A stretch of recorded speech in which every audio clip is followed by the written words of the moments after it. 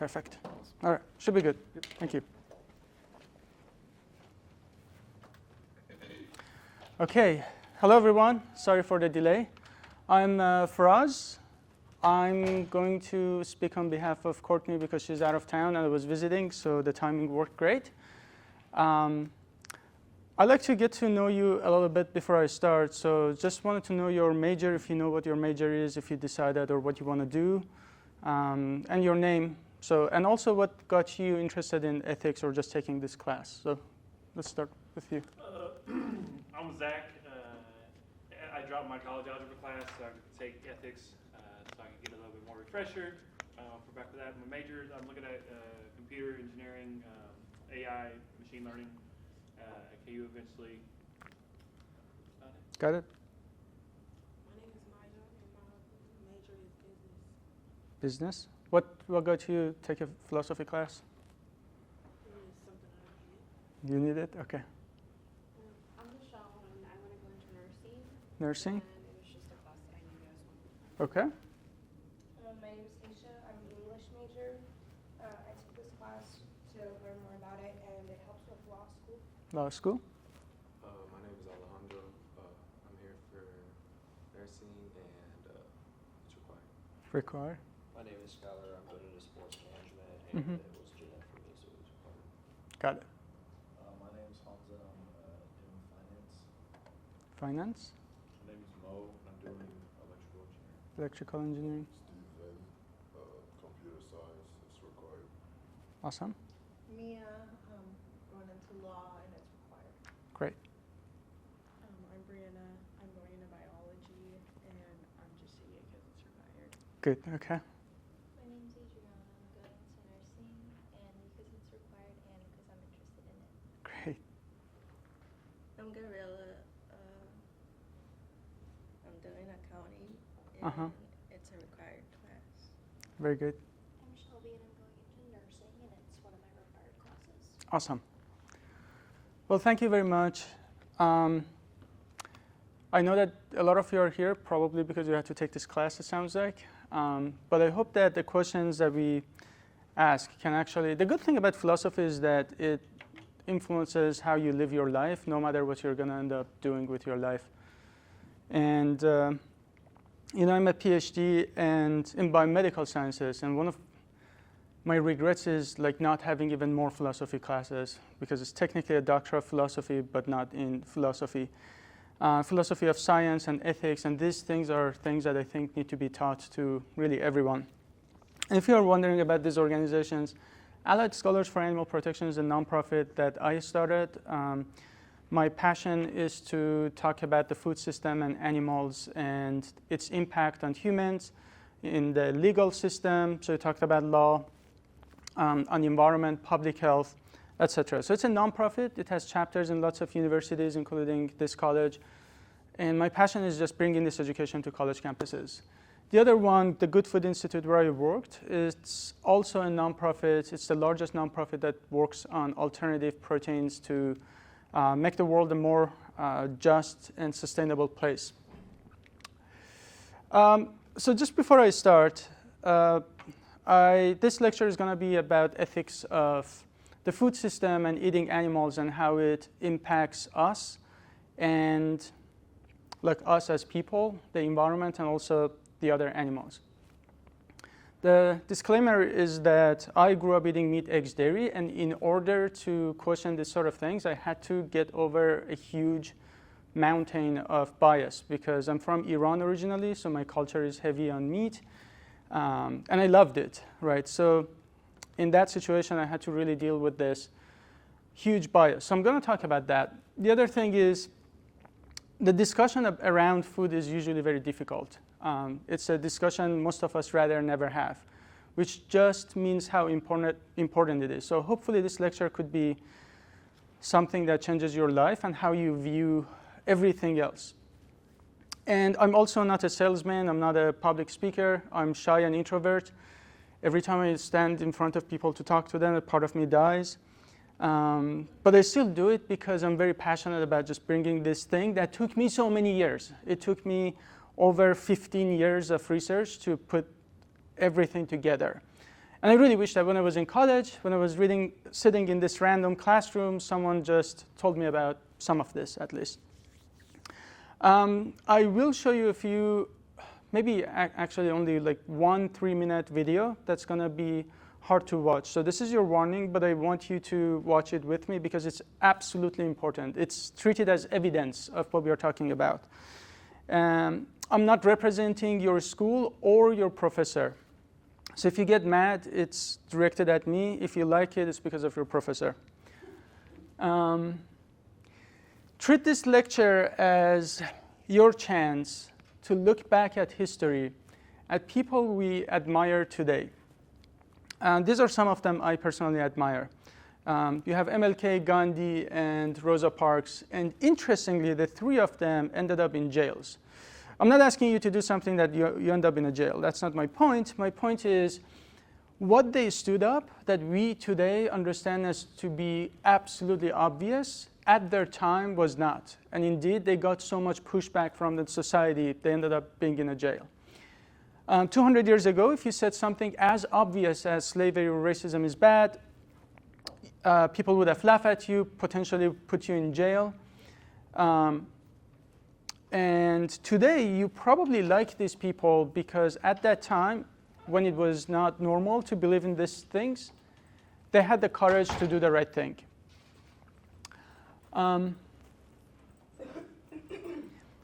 When you think about different forms of injustice, today, most of us identify as not racist and sexist, et cetera, et cetera. Today, it's really easy to say that because it's culturally acceptable. But the real people who had the courage to do that were people who did that 200 years ago. So the reason I mention this is because I'm going to tell you about the biggest form of oppression, the longest lasting form of oppression, which is animal oppression. The reason I call it oppression is because in today's world, we don't need to be exploiting animals to live a happy and healthy lives, but we do it anyways. And the fact that we've victimized it to a point that we don't even consider animals of other species as victims, that's really sort of the core of the issue. In nowhere in this conversation, I'm saying that humans and non-human animals are equivalent. I'm not saying that a cow or a chicken or a pig or a human or a baby human or me and you, none of us is equal to others. We are all different in so many ways. If you think about me and yourself, we are different in so many ways, right? I speak, my native language is something else. I have accent, you probably don't. I'm gay, you're unfortunately probably not. We are different in so many ways, right? But we understand that our differences don't really matter. What really matters is our capacity to feel pain and suffering. And those are the same qualities that also apply to members of other species. So today I want to tell you about this other blind spot in our legal and moral system. And I want you to think about how you as an individual can make an impact here and how you can use your degree after college to change this. I'm going to also ask a few questions here. And you can keep your questions at the end. Come to me. I'll give you my contact. And I'll be here on campus for the rest of the day. And I talk to you as much as you need me. But here are a few questions I have for you. You don't have to answer them right now. But I think the idea of philosophy is asking questions we've never asked before. For instance, if I walk around and ask people if they love animals, most people say they love animals, right? We call ourselves a nation of civilization, and we value things like liberty and freedom. My question is, can we truly stand for those values when we torture, kill, exploit, mutilate billions of other animals every single year for no good reason? We do it because we like it. What do we mean when we say we love animals? Most people say they love animals. What does love mean? Do we mean that we love cute and fuzzy cats and dogs? Or do we realize that there is something about them that gives them a moral worth more than zero? Like when you say you love dogs, what is it that you like dogs? I think it's probably when you see a dog, you look at their eyes, there is somebody in there, they're not an object. They get happy, they get excited, they get sad, they get afraid. I don't know if you've seen these videos when somebody says very slowly to a dog, like, are you ready for a walk? Before the person finishes the sentence, the dog is all over the place. They get happy, they get sad. They have a subjective experience of life. And that is also true about members of other species. How did we decide which animals to eat and which ones to love? This is a question you have to ask yourself. Did you choose that? All I want today after this lecture is for you to choose what's right to do, not just continue what society told you is right. Did you choose which animals to eat and which ones to love? Because if you were arbitrarily born in another part of this world, you'd be loving animals you're eating today, you'd be eating animals you love today. You may say that you love animal products, and so did I. In Iran, bacon is actually illegal. So my mom knew a Christian, and so she used to smuggle bacon home. And not only I liked the taste, but also it was like very rare to get. And so it was like so precious every time we had like bacon. At some point, I had to ask these tough questions. Does a moment, like, can you think of what did you have like 2 days ago for lunch or dinner? Most of us don't even remember. For a meal that we can't even remember, somebody had to be tortured and literally exploited from day one until they were slaughtered. We took away everything from these animals for a pizza topping, for ice cream, for omelet.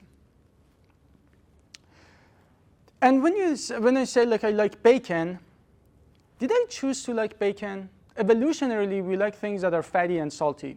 But other than that, it's a habit. Think about this one thing. You're probably used to consuming dairy.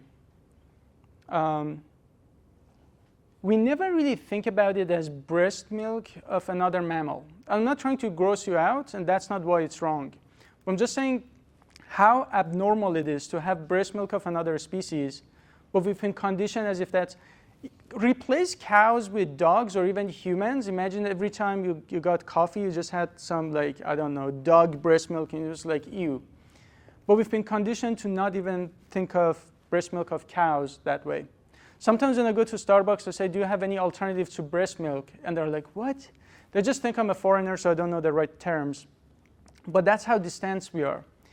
I ask you this. If you were born in another part of the world where the normal milk was, let's say, oat milk, what do I have to do to convince you to please come drink breast milk of this cow?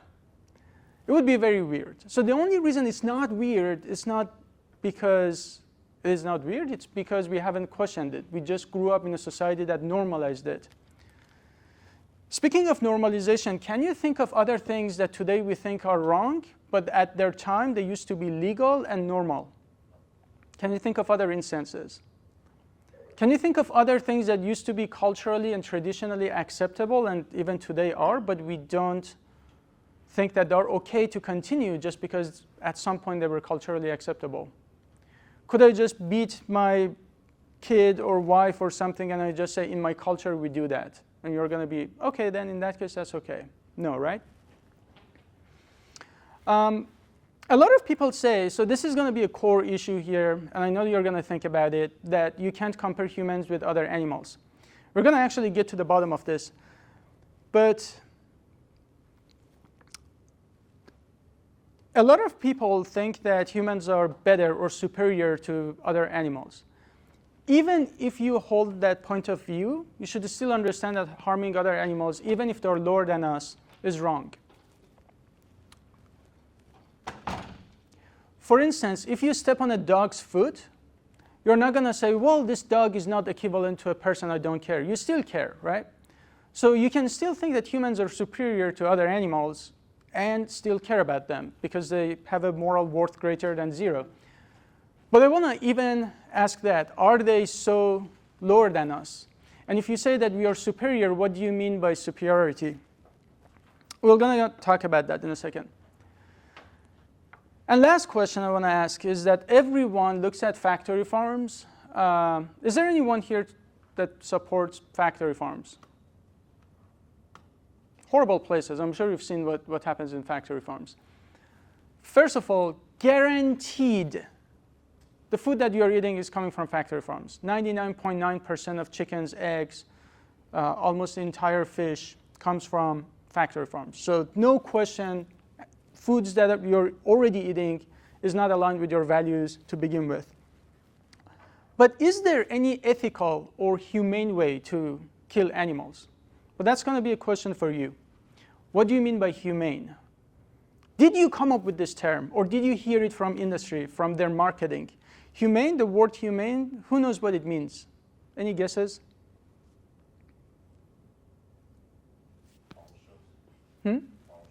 Conscious. What else? Like Acceptable. acceptable. Without suffering. Without suffering. Closer. Hello. What does humane mean to you? Humane? Something in relation to human. Okay. Humane, the dictionary definition means act of kindness and compassion, right? Do I think you can kill an animal kindly and compassionately? Yes. For instance, a dog is sad, old, sick, the dog is dying, and you put them down despite the fact that you don't want to, but you do it anyways because you want to help them reduce their suffering. It's a selfless act. That's an act of humane. But if we kill a healthy animal who wants to live, has friends, has family, just because we like the taste of their body parts, it's not humane. Let's not just lie to ourselves. I'm going to tell you a little about my background. So this is my hometown, Tehran. A few months ago, there was a bombardment. My mom is still there. And I don't know if you heard about Iran's situation in the news. They cut out internet, telephones. I can't talk to my mom. And even as this was going on, and my heart is still, like, I care about this, something else that is in the back of my mind, and the reason that I stand in front of you and talk about this particular topic is this. Because rationally, ethically, mathematically, statistically, however you look at this, the greatest source of pain and suffering and exploitation today is this. Just look at, this is a kill count. This is the number of animals we kill every goddamn second. And the scale of this is so massive that it has become almost the top driver of death and morbidity in humans and environmental damage, which influences all of us. But when I ask you that, when I tell you that this is, in my opinion, the biggest form of, the most neglected form of injustice of all time, that's what I mean.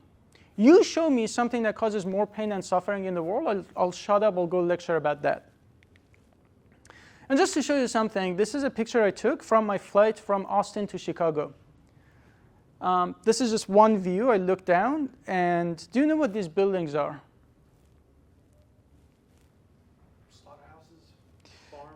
Yeah, animal farms. Inside of each, and I do undercover investigations myself, so it looks like this. In that one view alone, millions of individual chickens are being exploited to death, like literally being tortured. And then I ask myself, how can we, could it be that this is our blind spot today? Because when you look at history, we've done horrible things, and at that time, they were in our blind spot, and we all went with it, and we all pretended that nothing bad was happening. Could an example of that be this today? And we just try not to think about it, not to question it. And think about it, in this exact country, if you replace chickens with dogs, there would be riots everywhere. And actually, let me ask you this. If I was beating a chicken on your campus, in the middle of campus, how long before someone called cops? Very quickly. But then we go eat chicken. So what I'm talking about is moral consistency. I'm not giving you my values. I know that deep inside, most of us care about animals, and no harming animals is wrong. I'm talking about that consistency. Where does that consistency go when we sit at dinner table? And then you ask yourself, why do we continue this cycle of killing and torture? Well, it's habit, it's tradition, it tastes good, stuff like that. But the question is any of them a good reason to continue that? So I want to do a hypothetical. Imagine an alien came here and wanted to eat you. How do you convince them not to eat you? The reason that this hypothetical is useful is because if you think that you're better than other species, you're superior to them for X, Y, Z, then the alien could say the same exact thing about you and justify eating and harming you based on those reasons. What does that mean? For instance, you could say, no, it's not going to be justified to kill me because I'm human, I'm smart. And the alien could say, well, I'm smarter than you, therefore I can do whatever I want to you. The alien could say, but like you taste good. Like I know harming you is probably bad, but you taste really good. That would be terrible, right? So what is that quality that animals of other species don't have, that if a person didn't have, we would treat that person like animals of other species? So follow the question one more time. What is that quality and characteristic that these animals don't have, that if a person didn't have that characteristic, we would treat them like other animals? For instance, again, if you say that we are better, we deserve so much better, and we get to do horrible things to other animals because we are smarter, then I ask you, what if you have a person who's not smart? If someone is smarter, do they get more human rights? Is that how rights work? If someone is not smart, let's say they actually have some disability and their cognitive ability is very low, does that mean that we get to exploit them? Of course not. That sounds horrible. So then what is it? What makes us so much better than other animals? So think about that. That really gets to the root of human supremacy. Why do we think that we are superior to other animals? How many of you know Richard Dawkins by any chance? Okay, so he's the greatest evolutionary biologist in our time. Say Hawkins? Richard Dawkins. So it's a very quick interview from him. I just wanted to show you too.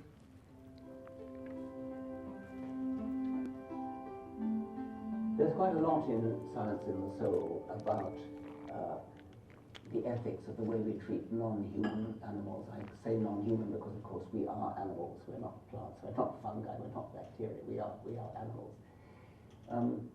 There is a double standard in our ethics at present, which builds a wall around our own species, Homo sapiens, which is rather unevolutionary. If you think about the fact that we are close cousins of chimpanzees, if you think about the fact that we are descended from a common ancestor that lived only about 6 or 7 million years ago. If you want to erect a moral wall around our species and say, for example, that a human embryo, even a very beginning human embryo, long before it develops a nervous system, is somehow worthy of more moral consideration than an adult chimpanzee, then that is a rather unevolutionary viewpoint. If you look back in our ancestry, at what point would you draw the line? Would you give, if there were Australopithecus, our ancestor, almost certainly our ancestor Australopithecus of 3 million years ago, if you were to meet one, if one had survived in the African jungle, would you give it the same moral consideration as the rest of us, or would you say, no, it has the same moral consideration as a chimpanzee? If we look back in history, a couple of centuries ago, most people accepted slavery. And nowadays, of course, that's a horrifying thought. No civilized person today accepts slavery. And if you look back further still, we had the appalling things that the Romans were doing in the Colosseum with spectator sport, watching people killing other people, lions killing people, regarding it as fun, entertainment to take the children out to. We're certainly getting better, as Steven Pinker has said in his book, Better Angels of Our Nature, and Michael Shermer has in his book on moral art. So we're changing a lot, and it's therefore sort of fairly obvious thing to do to look into the future and say, what will our future descendants think when they look back at us, the way we look back at our slave-owning ancestors? with horror, what will our descendants look back on in our time? And I think the obvious candidate would be the way we treat non-human animals. My view would be that we want to avoid suffering. Therefore, the criterion would be, can this creature suffer? This is the criterion that Jeremy Bentham, the great moral philosopher, laid out. Can they suffer? There's every reason to think that mammals, at least, and probably many more, can suffer perhaps as much as we can pain. Think about what pain is for, biologically speaking. Pain is a warning to the animal, don't do that again. If the animal does something which results in pain, that is a kind of ritual death. It's telling the animal, if you do that again, you might die and you might fail to reproduce. That's why natural selection has built pain into our nervous system. It's built the capacity to feel pain into our nervous system. So don't mess around with hornets because it's painful. Don't do that again.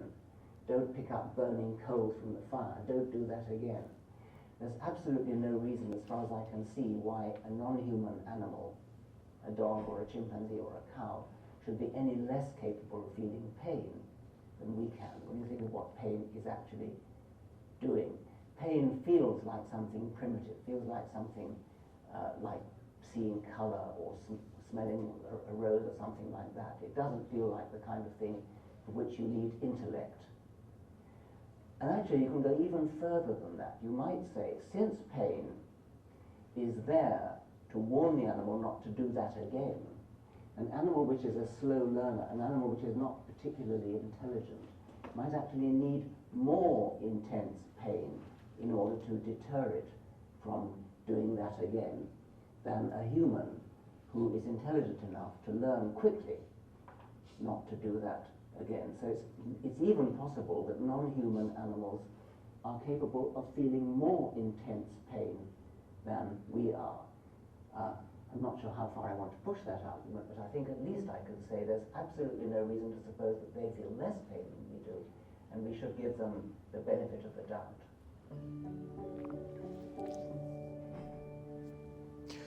So like you said, when you try to ask yourself, what is that thing that makes us so much better and gives us the right to do horrible things to other animals? I think the example I told you about, like humans, we are different, but the reason that we understand we all deserve human rights and liberty and freedom and not being exploited is because we all suffer the same.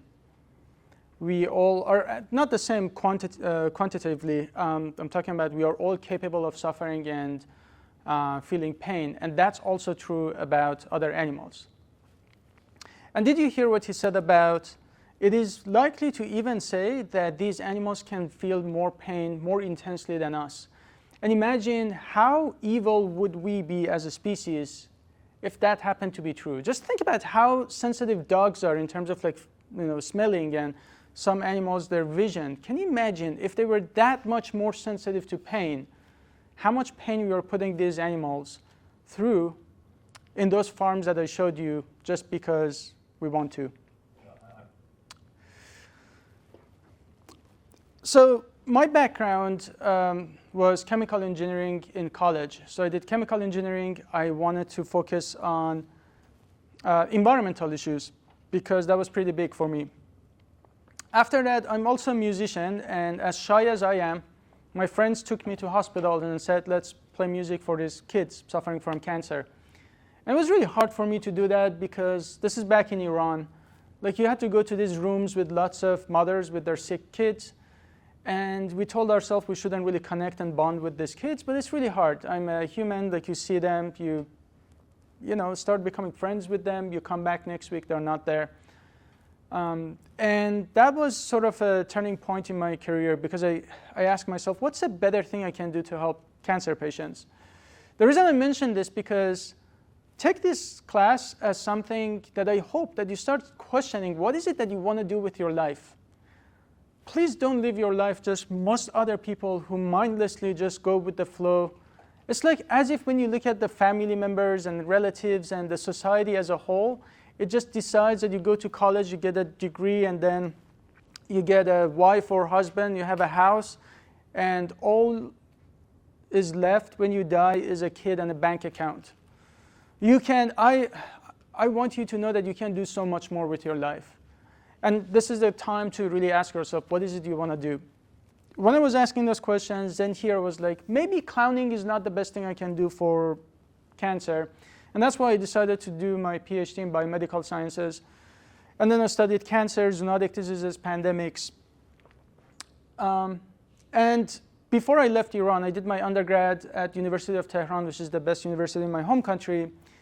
And just to show you something about my background, this is like you see a lot of like happy kids here. It's because it's a stock image. Sometimes my university looked like this.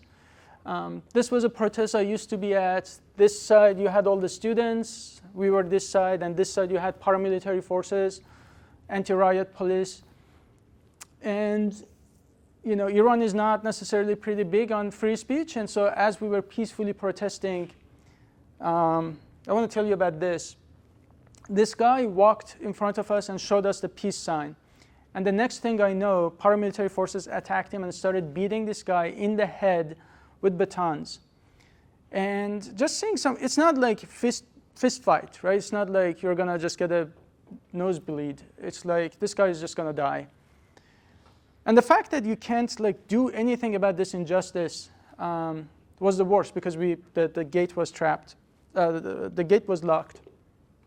And as I thought that was the worst of it, these guys, the paramilitary forces, they actually broke the gate. So there's a gate here. They broke it. And they started attacking the students. At this point, I was tear gassed. I couldn't really see. I just see one guy with a machete who appeared in front of me, raised his hand, said a cuss word, which is the best cuss word I've ever heard in my life, because that was my cue that this is not a student. I better run. So I froze for 3 seconds and then started running for my life as this guy was running after me with a machete.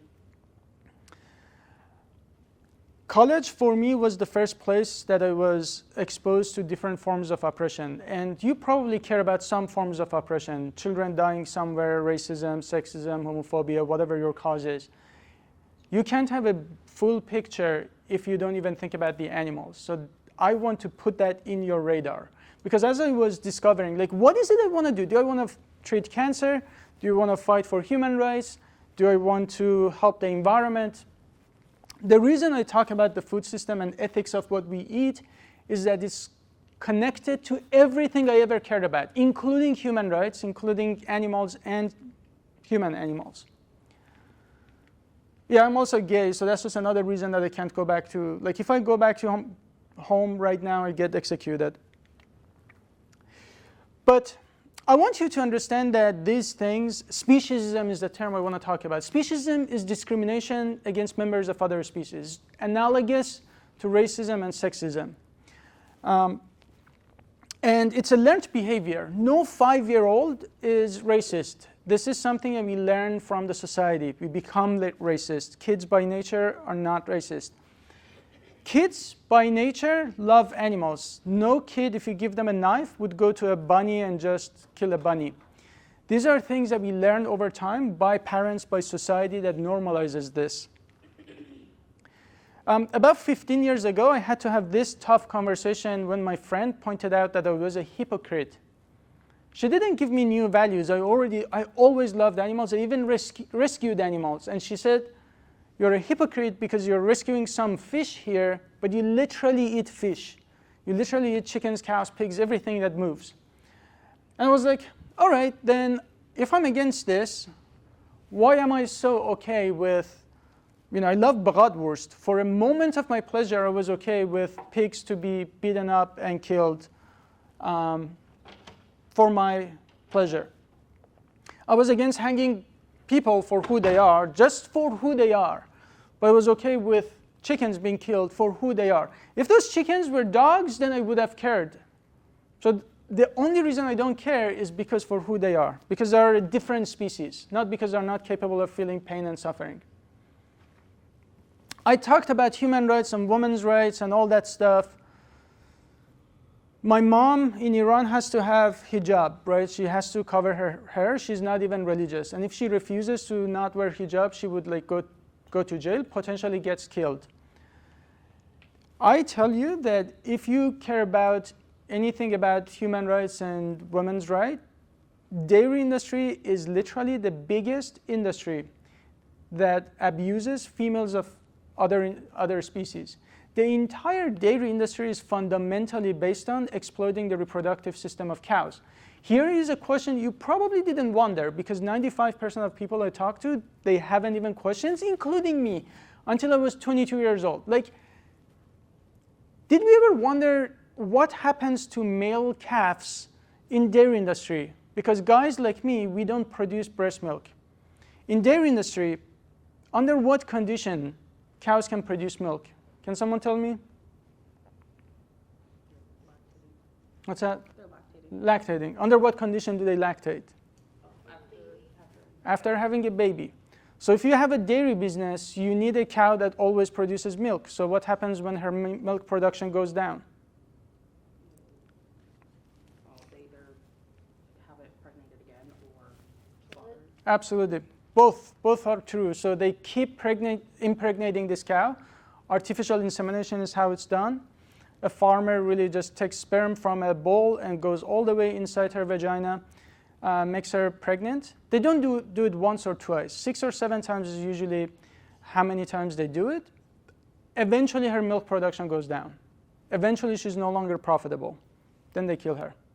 And these are mammals we are talking about. Just like us, they form strong bonds, just like dogs. Don't you dare to go to a cat or dog when they have a baby, right? How protective they are. We are all mammals.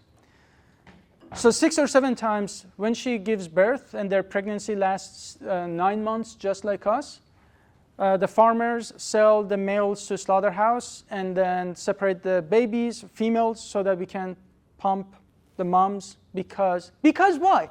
Do we need to have milk today? That's the core idea here.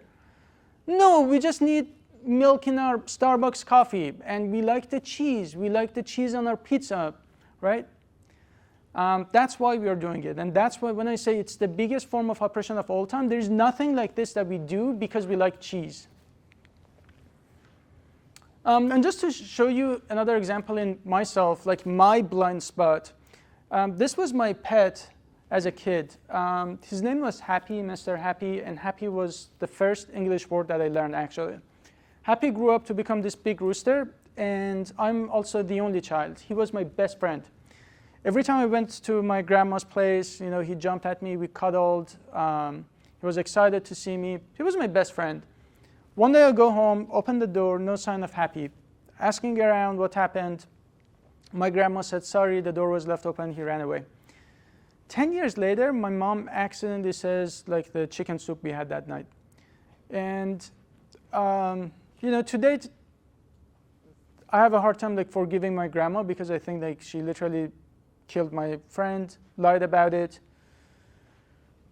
But the irony of that is that day I remember I had chicken soup, right? But I didn't care.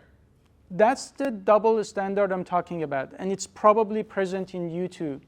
If there's one thing I want you to take away from this lecture is that next time, how ironic is it that two weekends ago, we killed about 700, 800 million chickens because we wanted 1.5 billion chicken wings. No one needs chicken wings to survive. We did that because it was Super Bowl alone, that one day. While half Americans probably were petting their dogs, eating chickens, right? Can someone explain the consistency in that way of thinking?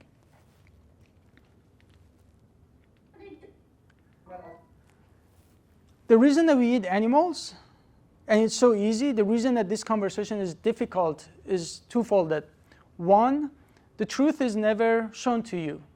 If every time you had meat, eggs, dairy, you had to watch what happens to these animals and hear their screaming, it would not have been as easy. So that's one, and that's not your fault. The second is we are constantly being lied to. And next time you go to grocery store, please pick up any animal product. It's not a coincidence that you always see a happy animal, a cartoonish happy animal on the logo. Always. Every goddamn milk package has a happy animal on it, happy cow. But then you have to ask yourself, you don't need me to tell you that those animals are not happy. No animal is smiling and is excited in a slaughter line. So constantly, the exploitation is hidden from us. We are being told that these animals are happy, and we just go with it. Fact that most of us, again, don't know, just like dairy that I explained, in egg industry, all male chickens are killed. Male chickens don't lay eggs, right? So for every omelet, for every egg, a male chicken had to be killed in one way or another. They're not profitable. And we don't also think about this. What happens to the female ones? Female chickens in nature, do you know how many eggs they lay every year? We would get about one a day from one of our chickens. One a day, right? In nature, chickens lay about 30 eggs per year. But we've been genetically manipulated them so that they lay about one per day, like he said. It's about 275 to 300. And eventually, so that's so exhausting because it takes so much minerals for them to produce these eggs. And usually they actually eat it back if it's not fertilized. But in egg industry, of course, we take the eggs and eventually we kill them. We look at, this is a core issue I'm talking about. We look at chickens as egg vending machines, as if they have no other value than producing eggs for us. We look at cows as milk vending machines. The second they're not profitable, we kill them. We do not, however, look at dogs as milking machines or as puppy making machines. Some people do, but breeders, right? So hopefully not us. But we understand that that's wrong. What I want you to question is that core idea that we still look at some animals as slaves, as commodities, as stocks. We literally call these guys stocks. How many of you know what ag-gag laws are? You can look this up. Ag-gag laws are laws promoted by animal industry that criminalize whistleblowers from showing us what happens inside the farms. So if I went inside the farm with my phone and just recorded what happens to animals and came to you and said, hey, look at the conditions of pigs. It's easy to have bacon, right, when you don't have to face it. But I say, here is what happens to pigs. Then I will go to jail. They usually get struck down by Supreme Court because they're not constitutional. It's against free speech, but animal industry keeps pushing and gets small successes with it. But all I'm trying to say is that the reason it's so easy to have these animal products is because the truth is hidden and animal industry fights really hard to keep it away from us. So this is the 3-minute that I want to show you. It's very important. If you absolutely can't look at it, look away. But I really encourage you, if you consume animal products, the very least we can do is to understand, look at this as evidence. This is what happens, right? And I'm sorry that it's going to be tough. Stay with me for 3 minutes, please.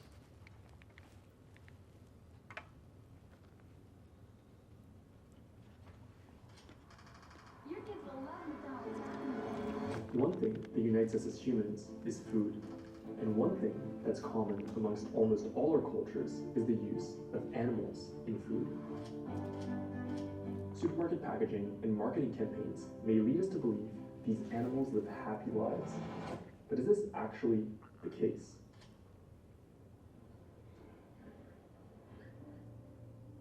In the pig industry, piglets who are born too small or weak are considered to have no economic value.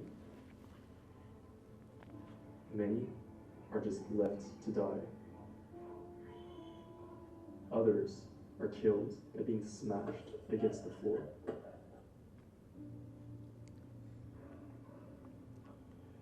Those who survive have their tails docked, teeth clipped, and testicles ripped out with no pain relief. During and after they give birth, mother pigs are often confined in crates so small they can't even turn around. Since only female chickens lay eggs, male chicks in the egg industry are considered useless and are killed on their first day of life. Most often, they are macerated alive.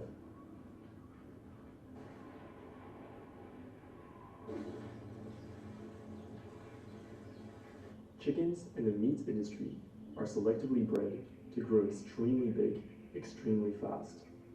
As a result, they often experience problems walking, standing, and even breathing.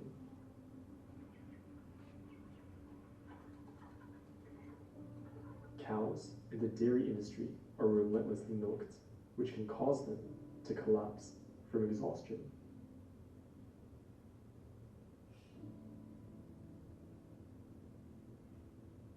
Out of all the animals we use for food, fish are the animals we kill in the largest numbers.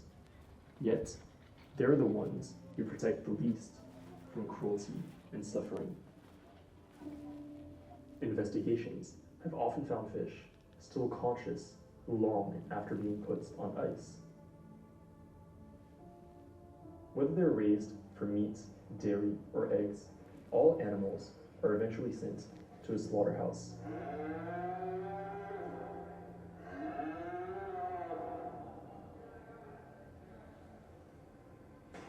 Many are killed by being hung upside down and having their throats slit.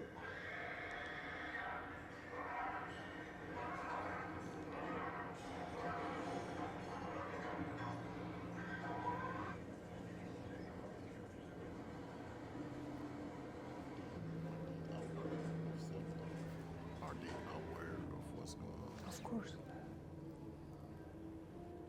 For pigs, a common slaughter method is the carbon dioxide gas chamber, which burns their eyes, nostrils, sinuses, throats, and lungs while suffocating them.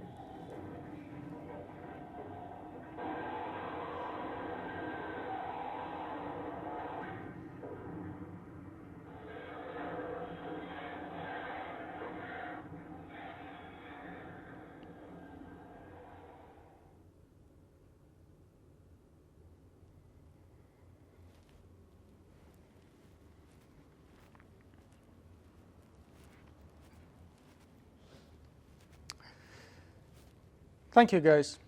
I'm proud of you for watching this.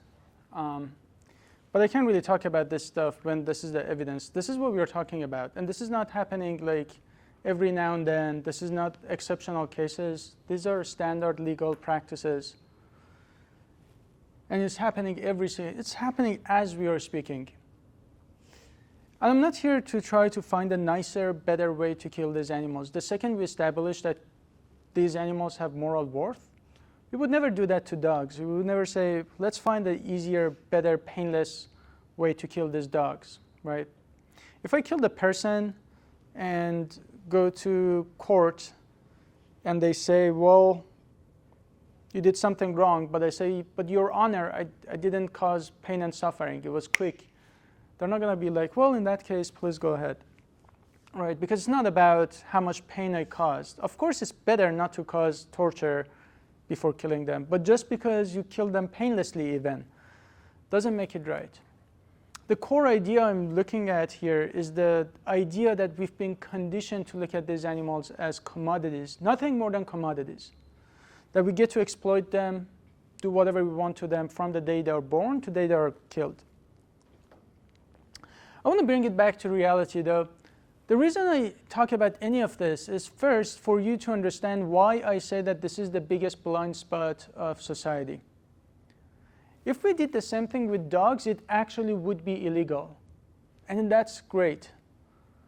It just means that we had made some moral progress. But unfortunately, our legal system is not based on morality. It's just a lot of times based on culture. So if enough people understand that doing the same thing is also wrong about cows, pigs, and chickens, legal system can change. But I also want you to understand your power in not being a part of this. If, please, my friends, if there is a grain of you that cares about justice, don't let this be your blind spot. I know, like, I talk to people about this and they say, but you're right, I'm gonna eat a little less meat. And I'm like, well, just if you eat a little less meat doesn't mean an animal dies a little less. Somebody still has to die. Every time you have milk, cheese, what you saw has to happen.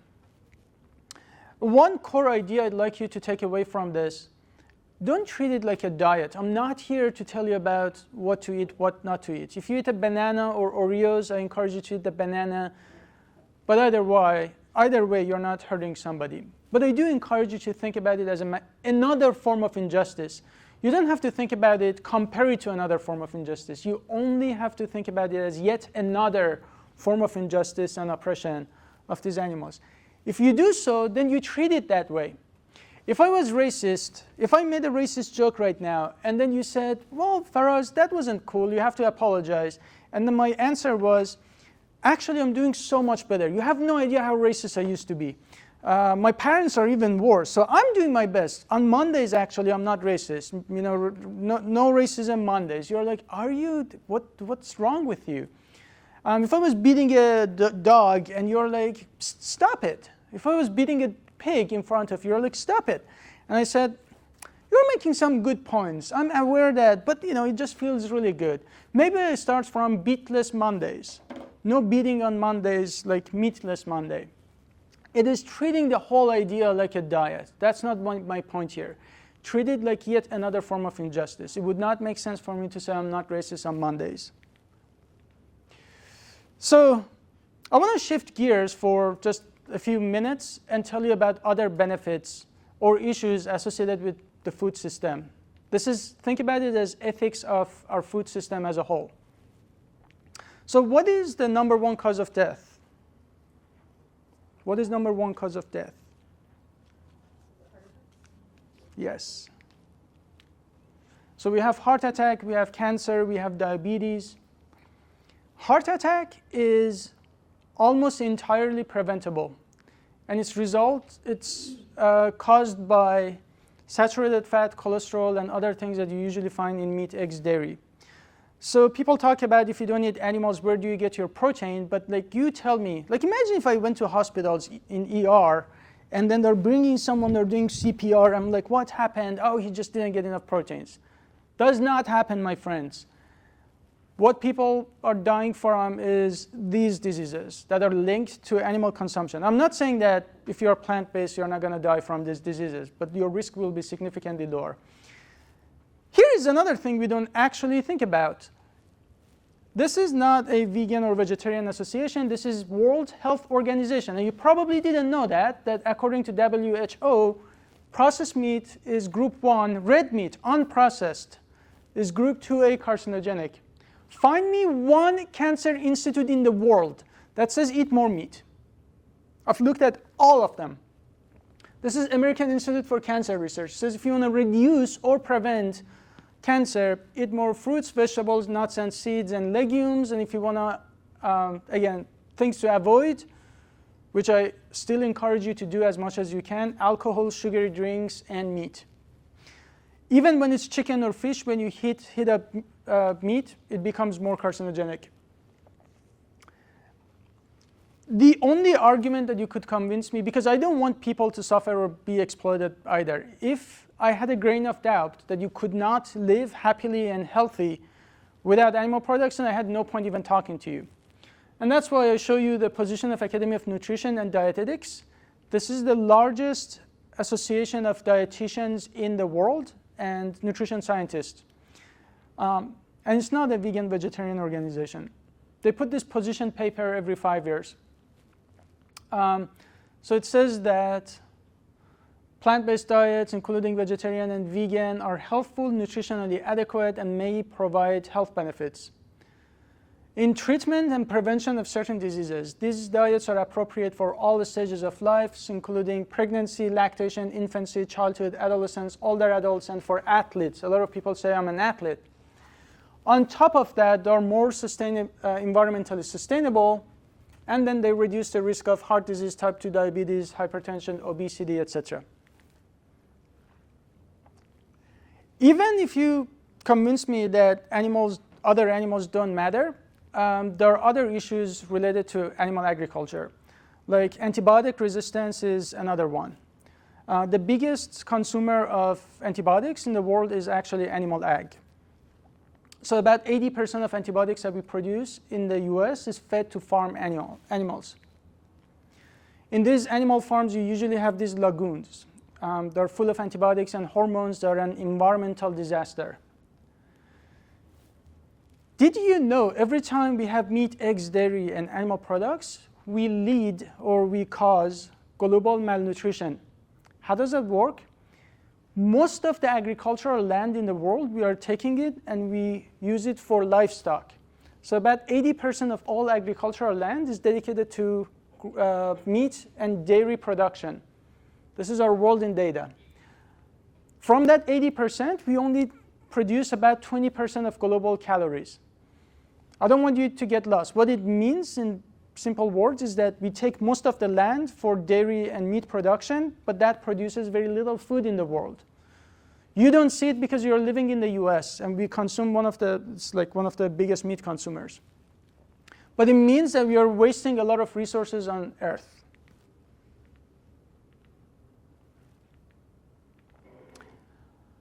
Please don't fall for these marketings. Like I said, this is, for instance, cage-free, pasture-raised. If you see pasture-raised eggs, now you have this question that you can ask. What happens to males? In that pasture-raised farm, what happens when these chickens no longer produce eggs?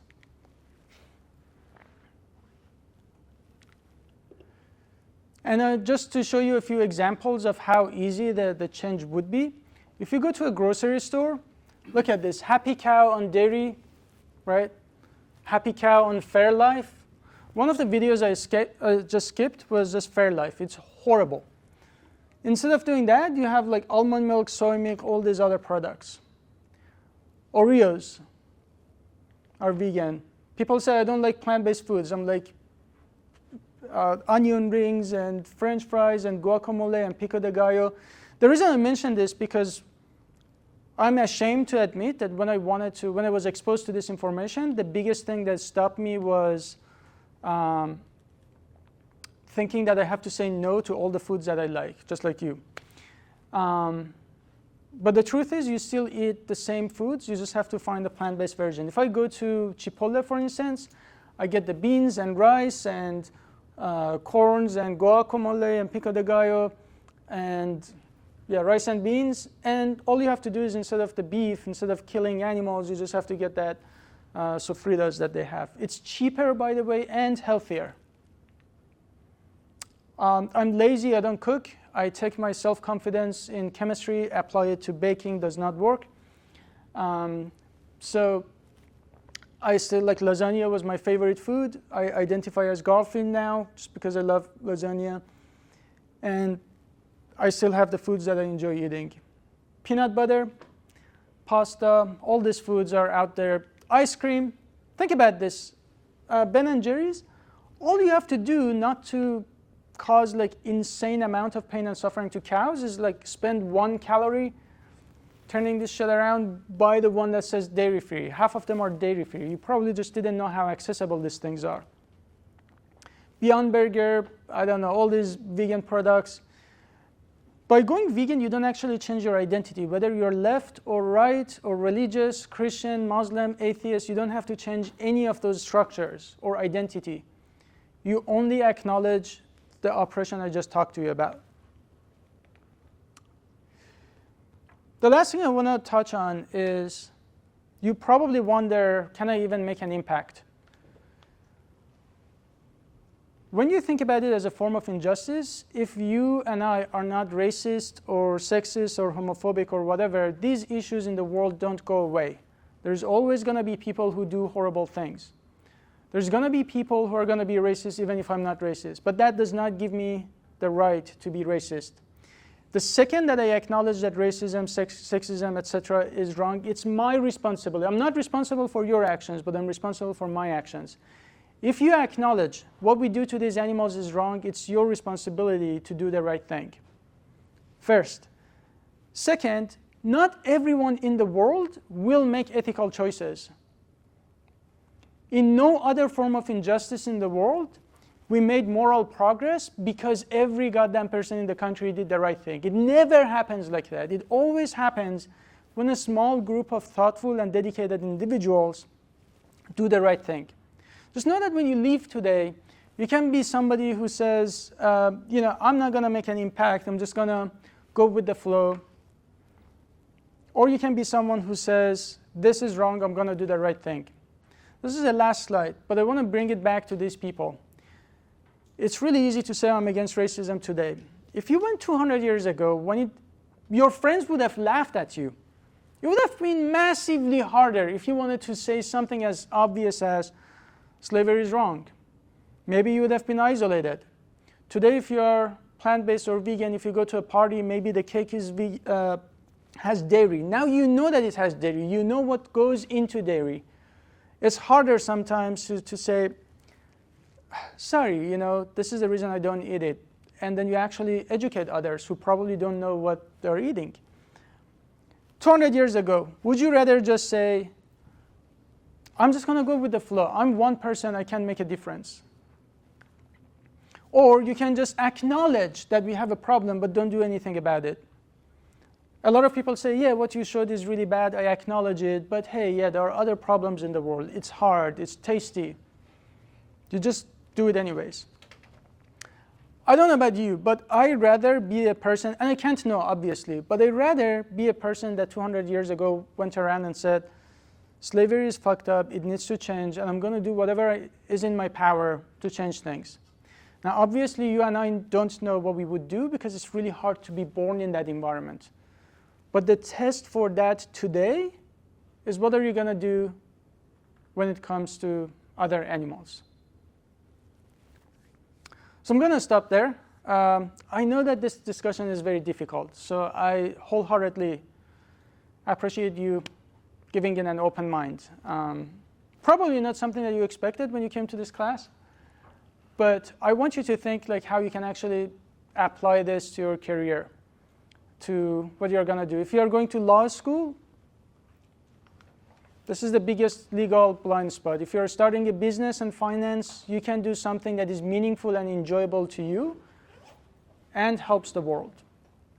So I'm going to stop here. And do you guys have any questions? I think your class goes until 10:50. So we have, is that 10:50, correct? Yeah, 10:50. Yeah. So shoot your questions. How are we feeling, by the way?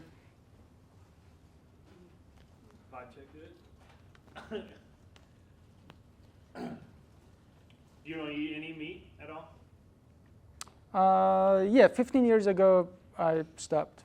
So only vegetables, no fish, no... Yeah, so fish, I don't have a Bible that says eat this, don't eat that.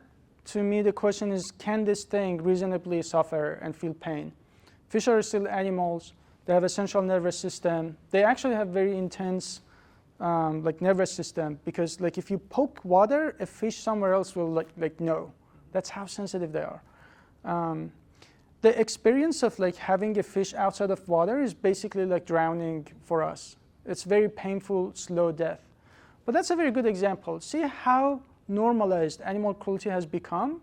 That you walk around, every time I go on a walk around the lake or something, people are fishing. We literally have a word for it.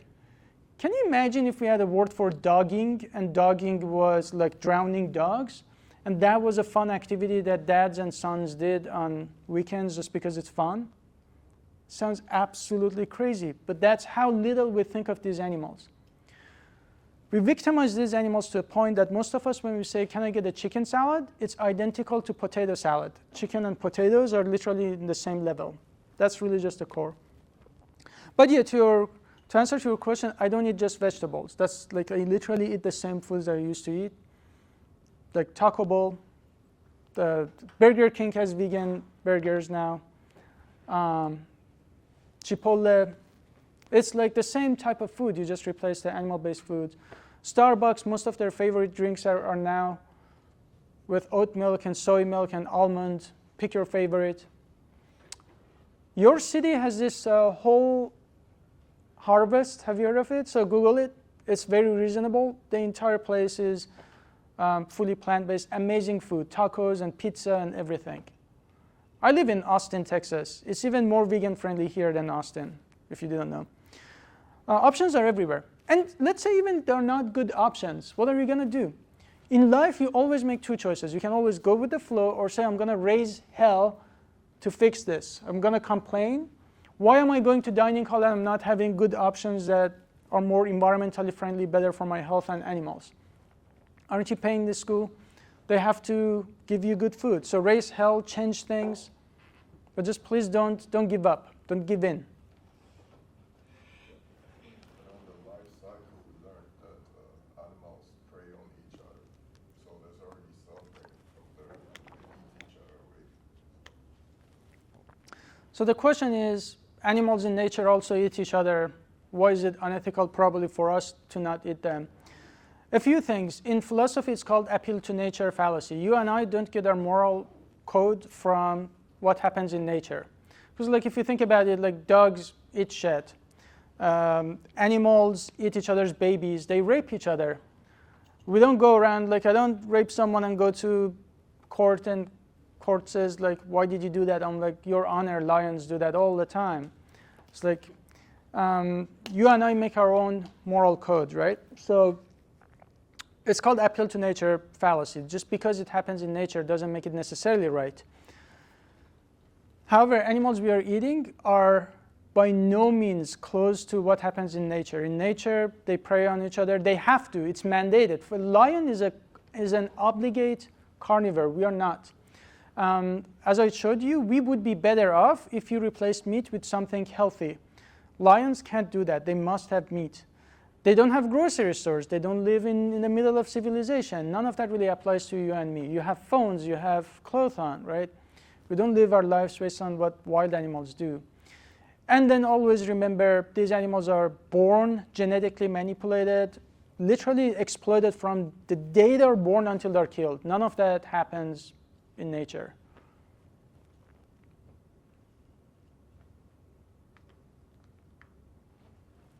What else?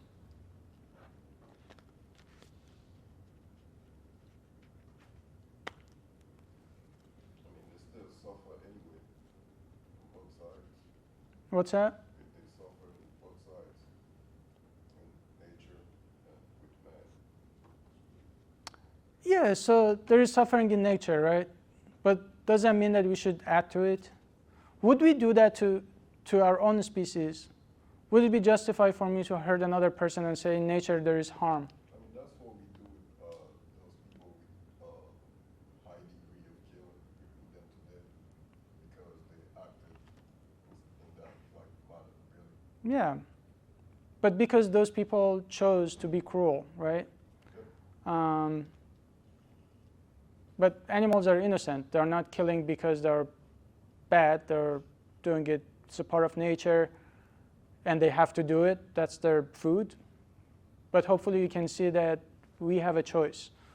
For us, we don't do it because it's a necessity. We do it because it's a choice, and we do it for things I mentioned: taste, tradition, pleasure, culture. The goal is to protect animals.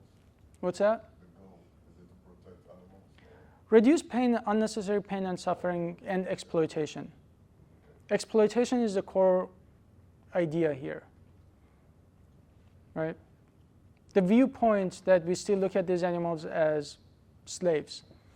And I know that some people might not see it that way, but I ask this question. If you go to these farms, we know animals are not objects, right? They're individuals, they're not objects. And they're clearly not free to roam around. They're in farms waiting to be slaughtered or exploited one way or another. I don't think slavery, injustice, oppression, these are not unique to humans.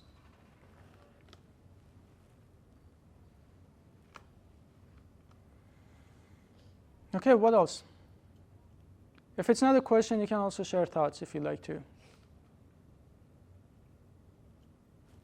do you think about like communities in third world countries that rely on animals and like that's part of the way they live? Yeah. And they don't have access to stuff like vegan options that you were talking about. Yeah, of course. And that's why I'm, Yeah, like tribes. Tribes, yeah. Groups and- So the first thing is I'm not talking to them, right? There's always people who are not going to have the means to do it, and I can't expect for them to make the right choice. My mom is actually one of them. Like, she's gone, I think, vegetarian. I don't think she like consumes dairy, but like, it's in the middle of like bombardment, and there is no soy milk and almond milk, and so my expectation is different from my mom than us when we go to Starbucks and we can say, "Can I get my cappuccino with oat milk?" Same price. Very different story. So I'm not talking to those people. I'm talking to us. I'm talking not to just some random Americans. I'm talking to college students and you guys who are going to be the future leaders. So what I'm proposing is that if you understand that we have a problem, you can help us solve it for the world. However, I would tell you that those people suffer tremendously because of our choices here. For reasons I mentioned, if they don't have enough food, it's usually because we are using the resources in the world in a wrong way. Like global malnutrition, like I mentioned, because most of the soy and corn that we actually grow is not to feed people. Over 95% of soy is not to feed people, it's actually to feed farm animals. The climate impact of animal agriculture, it actually hurts those communities first, then us. Most of the other environmental impacts. And remember, those people are not the ones who eat the most amount of meat. It's actually us. In my country, in India, in a lot of those countries you mentioned, eating meat is usually a luxury. But overall, maybe they don't have the means to do the right thing or to live differently, but we do, and we can actually solve it for them as well. Does that make sense? Yeah.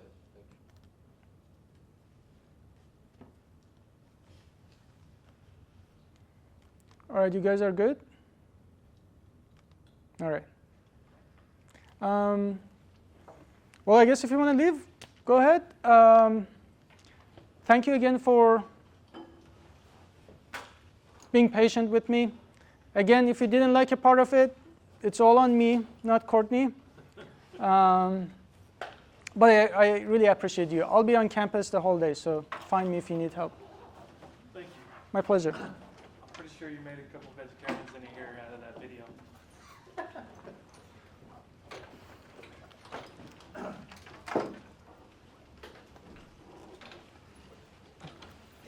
Thank you.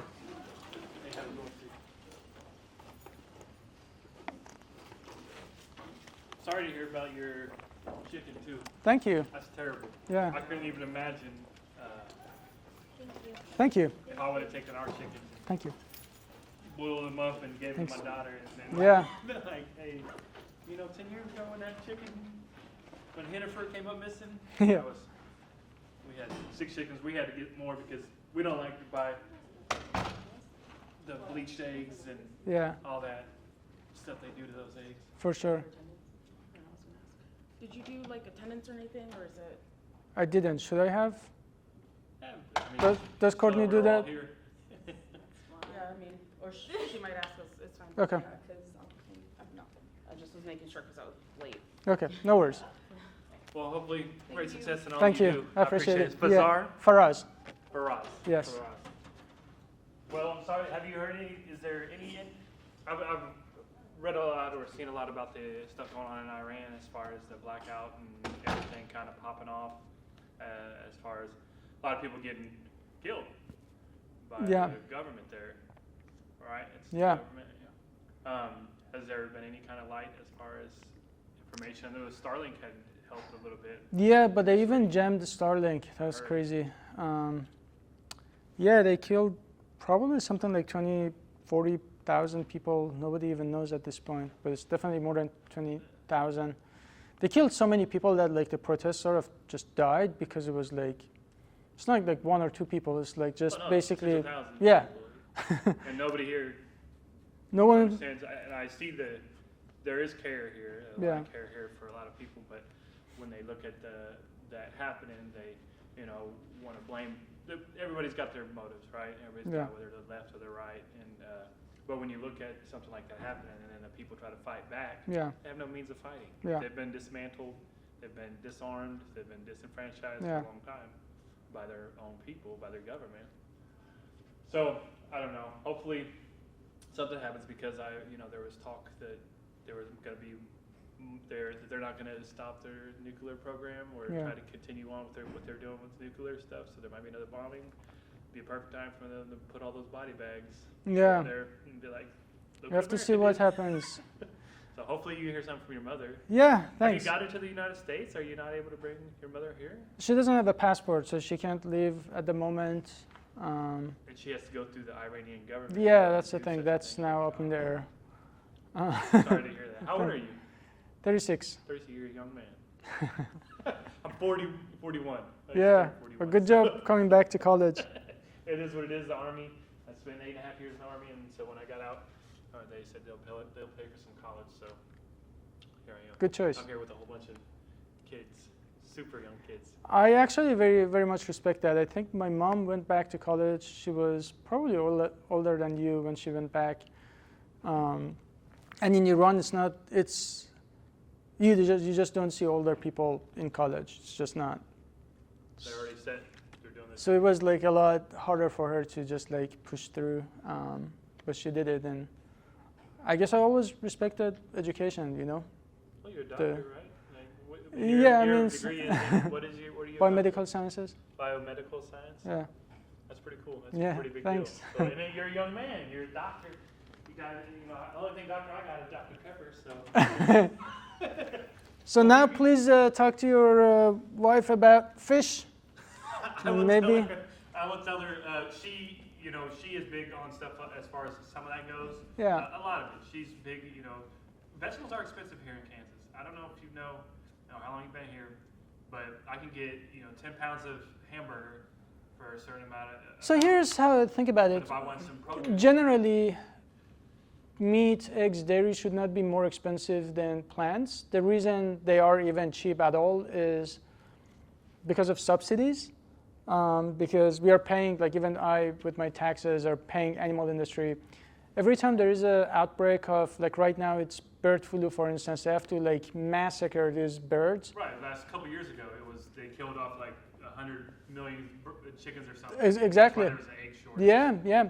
Yeah. Then normally these businesses would go away like immediately overnight, but the government like sort of buys back. Who pays for it? We do. When there is that outbreak coming from these animal farms that spreads to like dairy cows and farmers, and then it becomes like a public health disaster, then we have to fix that, and who pays for that? Our taxes. So the whole ecosystem is set so wrong based on protecting the profit of animal agriculture, but that can change. How does it change? Consumers and politicians both. Like consumers need to choose differently. Show up at when you show up at the store. Because those people are also like the chicken farmers. His passion is not killing chickens. I don't think they're numb about it. Yeah. But I don't think if they had a choice to do something else, they'd probably have a choice. But like, to an extent. If they saw that, okay, this is not profitable, it looks like turning my farm to a mushroom farm is more profitable, they would just do that. It's all a matter of profit. Where does that happen when we make better choices? So first thing, like, eating meat should not be more, like, vegetables should not be more expensive than meat. If they are, it's because of subsidies. 2, if your meat is very cheap, that's probably shitty meat. Right, and you probably know that. I made dirty meat in Afghanistan, so feet Sure. feet meat. But then you have to also remember that this will cost your life. Like you're relatively young, chronic diseases start hitting 50, 60. That's the age. Like every cardiologist would tell you, like your lipids should come down.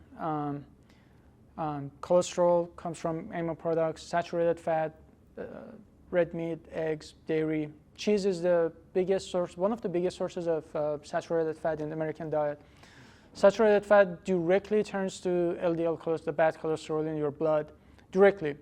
My daughter is 21 months, and she is a fan of cottage cheese and lots like mozzarella cheese. What else does she? Yeah. So yeah, she don't eat meat, but she But it's like, I was a vegetarian too first, right? I had no idea about eggs and dairy. So I don't expect her to like stop eating cheese because first, she probably doesn't know No. the... I'm not going to show her the video probably for of the chicken. Well, she probably just doesn't know the truth, but I was also going to say she probably also doesn't know that this is bad for her, that this is saturated fat and salt and cholesterol. Saturated fat is worse than cholesterol even.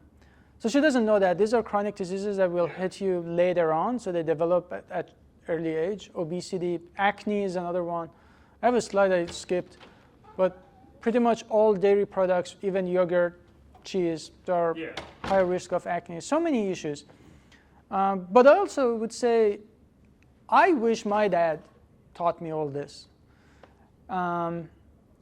If I had known that my mom or dad knew about this and didn't tell me about it and let me eat cheese, I would not be happy at them. I just tell you the perspective from somebody's son. So maybe one day your daughter would thank you for actually telling her. And I think that she will be exposed to lies after lies after lies. So every marketing that I just showed you, every single day of her life, to these marketing campaigns, got milk, with all these actresses and all that, right? Yeah. This is what she's never gonna be exposed to the truth unless some random guy like me, or hopefully her dad or someone, would tell her what happens. I know that sometimes like people don't want to show children this, but this is the truth. A video that I actually skipped was a bunch of children for the first time realizing the meat they were eating was dead animals, and they were like crying. And the dads were like, oh, we didn't harm them. We didn't kill these animals. It's good for you. It tastes good. Farmers, all these justifications. And then that's how you end up with having this like innocent kid turning to these adults that today, it shouldn't need like an hour and a half of me talking to convince people what we are doing to these animals is wrong. But that just says how deep it becomes, how conditioned people, but the conditioning happens very early on. So you now have that power to undo a lot of it. I mean, it's difficult. My wife, she's like I said, vegetarian. She goes to like the plant-based places that they have food trucks. There's like a whole bunch of. It's a very hipster place here. Have you been in Whole Harvest? Whole Foods? No. Whole Harvest. Whole Harvest what? Kitchen. Like my wife is such a nerd on stuff like that. No. I don't go to it. Please write it down. I said, hey, grab me their plant-based chili cheese fries or whatever they are. So she'll get that for me, and I'm like, oh hell no! Like this is not. There's an aftertaste. There's like so much weird stuff to it. So for me, it's not quite there yet, or to a point where I'd be like, I'm willing to sacrifice my taste buds and my happiness for longevity. Right? That's the trade. Longevity? Yeah, where you live a little bit longer. You would live longer if you actually don't eat those animals, like a cover. I may just have an aneurysm and just die anyway, but. Usually, so. I gotta get going. I got like about 5 minutes, and I gotta run across campus to get to. I would say just consider that taste and pleasure, like, come on, man. And it's a habit.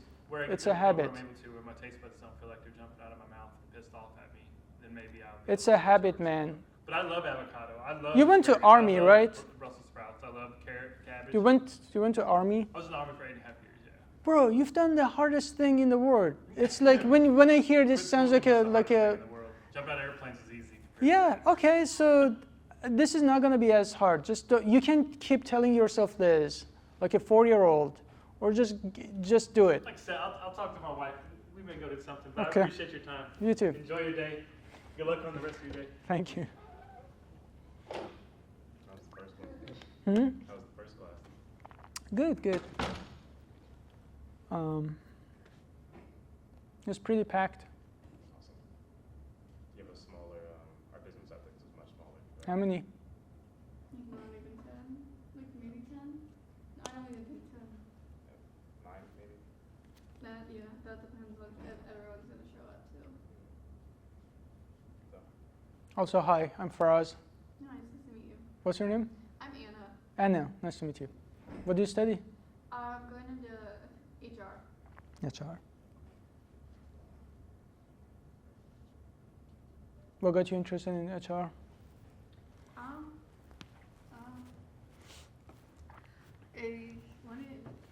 don't know, it's like it, like,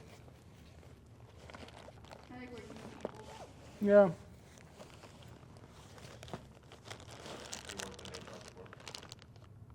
Well, no, I originally thought I would go into like, social work, but way too much work for way. Thank you. And I did into the business and really liked it, which is funny because I always thought growing up I would never go into business because that's what my dad does. So it was the most boring. Well, he like, I don't even know what my dad does. I think he sells like business insurance or something. Isn't it crazy we don't know what our dads do? It's like most people, I feel like. Yeah, I mean, well, it also helps that he's worked at the same company his entire career basically, and everything. So he's worked with like the same people my entire life. And yeah, so I always thought his job was like so boring. And then I took intro to business in the human resources class, and I really liked it.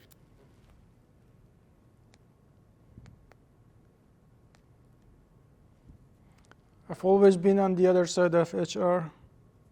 Not for bad reasons, just like, did you sign this? That sounded really terrible. No, I didn't. I just meant like, did you sign this? Did you do?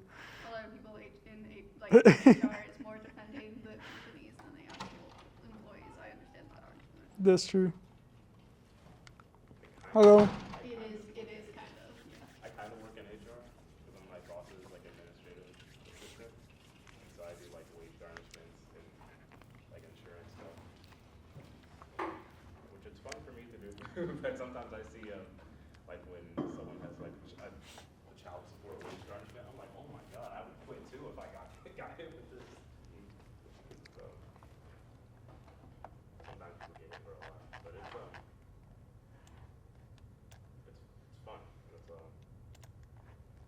It's stimulating for my mind because I used to working like fast food.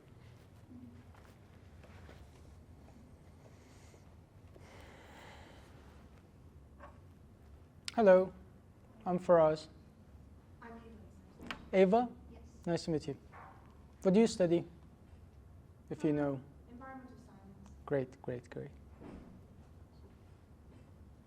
What made you take this course? Well, I was gonna do business, but I took an ethics course with her last semester and I just liked her, so I'm doing. With Courtney? What? With Courtney? Yes. Okay. Cool lady. I like her. Yeah. I might retake ethics to take her course. But surprisingly, like the first, I took it like 2 years ago and didn't get a good grade in it, so I might as well like retake it. You're not an ethical person, looks like. Yeah. Well, if you do well in this class, then you will do well in other class. Probably, yeah. I took logic and critical thinking. I did great in that class, so it was like weird.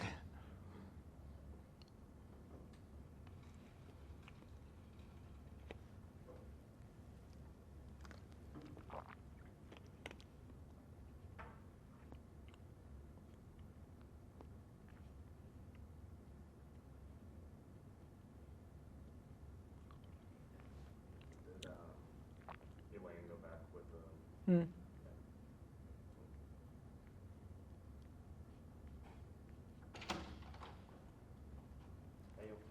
Hello. Hello. How are you? Good, how are you? Good, good. I'm Faraz. Hi, nice to meet you. What's Chance? Yes. Okay, nice to meet you. So what's your deal? What's my what? What's your deal? My deal? Yeah. Well, I'm a business administration major. Good. I want to own 3 specific companies. Oh, you already do or you want to? Do what? You, I want to. You want to? I want to have a nonprofit that finds unconditional housing for felons. I want to have a rental company that provides the housing. And then I want to have an entertainment company. To entertain those people? Do what? To entertain those people? Sure. Okay. For Just anybody, good. but Yeah. Sure, them too. That's very well thought through, so. Thank you. Yeah. So I do aerial silks, and So I want to like combine those two and just tour around the country. Be fun. Nice. So I'd live off the income from the rental company. So that's the idea. Wow, you put everything together, mapped it out already. Yeah. Well, you know. When is the starting point? Well, this. Wait, why are you taking courses? Do you need courses? Do you need to have a degree to do this? Well, part of that is I'm on probation, and I need to get a degree to get off probation early. Okay. So, and I can't start my business till I'm off probation. Okay. So, I'm using it as like, I'm getting A degree. the education I need to know how to successfully run a business. Yeah. And then when I'm off probation, I'll actually start building a business. Yeah. So, I'm going to go over to the Ragnar Center at some point and like put my business plan together with the small business thing that they have over there. Okay. Yeah. What's your deal? My deal is I'm traveling. I'm a traveling lecturer, so Courtney couldn't make it today, and the timing just worked great. And here to talk about ethics and business, mostly the former. Love that. That's perfect. That's perfect. How many more people do we expect? Maybe 4. Should I wait a little bit? I mean, classes started. Okay. Typically, people are here Some, within some, that range. yeah. Sometimes if some people are a few minutes late, but she usually starts class exactly at 11. Okay. That just makes sense.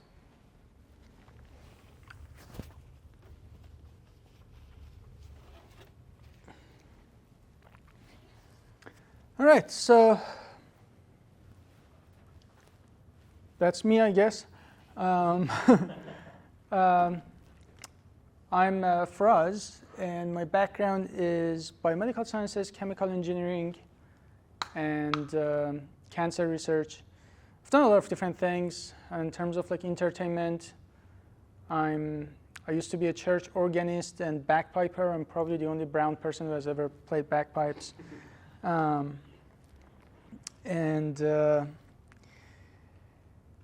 Yeah, so I used to work in biopharma until like 2022-ish, and I'll tell you a little about my background, but where I'm coming from, just made it through all the like hassles of immigration and not dying, like literally, and having a very stable job. And in biopharma, they give you a lot of like stocks, so it's not just your salary, but like the stocks that you can't exercise until like later, right? So if you like quit your job, you lose the stocks. And I was like, I have like nuked bridges behind my back, so I can't really go back to my home country. I don't have family members, so if I fuck up my life here, like there is no like going back. And working in that biopharma, and it was still something I really was passionate about. So it wasn't like I hated the job, but it felt like I wasn't like satisfied and fulfilled with what I was doing with my life. And I had to make this very difficult decision whether I wanted to let go of everything that I've built to that point and the high salary and stocks and everything, or just keep doing what I really wasn't super passionate about. And I think like life is just too short to do boring things that you don't really care about. And my passion was really just the food system. So what I tried to do is my background, a lot of it was protein structure and function in terms of like biomedicine, like how to design enzymes and drugs and antibodies for different diseases. I was like, wait a second, my passion was the food system for reasons I'll mention later.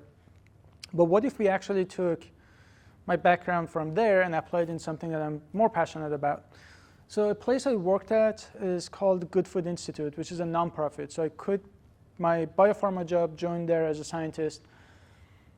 So we worked on alternative proteins, so plant-based proteins, fermentation proteins, and something called cultivated meat or lab-grown meat. This is when you take stem cells from animals and you basically grow meat. Because I'm not against meat, I don't like animal exploitation in the process or the environmental impact. So that's been the most satisfying thing I've ever done, and ever since I also started Allied Scholars for Animal Protection, so 2 nonprofits at the same time. But ASAP is my own nonprofit, and our goal is to really just go to college campuses and talk to students about what made me so passionate. So that's why I'm here. I'll talk a lot about, I think the idea, really the core idea here is you can still do what you want to do with your life, be extremely fulfilled, at the same time make a huge impact in the world. And I think if you can find that intersection, it would be just a fantastic life. For a very long time in my life, I used to be depressed, especially throughout my PhD, because I felt like the world was a very shitty place, and I felt rather not having any control on all this shit going around. But now I actually feel like I can do something that I enjoy doing while making an impact. Okay, so a lot of things I'm going to talk about has to do with just the food system and animals, and why, amongst everything I was doing, I'm focusing on this. So I will make a case to you, just disclaimer, that I will talk about like animal rights a lot. The reason I do that is because I think that there is a way for us to do business in many different ways, which I will cover at the end. Make money, be happy, do whatever we want, while at the same time targeting one of the biggest missed opportunities in the world, and one of the biggest moral and legal blind spots in history. And another disclaimer is that I wasn't born like vegan or vegetarian or anything. Vegan, the word, is not even a thing in my culture. Growing up, I was never exposed to it. I grew up eating meat, eggs, dairy, never thought twice about what was happening behind the scenes. And so when I wanted to actually change my diet and lifestyle and thinking, I had to really get over this giant mountain of bias, of tradition, taste, all that stuff. Another thing, just to disclose to you, I'm not selling you any ideas. I'm not a salesperson. I'm not a politician. Things I just want to share with you is there are things that I learned over 15 years of doing research in different fields. And I just want you, so this is at the end of the day, it's like a philosophy/ethics class. We can't talk about ethics without having this on our radar. So that's the point here. A quick warning also, I will show you 3 minutes of what happens to animals. It's going to be hard to watch, but bear with me on that part. If you don't like it, complain to me. If there's anything you don't like about this lecture, it's on me. If there's anything good about it, it's Courtney. So.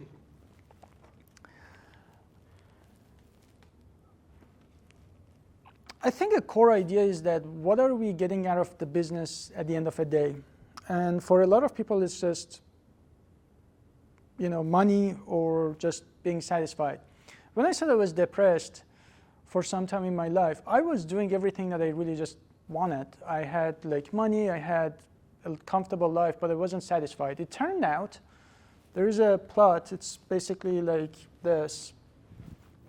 Between making money and how happy you are, it looks like this, and it plateaus. It usually starts plateauing in the US around like 40 to 60K, meaning that below that, if you're really struggling, a little money can actually make a huge, this is happy. Maybe it helps if this is happiness, and this is the money that you make. Below that, a little money makes a big difference in like how happy you are, because if you can't afford renting a decent place, obviously, that makes a big impact. After that, after you have a decent life, then more money does not necessarily increase your happiness. And also learn happiness was actually the wrong thing to pursue in life. It was mostly like satisfaction. Why do I say that? Because happiness is just like chemically induced. I can give you a shot of chemicals, dopamine, serotonin, and just make you a happy person, and then you're going to crash after that. But satisfaction is very different. You can still be sad and satisfied at the same time. And the reason I show you these guys is because I think that a lot of times they were sad and frustrated and angry. But I think that if you went to Gandhi, I wasn't best friends with him, but I'm pretty sure if I went to him and said, "Are you satisfied?"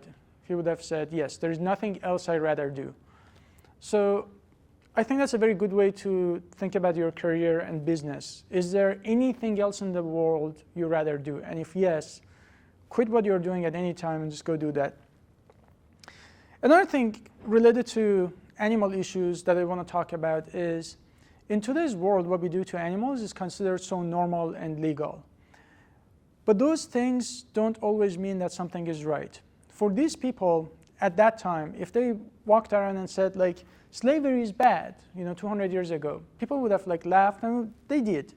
And then today we respect them exactly because they had the courage to go against the flow and do what was right, instead of going with the flow and just say, I'm just one person, I can't make a difference. So when it comes to other animals, here are a few questions I want to ask you. And I'm asking these questions to make you aware that this is one of the biggest moral issues of our time. One is that if I walked around and talked to people, most people would tell me they love animals. But what do we really mean when we say we love animals? Do we just love the cute and fuzzy ones, or do we think animals deserve to be respected?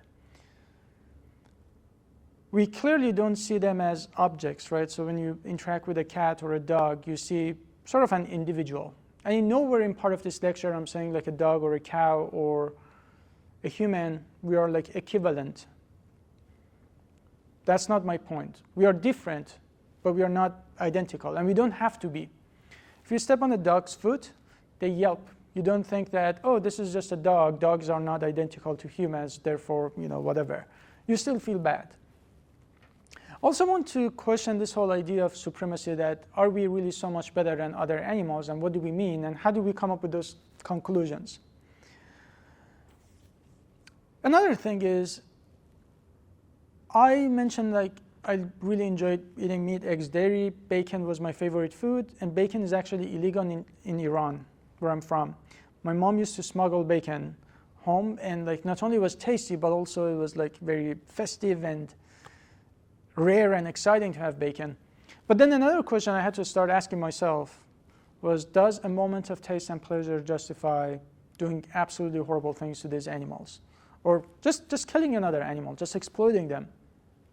As a dog lover, if someone said, the bacon I'm eating is made from dog, I would not be asking, was the dog treated okay? I would have probably just vomited. It was like, no, that's a big no. But then in philosophy, you have to ask yourself, then am I being morally consistent? What makes dogs so much better than pigs? Why do I care about one, not about the other? And I encourage you to think about it this way. If you were born somewhere else in the world, you would be eating animals you love today, you'd be loving animals you eat today. It's only arbitrary. You did not choose that. The only thing I want you to take away from this is question these things. Ask yourself, did you come up with these values, or did the society, did the society choose for you, right? I think it was Descartes who said that our thoughts are like a basket of apples, good apples and bad apples. We have a responsibility to pick the good ones, let go of the bad ones. We all have a basket of bad apples.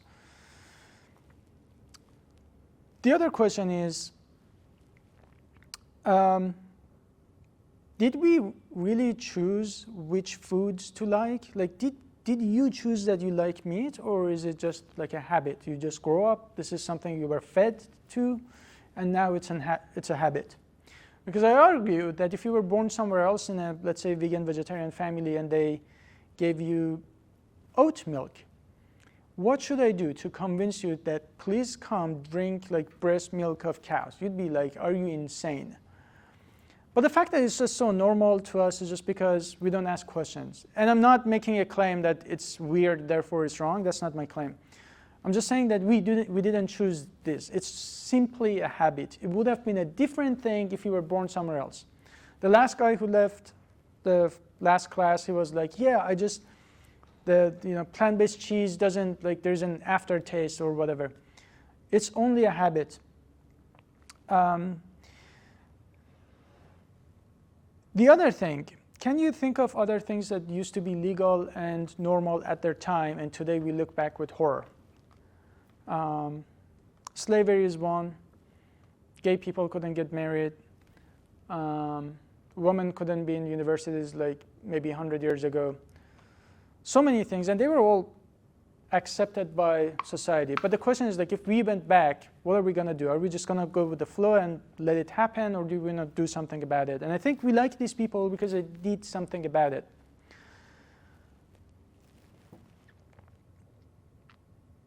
When you ask yourself, why do we eat meat, eggs, dairy, it usually comes down to taste, habit, tradition, culture, things like that. Then the next question becomes, do we think any of these are a good justification to continue doing horrible things to animals, exploiting other animals? And lastly, a lot of people say that maybe the way, like, any of you here like support factory farms? What is the arguing about? Well, I wish you weren't late. We are talking about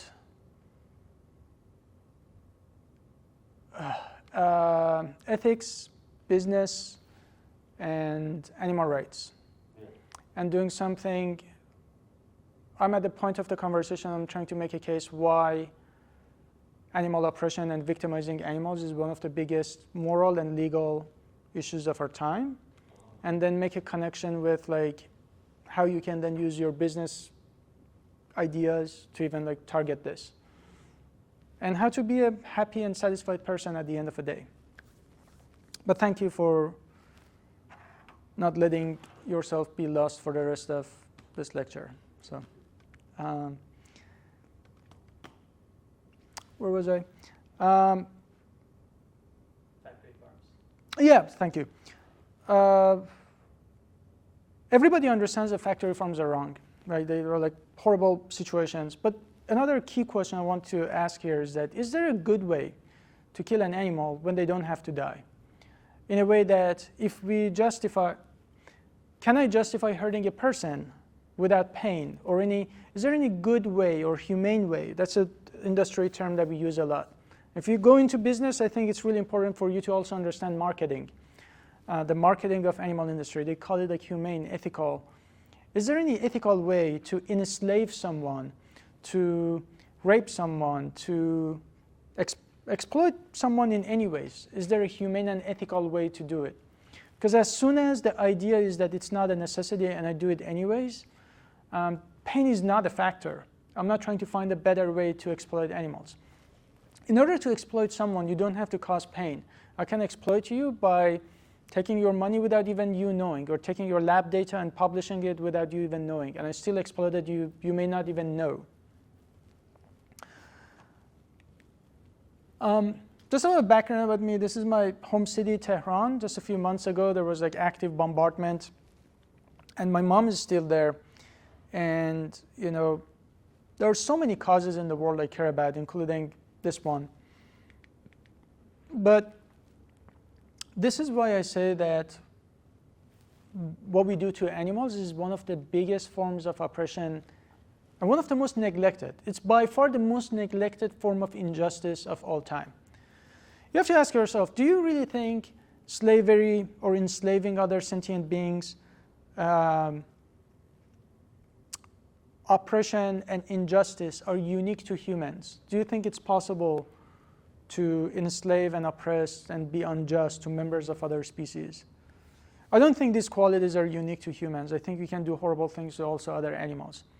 But the reason I say that, I keep saying that this is the largest form of preventable suffering and exploitation in the world is because of that. In just less than a minute, 1.5 million fish have been killed, 100,000 chickens were killed. And each one of them is an individual who wants to live. And if you like ever, it's like when I present it this way, it loses its weight. But I want you, like, imagine if I was beating a chicken in front of you, you'll probably just actually get pretty frustrated, or a dog. And now multiple that by 3 or 4 trillion animals we kill every single year. And the scale of this animal exploitation is to a point that it has become a massive environmental issue and public health issue that impacts every other person in the world. So the problem I'm proposing to solve not only will spare the life of trillions of animals every single year, but also it helps every goddamn person in the world. And I'll tell you how regarding environment and public health later. But the reason I also keep saying that this is the most neglected form of oppression is that, again, if I was beating a chicken right now on your campus, how long do you think before people call cops? Pretty immediately. Yet we go and have chickens, and no one really asks, well, those chickens were pretty exploited and beaten up. We just didn't see it. So what's up with this cognitive dissonance and double standard? And the reason I started this nonprofit, so another thing we were talking about, Courtney asked me to talk to students a little bit about why I started my nonprofit, amongst everything else that I could do in my life, because I can't turn off my brain.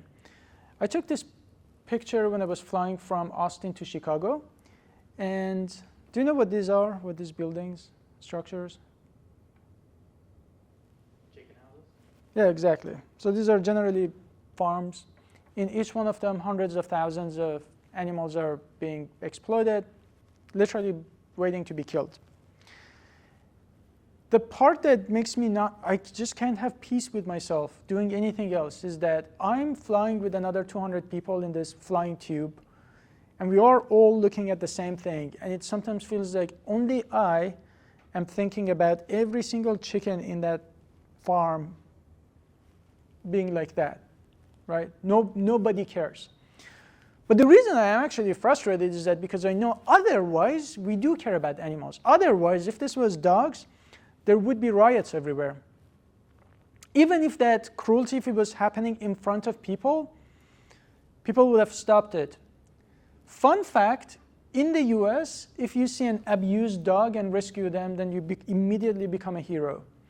If you go to one of these farms, rescue a chicken who's dying, they're not going to even make profit. Like find a chicken, neglected chicken who's dying, and rescue them, you go to jail. Right? So our legal system is not based on morality, it's based on culture. And I'm here to say that as intellectuals, we have the power to change this culture. And then again, you ask yourself, why do we do all this pain and cause so much pain and suffering? Taste, habit, tradition, convenience. So if you're interested in philosophy, one question, I said we need to get to the bottom of it. Why are people so superior to other animals, or are we? Different things. So when they ask, in my opinion, we're not superior, we're different. The same way that I'm different than you. I have different accent, different skin color. I'm from Iran, you're not. I'm gay, you're unfortunately probably not. We are different in so many ways, but we understand that our differences don't justify harming each other, because in every other form of oppression in history, we focus on our differences to oppress each other. You are a different sex, you have a different sexual orientation, you have a different skin color, therefore I'm going to do horrible things to you. Today, it's you are a different species, I'm going to do horrible things to you. And don't even count your suffering. Historically, we victimize each other to a point that we didn't even think of other people as victims. When Nazis were killing Jews, they were not. This is how we commit mass murder. This is how it happens. Like you train your brain not to think about these people, as sentient beings. You just treat them actually like animals. So to get to the bottom of this, are we really so superior to other animals? The hypothetical is, imagine if an alien came and wanted to eat you. How do you convince them not to do that? You may say that we are a smart species. And the alien could say, well, I'm smarter than you, therefore I can eat you. That's what we say. We say, like, humans are smart, we get to eat pigs. We say that we are able to create things, and we had Beethoven and Mozart. Well, the alien could say, we are even better, therefore we can eat you. our language is even more complex. Or simply, the worst maybe could be that the alien says, well, I'm sorry, I think you taste good. We're not going to be happy, right? So what is that characteristic that humans, that if a human didn't have, we would treat that person like the way that we treat animals? So follow the question again. What is that characteristic that humans, if a human didn't have, we would treat that person like other animals? Like if you say, again, it's our intelligence, then I say, well, if a person is not intelligent, does that give me the right to exploit them? Of course not. Let's say someone has Down syndrome or has some sort of like cognitive issue. Doesn't mean that I get to exploit them? Of course not. That sounds horrible. So it's not intelligence. Then what is it? Name the trait. Name the characteristic that doesn't exist in other animals that gives us the right to take away, to steal their milk and eggs and like body parts, literally everything they have.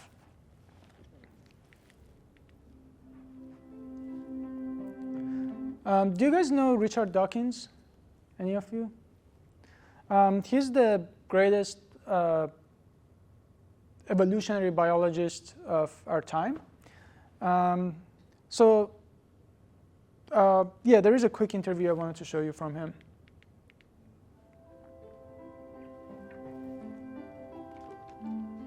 There's quite a lot in Silence in the Soul about the ethics of the way we treat non-human animals. I say non-human because, of course, we are animals. We're not plants. We're not fungi. We're not bacteria. We are animals.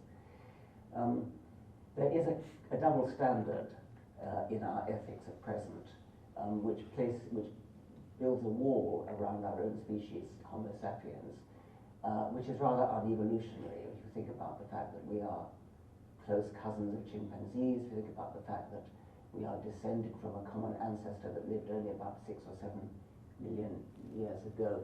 If you want to erect a moral wall around our species and say, for example, that a human embryo, even a very beginning human embryo, long before it develops a nervous system, is somehow worthy of more moral consideration than an adult chimpanzee, then that is a rather unevolutionary viewpoint. If you look back in our ancestry, at what point would you draw the line? Would you give, if there were Australopithecus, our ancestor, almost certainly our ancestor Australopithecus of 3 million years ago, if you were to meet one, if one had survived in the African jungle, would you give it the same moral consideration as the rest of us, or would you say, no, it has the same moral consideration as a chimpanzee? If we look back in history, a couple of centuries ago, most people accepted slavery. And nowadays, of course, that's a horrifying thought. No civilized person today accepts slavery. If you look back further still, we had the appalling things that the Romans were doing in the Colosseum with spectator sport, watching people killing other people, lions killing people, regarding it as fun, entertainment to take the children out to. We're certainly getting better, as Steven Pinker has said in his book, Better Angels of Our Nature, and Michael Shermer has in his book on the Moral Arc. So we're changing a lot, and it's therefore sort of fairly obvious thing to do to look into the future and say, what will our future descendants think when they look back at us, the way we look back at our slave-owning ancestors with horror? What will our descendants look back on it in our time? And I think the obvious candidate would be the way we treat non-human animals. My view would be that we want to avoid suffering. Therefore, the criterion would be, can this creature suffer? This is the criterion that Jeremy Bentham, the great moral philosopher, laid out. Can they suffer? There's every reason to think that mammals, at least, and probably many more, can suffer perhaps as much as we can pain. Think about what pain is for, biologically speaking. Pain is a warning to the animal, don't do that again. If the animal does something which results in pain, that is a kind of ritual death. It's telling the animal, if you do that again, you might die and you might fail to reproduce. That's why natural selection has built pain into our nervous system, has built the capacity to feel pain into our nervous system. So don't mess around with hornets because it's painful. Don't do that again. Don't pick up burning coal from the fire. Don't do that again. There's absolutely no reason, as far as I can see, why a non-human animal, a dog or a chimpanzee or a cow, should be any less capable of feeling pain than we can, when you think of what pain is actually doing. Pain feels like something primitive, feels like something like seeing color or smelling a rose or something like that. It doesn't feel like the kind of thing for which you need intellect. And actually, you can go even further than that. You might say, since pain is there to warn the animal not to do that again, an animal which is a slow learner, an animal which is not particularly intelligent, might actually need more intense pain in order to deter it from doing that again than a human who is intelligent enough to learn quickly not to do that again. So it's even possible that non-human animals are capable of feeling more intense pain than we are. I'm not sure how far I want to push that argument, but I think at least I can say there's absolutely no reason to suppose that they feel less pain than we do, and we should give them the benefit of the doubt.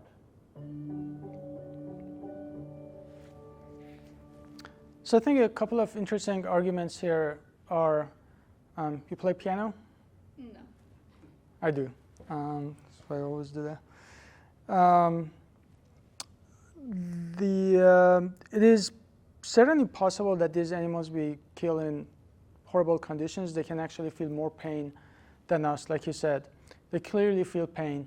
Another thing that he mentioned is like the question is not whether they are smart, how smart they are, whether they can reason or whether they can talk. The real question is, can they suffer? Can they feel pain? I think that's really what also connects humans together, right? So we have differences, but our common thing is that we can all suffer. So I told you a little about my background, but it started with chemical engineering. At the time, I was really interested in environmental issues because I thought it impacts a lot of people. Then as a musician, I started working in hospitals. I'm an introvert, so it was really hard for me to go there, but just, that's me. They were like these parents with their sick kids, dying from cancer. It was really hard to see them, and then I asked myself, like, what is it I really want to do with my life? Then that's really just the reason I decided to do biomedical research to begin with. So I came to Texas, I did cancer research, and then after that, I worked on zoonotic diseases because they kill a lot of people. So the whole time the reason I mention this is you're probably in the point in your life where you're asking, what is it that I want to do with my life that can really help the world, change the world? And just going back to my college, this was University of Tehran. It's the oldest and best university in my country. And when I was there, you may hear about lots of protests going on in my country, but like students, this is one of the instances where we were protesting completely peacefully. And my country is not really pro freedom of speech and expression. So, as we were protesting peacefully on this side of the gate, paramilitary forces and anti-riot people were like this side. And in this instance, there was a guy who walked in front of us, showed us a peace sign, and these guys started beating him in the head with batons. And it's not like a fist fight that you just say somebody gets a broken nose. It's like this guy is gonna die. And he's like screaming, and we were trying to throw bags and shoes and whatever we had. The world really changed. The world changes really quickly when horrible things happen in front of you. It's a lot easier to ignore it when it's not right in front of your eyes. And when this happened, obviously I was very involved in human rights issues.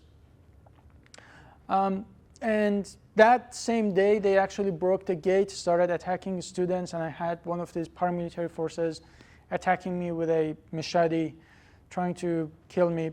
And that's the closest I've actually come to actually getting killed. I've never run that fast in my life. With someone just 20 feet away, chasing me with a machete. This is around the time where we pick what is it we want to do. So there is for me, the reason I mention all of this is all right, human rights issues, pretty big. Then I care about the environment. Environment impacts literally every living being on the planet. Then there is children dying from cancer. What am I really going to do? I found that if you actually treat the food system, then you can do the most good in the world. You spare animals. Remember that calculator I showed you? You fix that. You actually can mitigate some human rights issues as well as the environmental issues.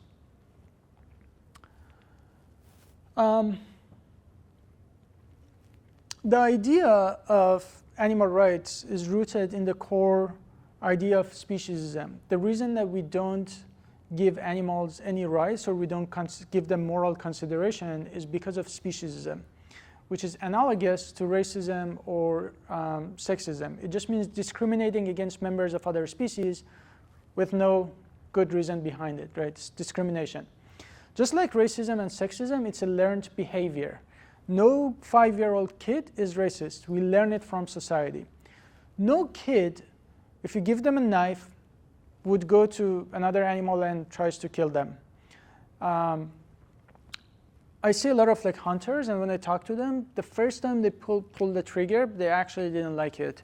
But it's the dad say, "Oh yeah, that was a great job. You're strong," and then over time, you lose your sensitivity about this. It just becomes a thing that you do. So I want to show you a few incidences when kids, for the first time, learn what they're eating is actually animal products. For me, everything changed when 15 years ago, one of my friends had this difficult conversation with me. And I know that everything that I'm going to say is not going to be easy to hear, but I'd rather say it than not. Because my life changed because my friend had this conversation with me.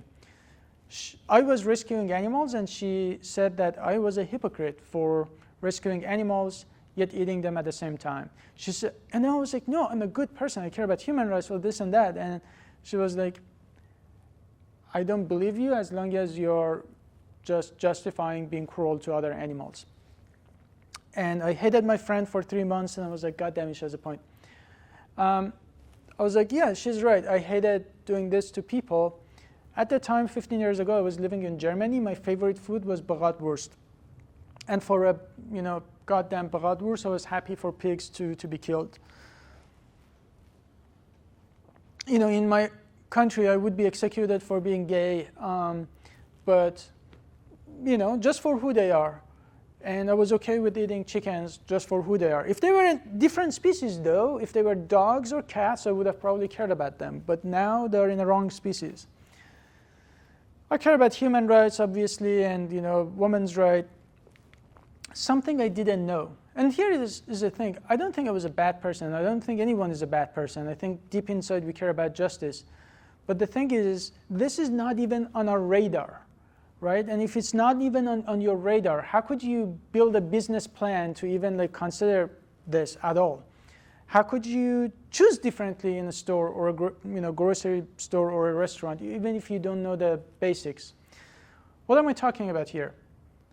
If you care about any kinds of women's rights or justice in any form or shape, dairy industry is fundamentally based on exploiting the reproductive system of cows. That's really what it is. Question we don't ask ourselves is, under what condition cows produce milk?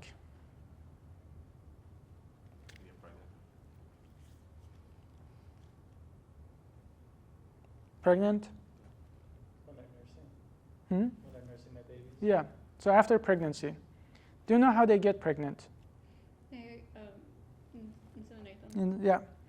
Artificial insemination. In humans, we call it something else.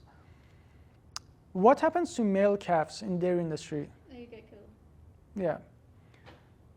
So males don't produce breast milk. So typically in dairy industry, they separate males, they send them to slaughterhouse, separate females, so that they can sell the milk to us. Do you know how many times they repeat this process? As many as they can. 6 or 7 times the process is repeated. And what happens when she's no longer profitable?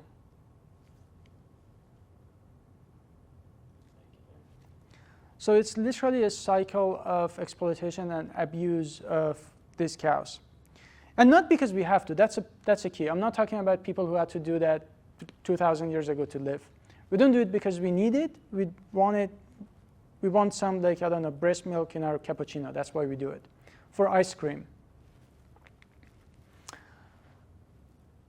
And just to share a personal story, this was me as a kid. I had this, tiny chicken. His name was Mr. Happy. Happy was my best friend.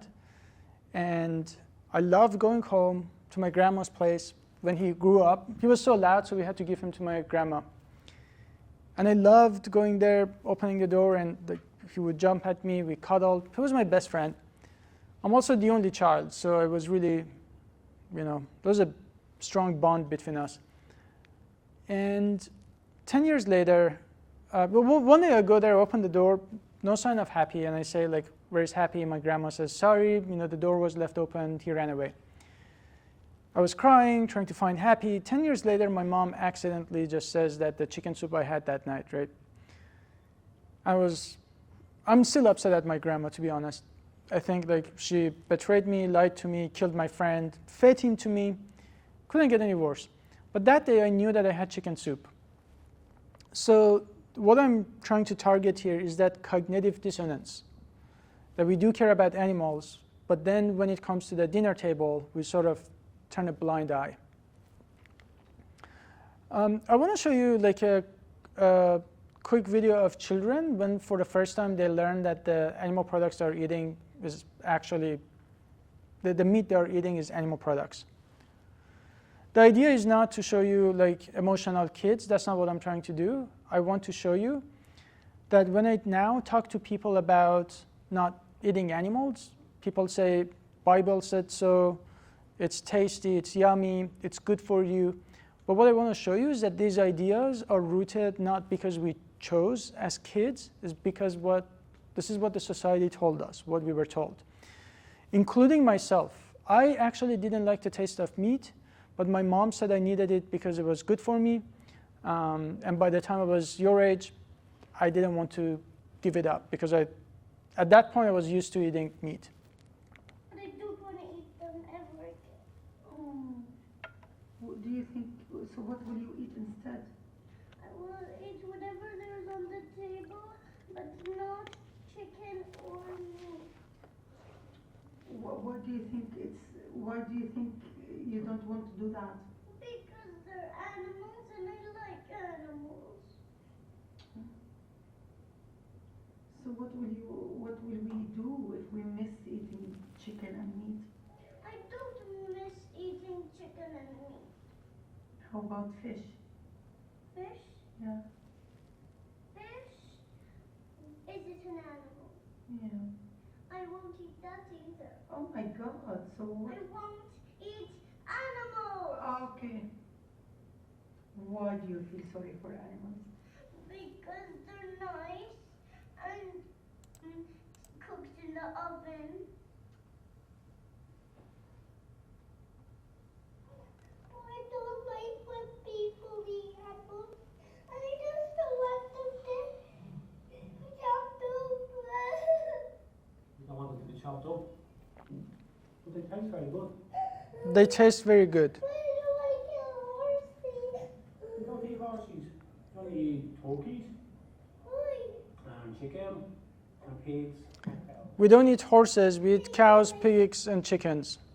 So speciesism. So we shouldn't eat them, should we not? No, why don't feed them all? Farmers. Why? That's their job. Farmers need to make money. How do they make money? They taste good. They taste good. Protein, they're good for you. They're good for you. They have proteins. Oh, all right.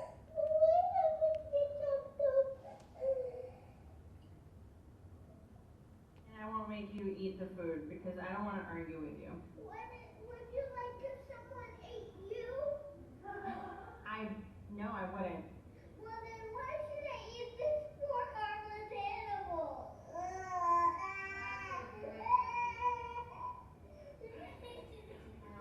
Okay, but do you understand what I'm saying? We didn't kill this animal. It's good for your body. Jesus created animals for us to eat. Baby, do you understand? I just want you to be healthy. It's food, baby. I'm not hurting you. It's food. Well, you're hurting the animals. I did not hurt the animals. Good girl. Alana, eat it, chew it, and drink your water. Quick.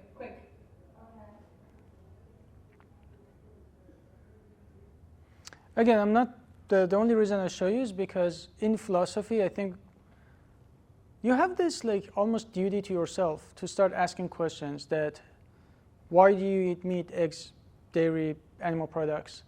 And if you said any of these things, Jesus gave animals, they taste good, I don't know, they have proteins, it's good for you, we didn't kill these animals. If these are, or they weren't hurt, then you have to ask yourself, did you come up with them or did the society sort of like conditioned us?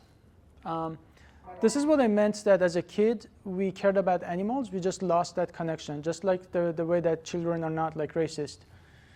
The reason that eating animals is so easy in today's world, and again, going back to business, this is just pure marketing. Two reasons. One is the cruelty doesn't happen in front of us. If every time you had cheese, you had to see the suffering of the cow, cows actually, every time you separate their babies, they cry for a few days. YouTube, you can go watch what happens when farmers try to separate the baby. They get agitated, and I've done undercover investigations in small local farms in Texas. Exactly that. And if every time we had animal products we had to face the cruelty, it would have been a different story. Not only we are not exposed to the cruelty, but also we are exposed to marketing and lies every single day. Notice this, next time we go to grocery store, every package of milk that you grab, there's a happy animal on it. Ben and Jerry's and cheese, it's always a happy cow. I'm not telling you, but I want you to ask yourself, do you, in the heart of your heart, think that this is what a cow looks like when you separate her babies, when you rape her, when you send her to a slaughterhouse? Is this what chickens look like when they're no longer profitable? I noticed that 95% of students don't know that male chickens don't lay eggs, so they're always killed. For an omelet, for an egg, so every time you see an egg, don't let the marketing don't let it deceive you. They might say it's pasture raised.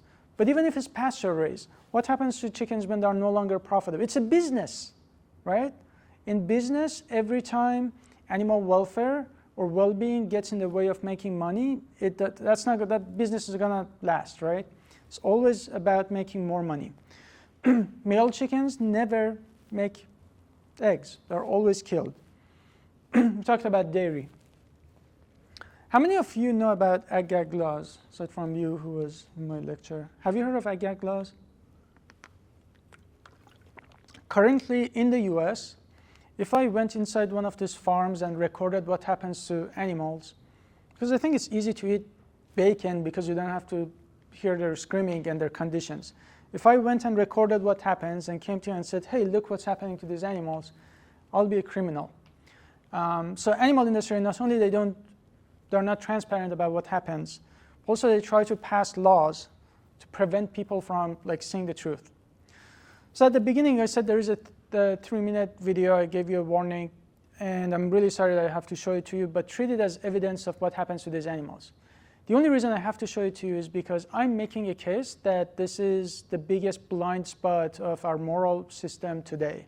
And the only way I can make that point is for us to actually look at what happens to these animals. So 3 minutes, and please watch with me.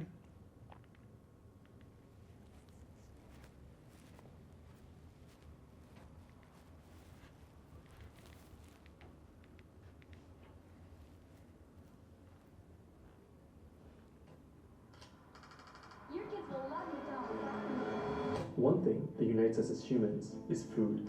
And one thing that's common amongst almost all our cultures is the use of animals in food. Supermarket packaging and marketing campaigns may lead us to believe these animals live happy lives. But is this actually the case?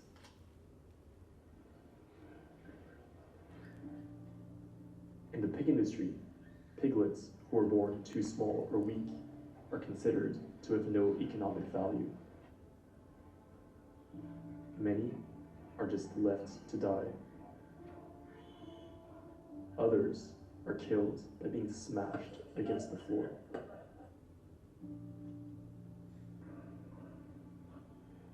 Those who survive have their tails docked, teeth clipped, and testicles ripped out with no pain relief. During and after they give birth, mother pigs are often confined in crates so small they can't even turn around. Since only female chickens lay eggs, male chicks in the egg industry are considered useless and are killed on their first day of life. Most often, they are macerated alive.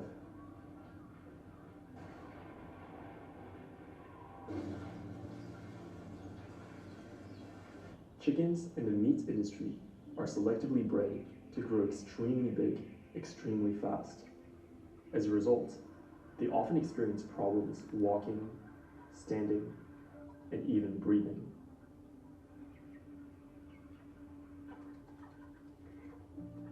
Cows in the dairy industry are relentlessly milked, which can cause them to collapse from exhaustion.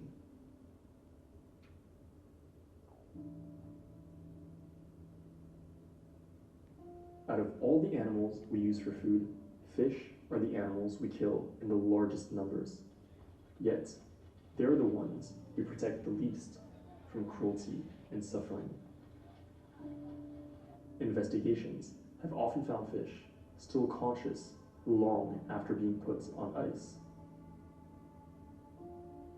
Whether they're raised for meat, dairy, or eggs, all animals are eventually sent to a slaughterhouse.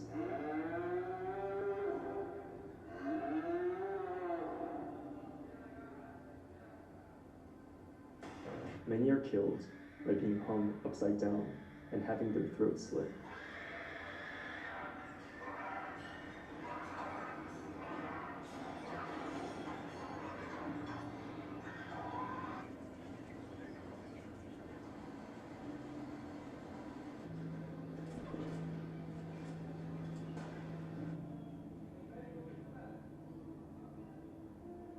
For pigs, a common slaughter method is the carbon dioxide gas chamber, which burns their eyes, nostrils, sinuses, throats, and lungs while suffocating them.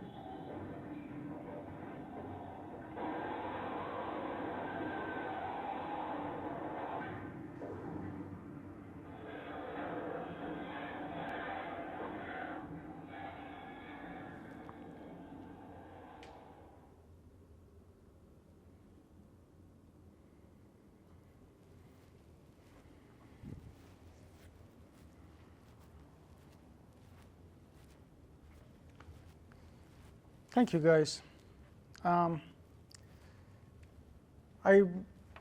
don't show this to students to make anyone upset. If anything, I just want you to be successful and reach prosperity with your life and your careers. I only show you this because I don't think you need me to tell you that this is wrong. But what I want to talk about is like, we have the power to change that. It doesn't have to be this way. The power comes from individuals like us. I'm not talking to some random people on the street. I'm talking about you guys who are gonna be the future influential people with your business, as parents, as voters.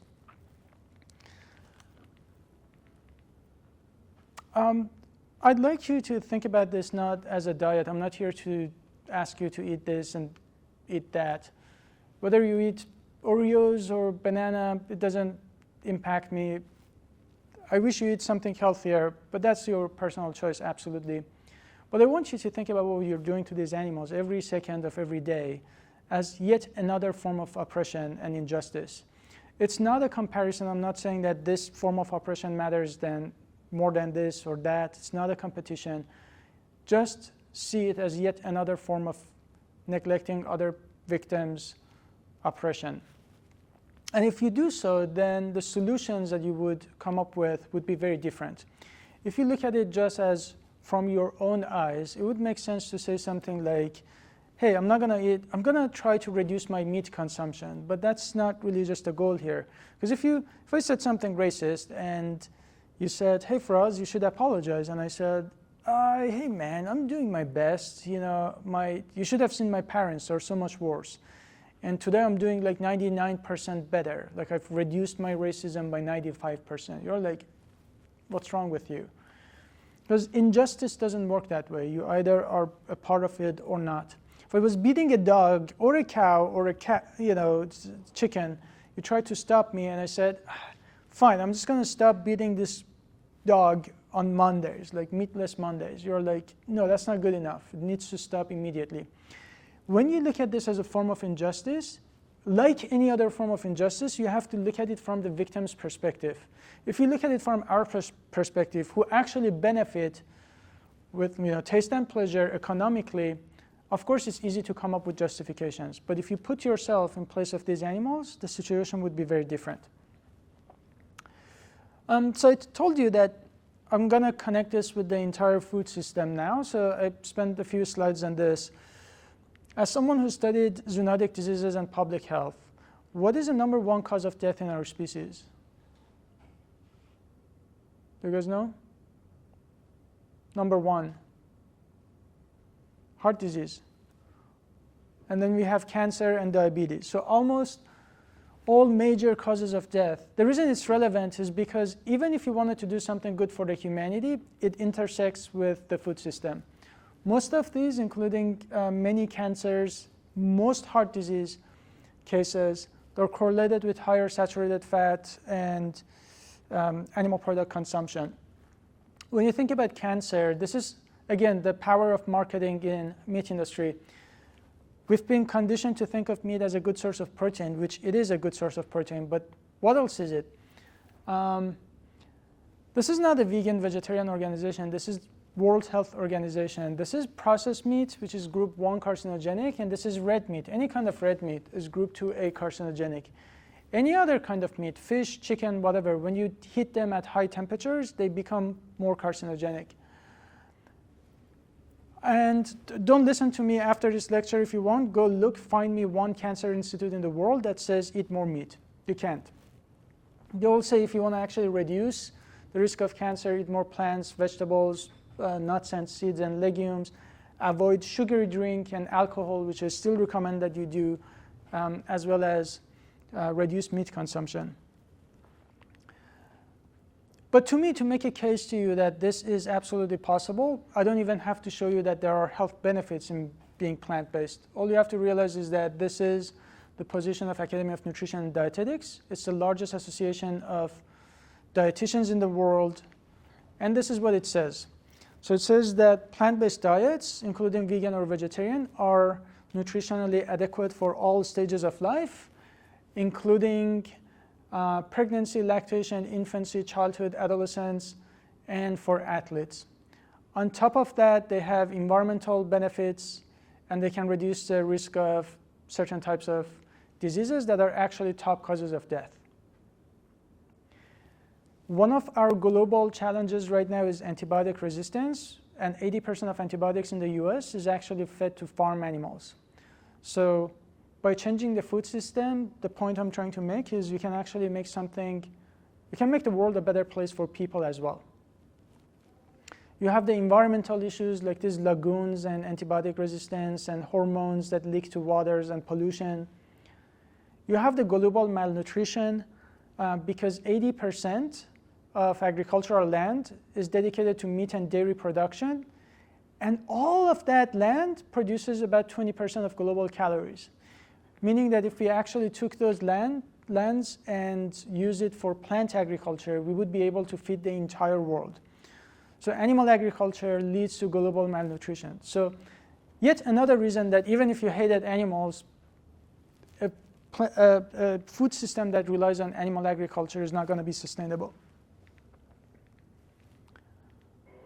This is an investigation I'm not going to show you, but this is me going to dairy farms.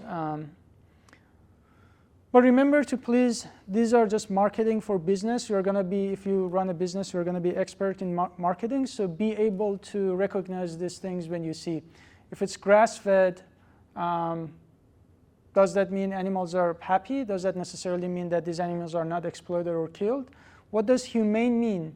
Can you ethically kill an animal who doesn't want to die just because you like the taste of their body parts? Humane means act of kindness and compassion. You can't really kill an animal who wants to live. You can exploit someone kindly and compassionately and ethically. Cage-free is the big one. We say they are cage-free, pasture-raised, or whatever. This is cage-free. It doesn't mean cruelty-free. And sometimes the difference that it would make in your life is when you go to grocery stores, instead of getting, look at this, Happy Cow on dairy. Fairlife is one of the worst dairy producers. Marketing, Fairlife. It just makes you think that this is like absolutely fair and amazing. But look at all these other products. How is it relevant to what you're going to do? If you do a business, all these products were made by people who care about business, of course, are making money, but then the driving factor behind it was they just wanted to spare the life of animals and do some good in the world.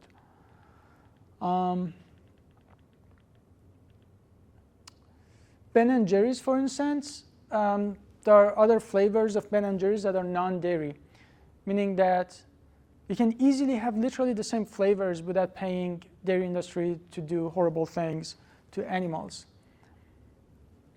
As business majors, you would learn that the reason that these industries offer more and more of these products is demand and, let's say, supply and demand. The more you and I demand the right thing, the more we can shift it.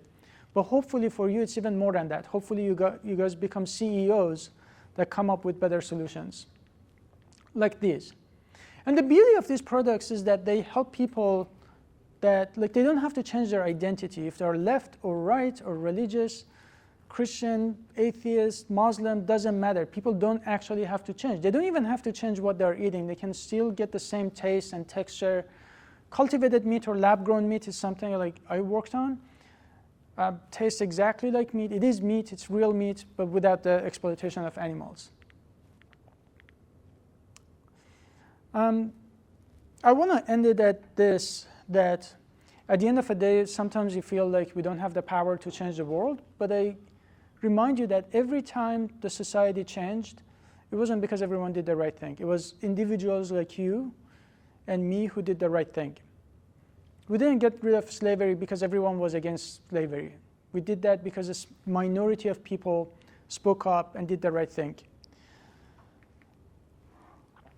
And just to bring it back to these people, it's really easy to say that racism is bad today. If we went 200 years ago, what would we do? Imagine if your friends, your professors, your doctors, everyone had slaves. It's not easy to say that slavery is wrong if you're born in that environment. But we would want to be one of these people who did the right thing, hopefully. And the test for that is, what are we going to do today when it comes to injustice to animals? Obviously, the first thing would be not being a part of this, and that's the power you have from literally right now. But the second is, I hope that you can actually use your career. What are you going to do with your life to address this? There are many ways to go about it. There is business, there is law, there is medicine. And when you think about business, there are alternative proteins, there's plant-based. None of that benefits me. You can do plant-based foods. If you don't like plant-based food, you can do cultivated meat, lab-grown meat. Doesn't matter. Come up with solutions. Just use your power, use your intellect to address this. The point of this lecture was to just show you why I chose to start a nonprofit and give up everything I had in my life to do this. I can tell you some days are hard. Some days are difficult. A lot of things that I'm actually doing are not things that I necessarily enjoy. I don't like traveling that much, but my life is now just constant traveling. But what gives me hope is talking to students like you. And I've never been happier in my entire life. I've never been more satisfied. So as you start a business, at the end of the day, imagine your business is done. Do you think you're going to be satisfied? What's next, right? Just know that there is a way to do something that is absolutely enjoyable for you, yet it can address some of the biggest issues in our life. So I'm going to end it there. I think your classes ends at 12:15. Yeah? Yeah. So what questions do you have for me?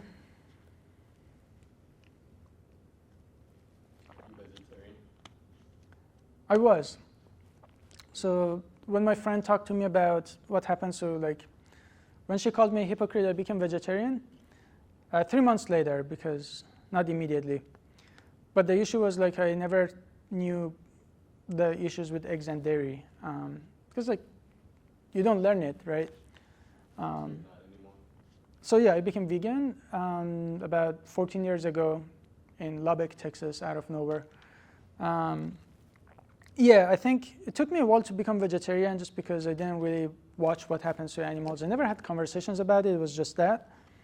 But when I came to the US, I watched a presentation and I just had no logical thing against it. I was like, I can't do that. And by the way, when I became vegan, I thought that I have to eat lettuce and tomatoes for the rest of my life. With that, I became vegan. Like I was like, all right, there goes. I had just discovered Domino's and I was like, well, there goes Domino's and all the free food in graduate school. But now I learned that I actually eat the same foods. That's, I think, one of the biggest barriers for people is just they don't want to give up the food they like.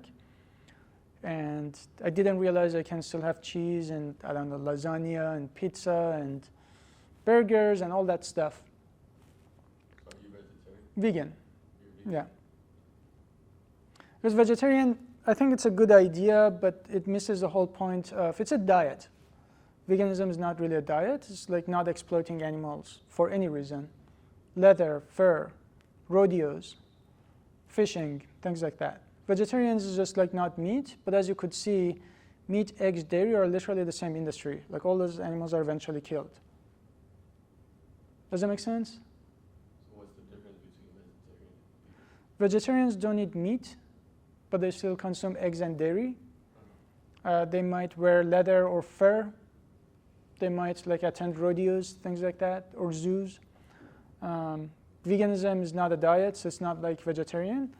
And it also excludes all forms of animal exploitation, not just meat, like eggs and dairy. Not all vegans are consider it a lifestyle. Some do consider it a diet. For sure.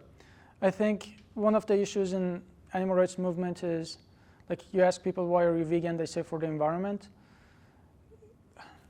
For me, it doesn't matter as long as people are not like supporting what happens to animals. I'm the happy guy.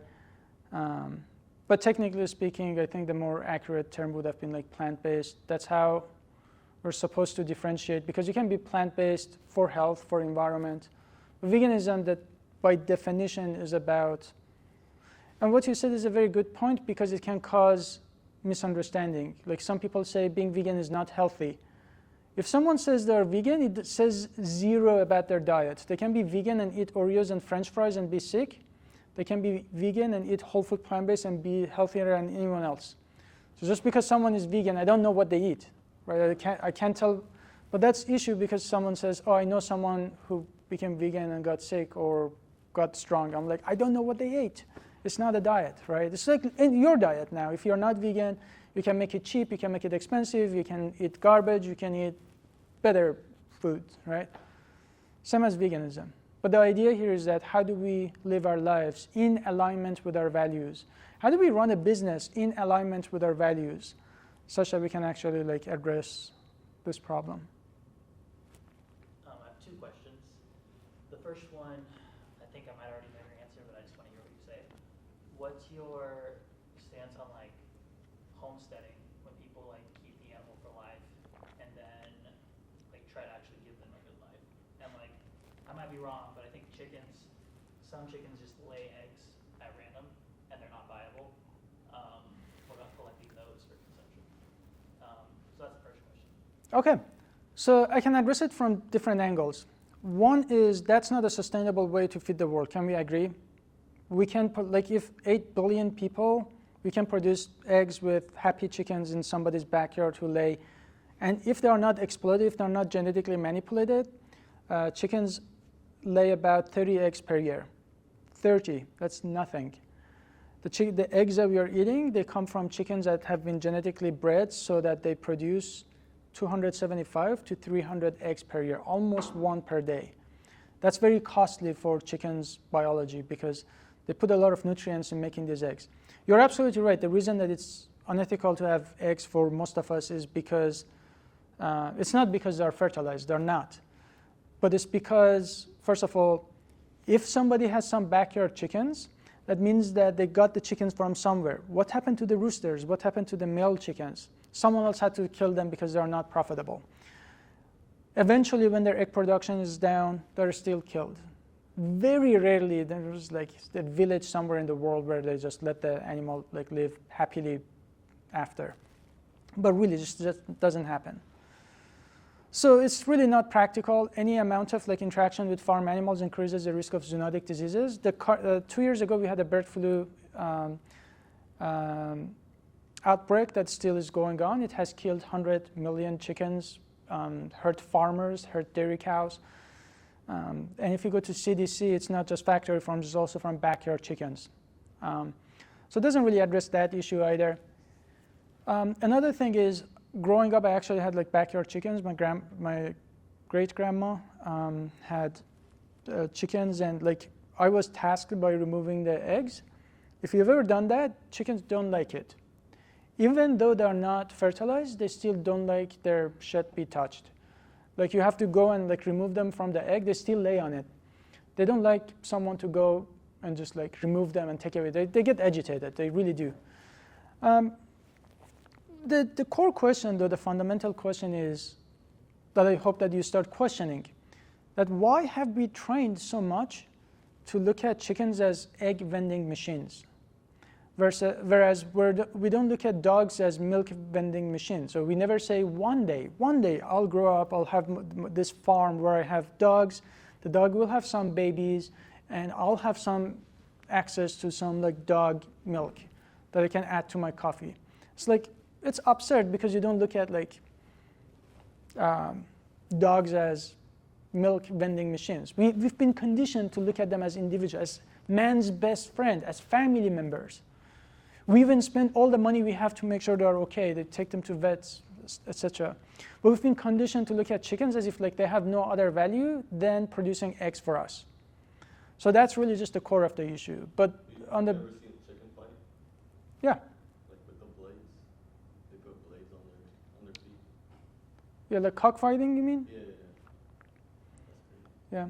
Does that make sense? So the core is like, it's also not scalable. You can't feed the world like with backyard chickens. And then my other question is, so I grew up, I was born in Texas, raised in Southeast Oklahoma. Where? Paris. Okay. Yeah, but so I come from a family of farmers and ranchers. Like 90% of my family are farmers and ranchers. Yeah. I know if a lot of them saw this, they would come up with a lot of rationalizations. And it's funny that you mentioned rodeo because that's so integral to Sure. like, their identity and like what they do. Sure. What are you doing specifically with that population to like change minds? First of all, let me say how much I appreciate your open-mindedness. Like throughout the lecture, like you were paying attention, and I can feel that you gave it an open mind. So given the background, much respect. Thank you.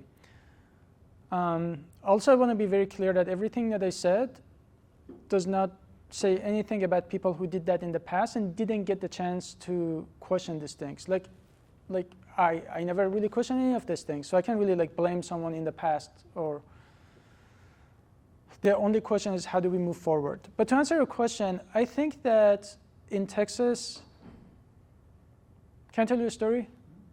I went to Texas Tech, and one day I was tabling on campus, and this guy who was in Marine Corps stopped by. He was also part of Future Farmers of America and from like rural areas of Dallas.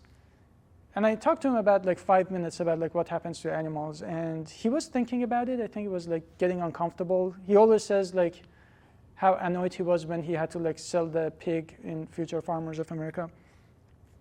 In a 5-minute conversation, he changed, became vegan, we became best friends. He's a doctor now, and his whole job is trying to work with FDA to stop like animal testing. And yeah, so his heart changed. I think those people especially, like even hunters, like everyone in Texas talks about hunters, they have a dog at home. And so it just shows me that all these people care about animals at some point. It's the cognitive dissonance that stops us from making the connection. And everyone deserves a chance to learn about it, even when they're in Texas. One thing specifically I did in Texas was we do talk about why Christians specifically, because Christians talk about like dominion. I'm not Christian, but they talk about dominion, and we invite them to consider this a little more. Like dominion doesn't mean we bully animals, or doesn't mean that we use it means stewardship. So I've seen a lot of Christians who are like, oh yeah, I guess I never really considered that. In Texas A&M is one of my favorite campuses. It's a big ag college. I had people studying animal science and meat science shaking my hand saying like, I've never thought about this before. So I don't really care who with what background. I think we all deserve to learn and think about it, right? Yeah. You guys have any other questions? Did you get a degree at Tech? At Did you finish your degree there? where at Texas Tech? Yeah. Yes. I came from there. Oh, really? Yeah. And Lubbock? Lubbock, yeah. Beautiful place. Yeah. I lived in Austin for 3 years, and that was my favorite place I ever lived. Yeah. But thank you guys for giving me an open mind. I really appreciate you. I know that this was a tough conversation. Again, if you like it, it's Courtney. If you didn't like it, complain to me directly. And yeah, I appreciate you. Thank you. Yeah, my pleasure.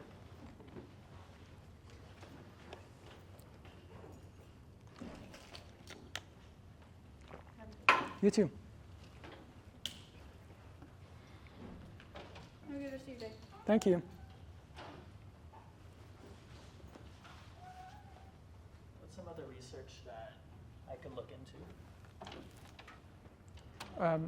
Which regarding? How can I talk to my family about it? I would say like find out what they actually care about. For some people, they're so disconnected from like animals, like they just don't care. Are you religious yourself? Yeah. I know for some people the last resort is, Dad, you have diabetes. If you keep eating what you're eating, you're gonna die. It's like that. And when people eat better and they feel better, that really helps them. I know people who became plant-based because of health, but the second that they actually stop eating animals, then they could actually connect with animals. That bias of eating meat and loving it, it just prevents us from connecting. So that's one. If they're religious, there is a documentary called What Would Jesus Do? Or How Would Jesus Kill? It might be that. Okay. Formerly, it was called Cowspiracy, like Christianity plus conspiracy, Cowspiracy. The whole documentary is done by a Christian who actually argues that, when Jesus, for instance, flipped the table in the, what do they call it? Flipped the table and called people like you're stealing or whatever. He was also talking about the animals they were sacrificing there. Regardless, you can approach it from that angle. If they actually love animals, dogs, whatever, you can try. You try to educate. That's all you can do, right? At the end of the day, you can physically stop people from doing things. The bigger power that you have now, though, how many friends and family members do you have altogether? A lot. 20, 50? Probably like 250. 250. How many people are out there? About 8 billion people out there. So if you limit yourself to like mom, dad, friends and family, which are harder to have conversation with because you have that, like your parents didn't have you so that they can learn from you how to live their lives. That's not what they had you. So it's harder to have those conversations with family and friends. But what about, we saw a documentary about fertilizers and all that stuff and plants. What about just eating plants and you're eating all of those chemicals? Sure. let me just finish this thought for a second. You can actually make a bigger impact with talking to strangers, classmates, and with your business. If you want to do business, think about someone like the guy behind Impossible Meat. Have you heard of it, Impossible? He used to run a HHMI, Howard Hughes lab. It's the most funded lab. It's dream for every he was a professor of Stanford. Having, like, if you're a HHMI lab, you're funded for the rest of your life. Very rich. It's like dream for every professor. He gave that up so that he can start Impossible, because the question in his mind was, this meat thing is not working, killing animals, planet, blah, blah, blah. Let me use my technical background to start a business. Now imagine how many animals have been spared because of that. If he just took that time to talk to his parents, it wouldn't have been, I'm not saying don't talk to your parents. I hope that it makes sense. Yeah, that makes sense. Like your bigger impact would be just what you were going to do with the rest of 60, 70 years of your life. Okay, great. Yeah, no, I appreciate that. Yeah. Thank you so much. What was your name again? Chance. Chance, for us. Yeah. Nice to meet you. Thank you so much. Really appreciate you. Of course, not a problem. Yeah. Thanks for even the talk. It was My good. pleasure. Made me think. I'm afraid I'm going to become vegan. You're right. The issue is that, do you remember this slide I showed about agricultural lands? All right. So pesticides are an issue, but remember that most of the pesticide is actually not used on foods that people eat. They go to crops that are then fed to animals. For instance, in soy, what do you think happens with most of the soy that we produce? It gets fed into like Exactly. So we don't eat it. So even in a, ideally a vegan world, we would be much, much less agricultural land used for, much less pesticides, all that. Second, plant agriculture is not inherently bad. There are good ways to do agriculture, and that also needs to be done. The plant agriculture industry has to come up with better ways, which do exist. Like organic might be a little better. Yeah. There is veganic agriculture. There are like hydroponic, blah, blah, blah, like structures, right? There are better ways to do it even without pesticides. But there is no good way to like kill an animal who doesn't want to die. And lastly, just because this problem exists doesn't mean that we should just go kill animals. Like that, two different problems, and we should be solving both. Does that make sense? Yeah, I just don't see like, do you think you're like as physically fit just eating straight plants? Yeah, so the way you should be thinking about it is like, what do you think meat or animal products would give you that plants can't? Because people might tell you that you need to have meat. Don't ever let anyone tell you that you have to have this or that. Well, you have to. I feel like I tell myself, because I can't get full without just eating like a piece of meat or chicken. I don't know if do you work out at all or anything? Yeah. I can't. But like, have you tried though? I have. Have you tried being vegan? Have you talked to a dietitian? Have you followed vegan athletes? Have you like look at what they eat? Yeah. Right? So true or false? If we want to, do you agree with this statement that if we really want to stop these horrible things that we're doing to these animals, we should exhaust every other option? Like you should exhaust every other possibility to avoid that. And if nothing really works, then we can talk about whether we should be doing these horrible things to animals, right? So exhaust every other option. What are those ways that you can? Are you on Instagram? Yeah. You can easily follow tons of vegan athletes who are eating tasty food, cheap, not expensive. What if I told you the strongest man in Germany is, in 2011, the strong man was like completely plant-based. He actually says, there's a documentary, I'll send it to you. These people not only were healthy on a plant-based diet, they actually had better athletic performance. So don't let anyone tell you that you need meat. You don't need meat. You need protein. You get proteins from plants. Things that you may not consider is that meat, this is pretty well known. Meat, egg, dairy, saturated fat, linked to heart disease. Yeah. How old are you, 19, 20? I'm 20. Yeah. So heart disease is not your concern now, Do you know someone who died from heart disease in your extended family? It's like number one cause of death. Like No, my uncle had a heart surgery. Yeah. It was a drug. So you, me, all of us, most likely cause of death will be heart disease, and then after that, cancer and diabetes. If you live long enough. For me, the risk might be lower because I'm not eating meat, eggs, dairy, and I eat healthier foods.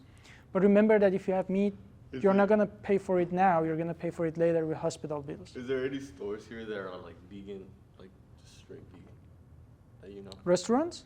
No, just like a Walmart for vegans. No. So unfortunately, we're not living in this world. That would be ideal. You don't think that would be a good business venture for you? For me? Yeah. Something like that. My idea is to inspire people who will go do that.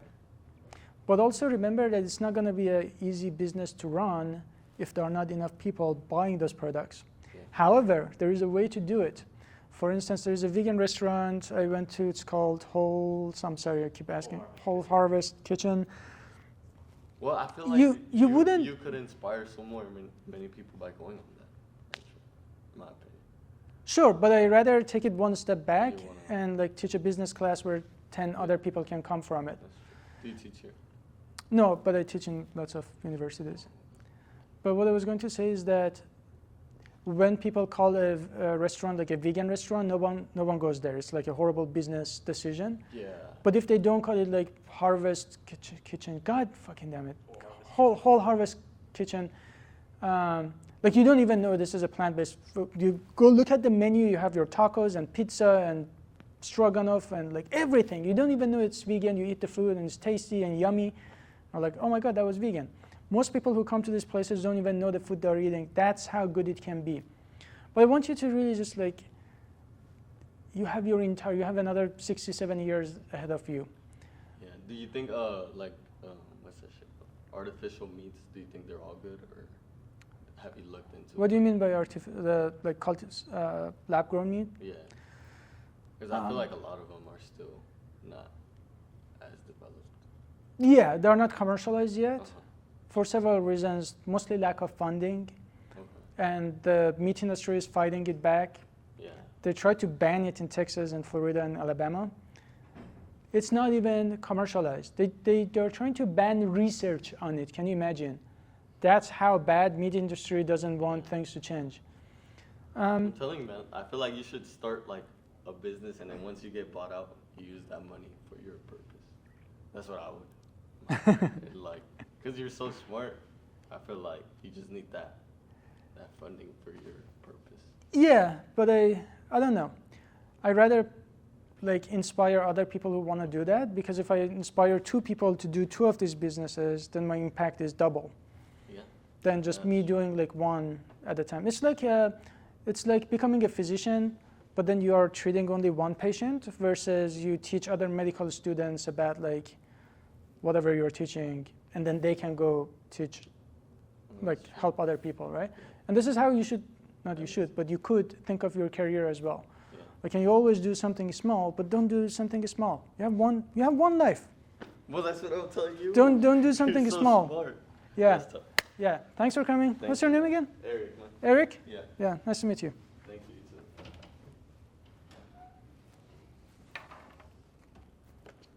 too. What's that? That was nice. I'm glad people ask you questions after. Yeah. These 2 were good.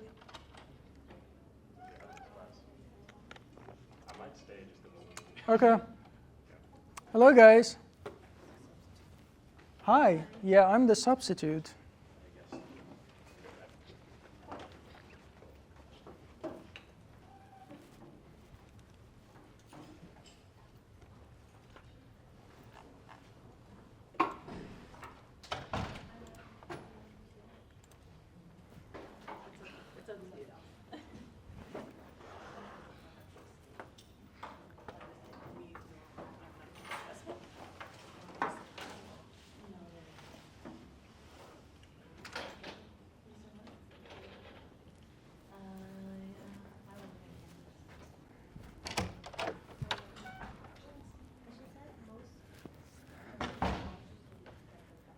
All right. Hello, everyone. How you doing? Sorry for the little delay. I've had 2 other lectures here, so forgot that I need to take a 2-minute break. Thanks for being here. Before I start, I'm Faraz, I guess. And yeah, Courtney is out of town, so you're stuck with me. If there's anything good, it's Courtney. If you complain about anything, that's just totally me. And yeah, my opinions on anything I'm going to talk about does not represent your school or Courtney. It's all on me. But just before I start, I want to get an idea about what you study. Why this is ethics class, right? Philosophy. Why are you in this class or interested? Last time I asked this question, half the people said because we have to, and that's an acceptable answer. But nonetheless, if you please tell me your name, your major, and what brings you here, I would love to learn a little more about you. Maybe we'll start from you. My name is Marissa. Marissa. My major, I'm going into the nursing field, so Awesome. I can take the class. Good. I have a few good slides for you. All right. Oh, my name's Athena. I'm going into Tina? Athena. Athena. Yeah, I'm going into the nursing field too, and I took this class, like, it wasn't specifically a class I had to take, but I chose ethics because it's just, I've never took a philosophy class and I like to yap, so. Awesome. Hello. My name's Rabia. Rabia. And I'm going into the dentistry field, and I just had to get this for a vocabulary credit. Okay. I'm Daichi. I'm studying biochemistry and obstetrics, and I'm taking philosophy because I think ethics is a really important part of taking care of people in healthcare. It is important, isn't it? Good. I'm your friend. Technically not even in this class, but I like what you have to say. Okay. My name Hi. is Colton. Oh, sorry. Colton? Colton, construction management, just Okay. for credit. For credit.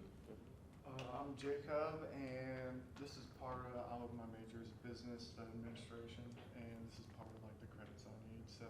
Okay. Knocking it out. All right. I'm Preston. I'm taking this class because I have to. You have to. Okay. What was your name? Sorry. Preston. Preston. I'm Justin. I'm studying liberal art, and I'm taking the class because I feel like it, just kind of interested in it. Okay.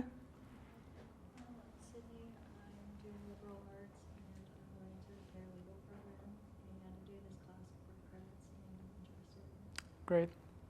I'm Atticus. I'm here for Associates of Science, and I took it because the person I look up to said I should take an ethics class. Oh, wow. That's nice. Okay. So by choice here. Good, good. Okay. Well, whether you're here by choice or you sort of have to, but now that you're here, you might have your minds blown today. So, disclaimer, I want to tell you about what we do to other animals. I want to discuss whether we should even consider them. And even more importantly, I want you to understand the connection between what we do to animals, animal agriculture, meat, eggs, dairy, all of it, with other forms of injustice related to humans. For instance, environment, human rights issues, as well as public health. So if you guys are going to nursing, for instance, that part will be super relevant to you. And I try to talk a little more about that part. Another thing is, just want to say that I am originally from Iran. I grew up eating a lot of meat, eggs, dairy, never really thought about anything that I'm going to tell you about. It was only by accident I learned about this. And for the past 15 years, I've been researching this stuff from different angles, medicine. I'm a doctor, so from medicine part, from public health, food system. And I feel like it shouldn't have taken me so long to learn about all this. So my passion is to just teach about this stuff, hoping that maybe this can open your minds as well. So growing up, like eating meat, eggs, dairy, I think that this conversation was very hard for me to have, because when you want to open your eyes and heart to what happens to these animals, you have to get over this mountain of bias and information we grew up with. So please, let's work it together and see past through that. It's not going to be easy. And part of that will be also me showing you 3 minutes of difficult footage to watch. Please don't complain about it and have your professor fired. Like I said, if like complaints, all of it goes to me, but I have to show it to you. But it's going to be only 3 minutes, and you guys are strong. We'll deal with it. I want you, excuse me, I've been talking for 4 hours right now. I want you to consider these people historically and treat this lecture as your opportunity to be just as impactful as these guys. One thing they have in common, they stood up for people and injustices that at their time were legal and normal. If 200 years ago you went and say slavery is wrong, people would have laughed at you. They're like, are you crazy? We've been doing that for thousands of years. It's good for economy. What are we going to do with all the slaves if we release them? All these bullshit things that today we think it's outrageous to even say, verbalize.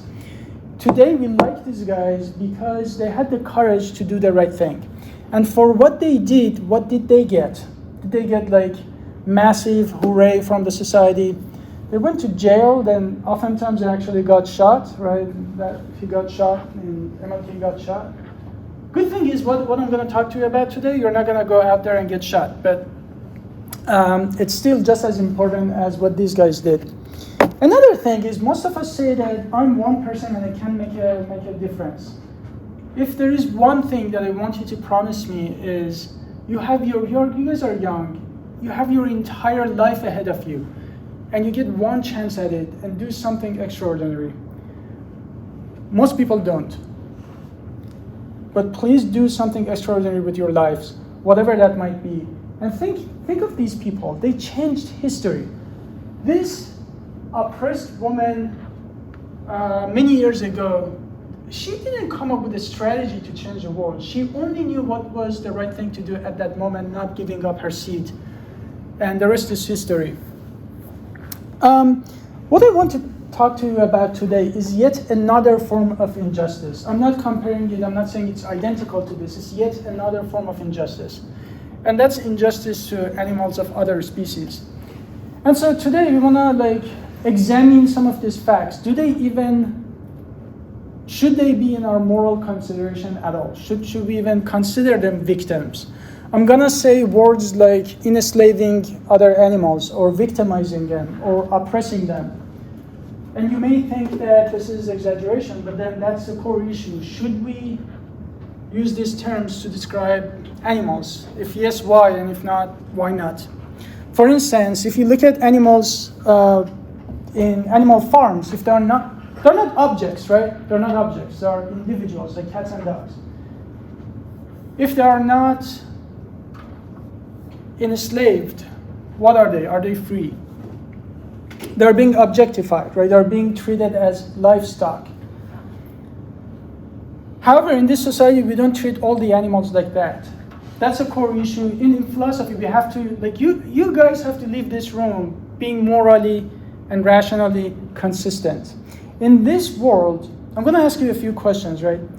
And you don't have to answer them now, but please leave with these questions and find the answer quickly for yourself. Because if you're wrong, then you're causing a lot of pain and suffering. I think it was Descartes who said that everything that you believe in is like a basket with good apples and bad apples, and it's your responsibility to keep the good ones and get rid of the bad ones. We all have it.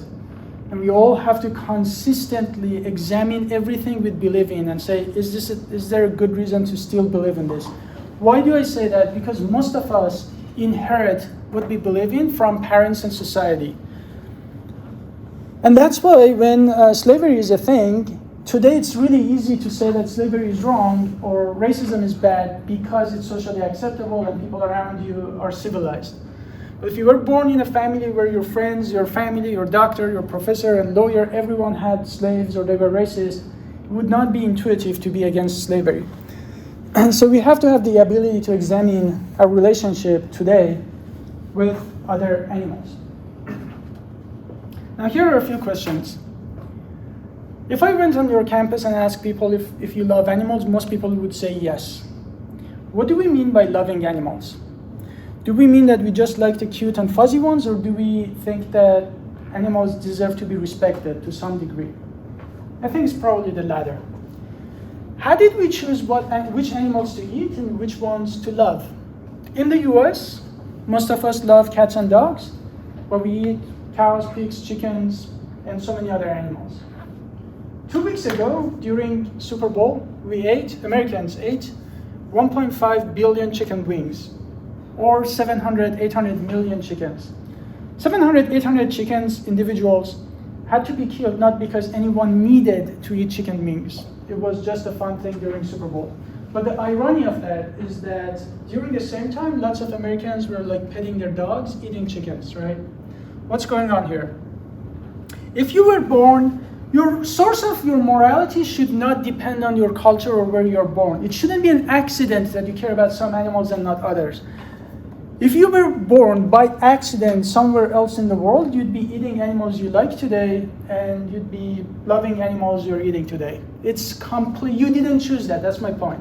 We didn't choose that. This is your time. This is your chance to start examining why am I doing things that I'm doing. That's the whole idea of philosophy.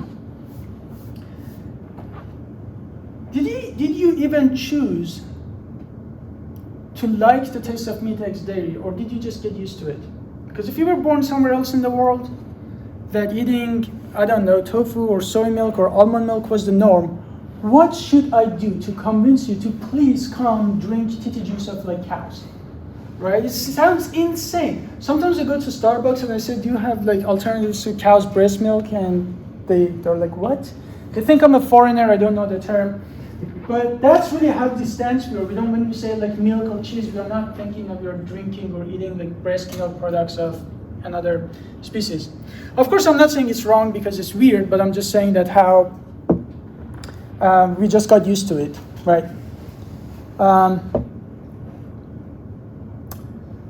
Can you think of other things that used to be legal and normal, but they were wrong? Of course, right? So we've done like women couldn't be in universities 100 years ago, 200 years ago, slavery, gay people couldn't get married, etc., etc. Society is never perfect. This is one of the best countries in the world. And I say that as an immigrant coming from Iran. But no country is perfect, and it's our job to morally make progress, as our ancestors did, as our parents did. We've done horrible things historically, things that used to be legal and normal, but we as a society decided it's time to move on. So do you think just because something is legal or normal is a good justification for just eating animals? Do you think it tastes good, it's my culture, it's my tradition, it's habit, it's convenience? Do you think these are good reasons to kill animals? Last thing, sometimes there's probably no one in this room who like supports factory farms. I think most people understand are like hell on earth. When we talk about that, some people say, what about ethical farms? What about like humane farms, small farms? But what I like to actually question, this is like the peak of philosophy, is like, let's actually question the fundamental viewpoint of how we view animals. Everyone, at the end of my lectures, there's always someone who says, one day I'm gonna have like a backyard chicken, the chicken is never hurt, and we take the egg and no one is hurt in the process. It's a hypothetical, that's not a sustainable way to feed the world. But more than that, this is what I want you to question. How come we never think of dogs as milk vending machines? You would never say, one day I graduate, in my dream, I will have a house with a dog, the dog will have some puppies, she will produce milk, I'm gonna go squeeze those teats to get some dog milk for my coffee. This sounds insane, but we still look at chickens as egg vending machines, as if like they have no other purpose. We look at cows, not as individuals, but as milk vending machines. That viewpoint is what I want you to question. Did you come up with it? Because if you were born in India, you would be worshipping cows. So who has it right? This is my home country. This is my hometown. I'm actually from Tehran. A few months ago, there was like active bombardment, and I don't know if you heard about stuff that's happening in Iran. Like my mom is still there. I still can't talk to her. They cut out internet, telephone, all that. I'm also the only child.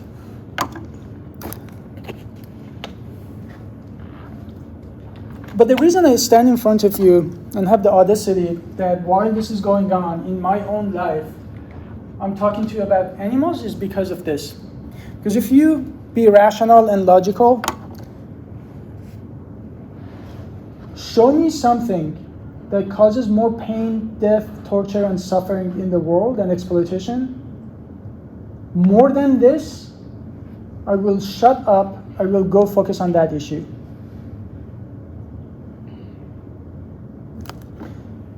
The problem with showing you this is that it loses its connection with reality. So I need you to think about it this way. If I was beating a chicken or a dog in front of you, how angry would you be? Multiple that by 3 trillion animals we kill every single year. That's how much pain and suffering we're causing, just that we don't see it. The scale of this exploitation is so bad that it has become a public health hazard. Eating animal products correlated to top causes of death, heart disease, cancer, diabetes. Pandemics and zoonotic diseases, climate change. Food sector, like even if you got rid of fossil fuels, the food sector alone from animal ag will not let us challenge climate change, pollutions, deforestation, habitat loss. And it's impacting not just animals of other species, but also humans. I took this picture when I was flying from Austin to Chicago. I was looking down, I see these buildings. Do you know what they are? Any ideas? Yes? Slaughterhouses? Close. They are animal farms. In that one picture alone, there are millions of chickens, individuals, trapped like this, just waiting to be killed. And then, I guess that's the public ignorance is a bliss almost. It's like, I'm in this flying tube with 200 other people looking down, looking at the same thing, and it seems like other people don't even know what's going on down there. So when I say that this is one of the most neglected forms of oppression and injustice in today's world, that's what I mean. Because if I was beating a chicken in front of you right now, how long do you think it would have taken until someone called cops? Pretty quickly. But then we go to Chick-fil-A and eat chicken, we don't think about it, right? Then we fly over these animal farms, we don't even think of individuals trapped in these farms. Yet, replace chickens in those farms with dogs, there would be riots everywhere. Americans would not have let that happen. What is going on, my friends, with our inconsistency, with our double standard? And here's the thing, I'm not talking about 2,000 years ago where people had to do what they had to do to survive and hunt or whatever. I'm talking about us today, 2026, Kansas, in the US. Why do we keep doing this to these chickens? Did we, think about the chicken wings. Did we really need to kill 800 million chickens for chicken wings for Super Bowl? Why do we do it? Habit, tradition, convenience, taste. A core issue I want to target today, and I want you to think about it. You probably think humans have more value than other animals. It's probably our bias because it's our own species. I would say that you could still hold on to that value and understand that hurting other animals is wrong. For instance, if you step on a dog's foot, you're not like, oh, this dog is equivalent to a person. That's not what you think. You just know that hurting this little thing is wrong. That's all, right? But I also want you to think about it this way. I'm not saying that we are identical. You and I are not identical. We are different in so many ways. What we have in common, though, is we all feel pain and suffering. If you want to handpick our differences, there are so many things you can come up with. You can say, I have a different race than you. I have accent, you don't. I'm gay, you're unfortunately probably not. You can, and historically speaking, we picked these differences to kill each other. right? We said you are a different race, we're gonna burn you to death. You have a different race, you're slaves. In my country, if you happen to be gay, you're slaughtered, you're executed. But we know that that's not right, because at the core, we all deserve human rights, basic liberty, because we feel pain and suffering. So here's a hypothetical. If you have a good reason to eat animal products, imagine if an alien came here today and wanted to eat you. How do you convince them not to eat you? If you tell the alien that, well, we are smarter, the alien could say, I'm smarter than you, that's a good justification. You could say, well, my species came up with Beethoven and Mona Lisa and Mozart, and the alien could say, we did even better, if that's a metric that we should use. And worst of all, the alien could say, I'm going to eat you because you taste good. In this situation, we are the alien to other animals. What is the quality that animals of other species don't have? That if a human didn't have, we would treat that person like the other animals. I repeat that. What is that quality that these other animals don't have, that if a person didn't have that, we would treat that person like these other animals? So if you say that it's intelligence, intelligence makes us superior, gives us the right to do horrible things to animals, then I would ask you, let's say a person is not intelligent. Let's say they have some cognitive issue or disability. Does that mean that I should exploit them? Of course not. Is it feeling pain? Let's say someone is not capable of feeling pain, but they're conscious. Does that make sense for me to exploit them? Of course not. Then what is it? Name it. Name the characteristic. The reason it's important is that helps you to understand that there is no fundamental difference between us and members of other species that allows us to exploit them. If anything, we have one thing in common. We all feel pain and suffering.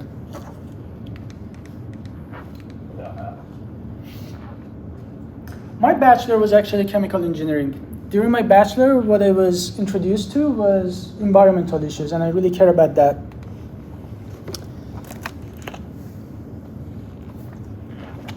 This is very bizarre, but I'm also a musician, so this is me. Back in Iran, my friend said for us, let's go to hospitals and play music for children suffering from cancer. That's what I did. And I'm shy and introvert. Every time I give public presentations, literally a part of me dies.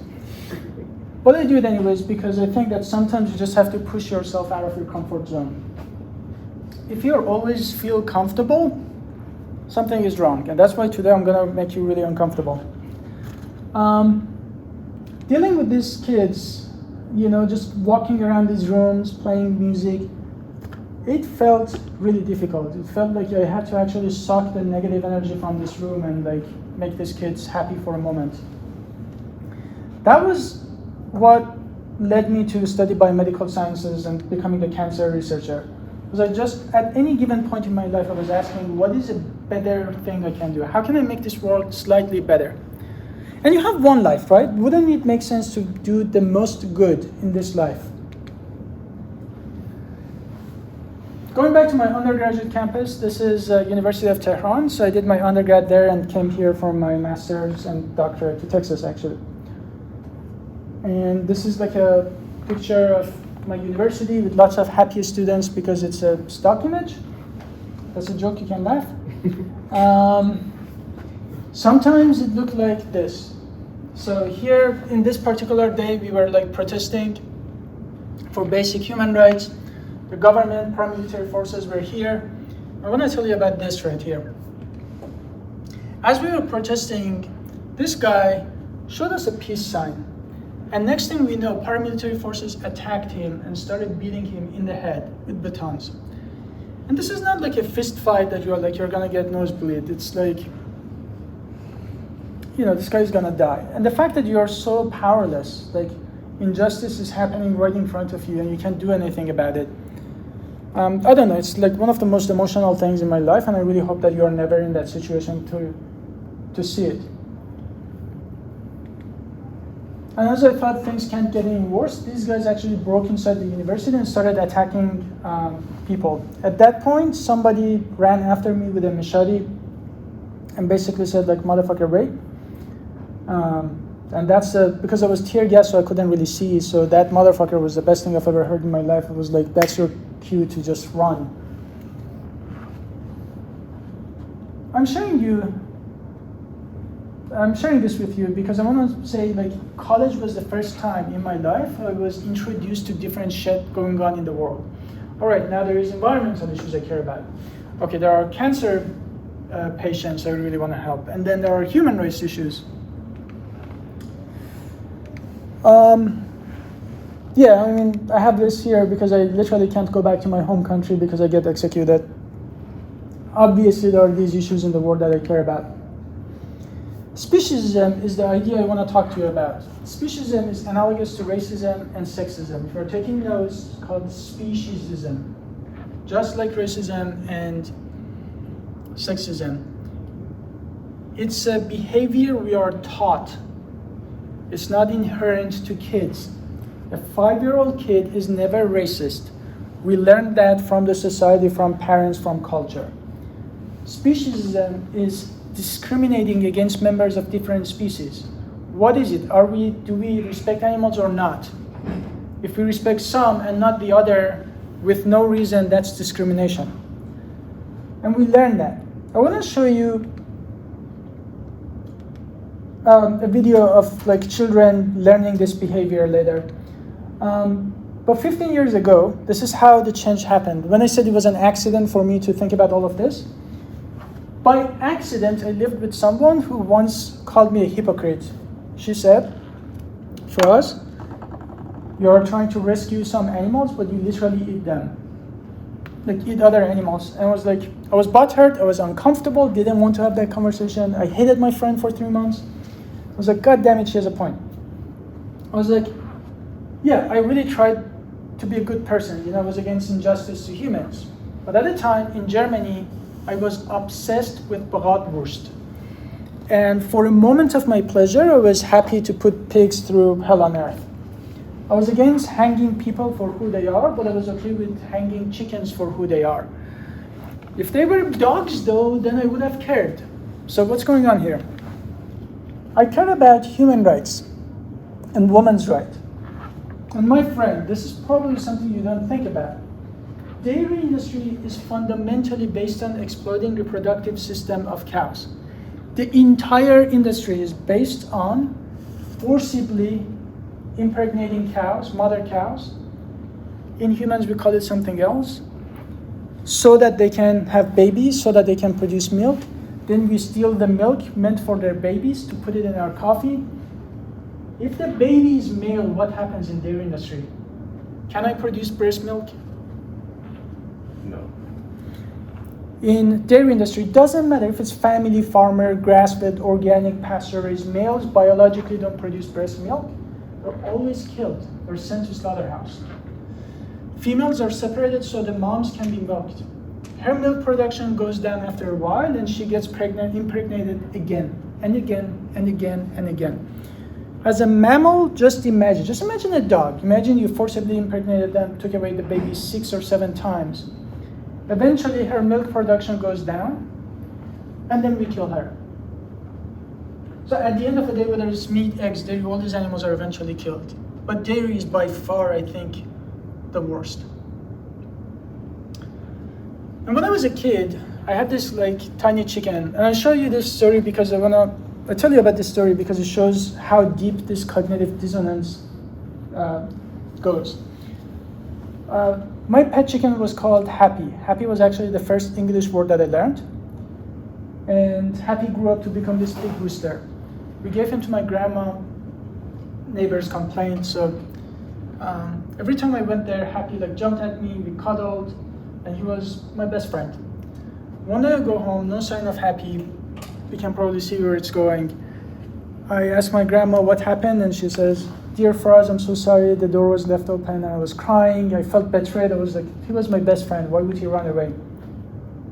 10 years later, after my grandma was already dead, my mom said by accident that the chicken soup we had that night. And to be honest with you, I still have a hard time like forgiving my grandma. But the irony of this whole story is that day I remember having the chicken soup. and I remember the bones, but I didn't care. So what is it? So that's the cognitive dissonance I'm talking about. Nowhere in this presentation I'm giving you my values.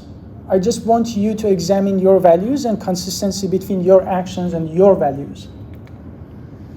I want to show you a few kids. I'm not showing you to make you emotional or just like kids crying. I actually don't like kids. But I'm showing you because I think that that's where we were, all of us as kids. We cared about animals. But the society sort of conditions us to not see them anymore. What I want you to pay attention is, as kids, we loved animals. Somewhere along the way, now when I talk to your peers, everyone has a justification. Jesus put animals here for us to eat. Halal, we kill them in halal way. They taste good. What else? They're healthy. Animals are not hurt. All these excuses. The reason I'm showing you this, because I want to challenge this idea. Did you come up with it?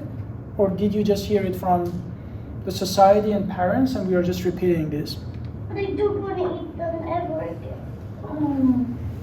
What do you think? So what will you eat instead? I will eat whatever there's on the table, but not chicken or meat. Why do you think you don't want to do that? Because they're animals and I like animals. So what will we do if we miss eating chicken and meat? I don't miss eating chicken and meat. How about fish? Fish? Yeah. Fish? Is it an animal? Yeah. I won't eat that either. Oh my God, so what? I won't eat animals! Okay. Why do you feel sorry for animals? Because they're nice and I know that we cook them sometimes, which is not very nice, and I know we like. I just want them to chop them. You don't want them to be chopped up. But they taste very good. They taste very good. You don't eat horses. You only eat turkeys, Why? and chicken, and pigs. We don't eat horses, we eat chickens, cows, pigs. And sheep are nice and cows are nice. The kid knows there is no moral difference, but the dad says they taste good. Farmers. Why? It's their job. That's how they make a living. Farmers need to make money. They taste good. They taste They have good. protein, they're good for you. They have proteins. They're good for you. Oh, sorry.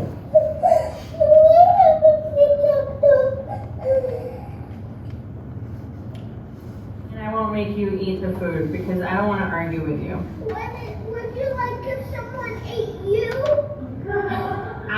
No, I wouldn't. Well then why should I eat this poor harmless animal?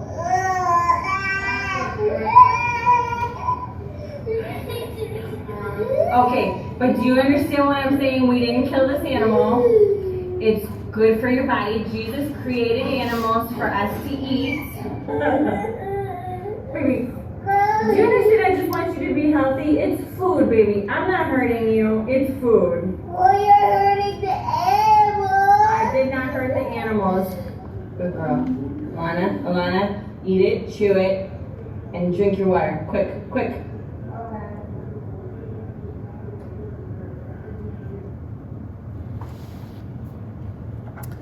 So, today when I ask people what stops you from going vegan and not like eating animals, or like tastes good, culture, farmers need to make money. So I hope that you can see that as kids we actually were animals' best heroes.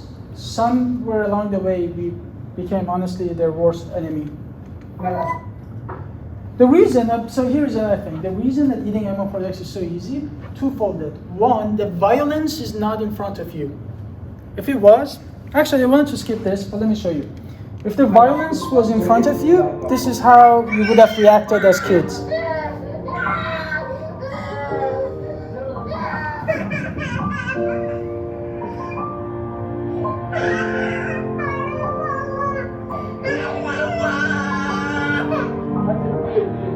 much good if you did it. With the raccoon.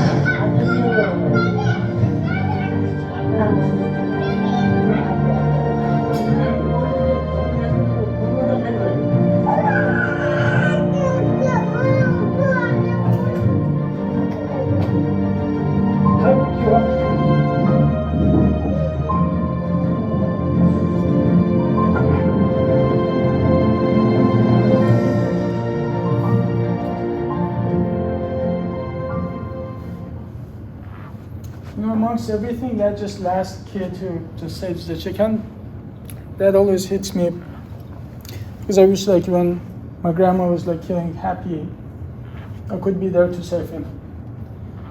But my point is, if the violence was happening right in front of you, you would have not remained quiet. You would have done something to save that animal.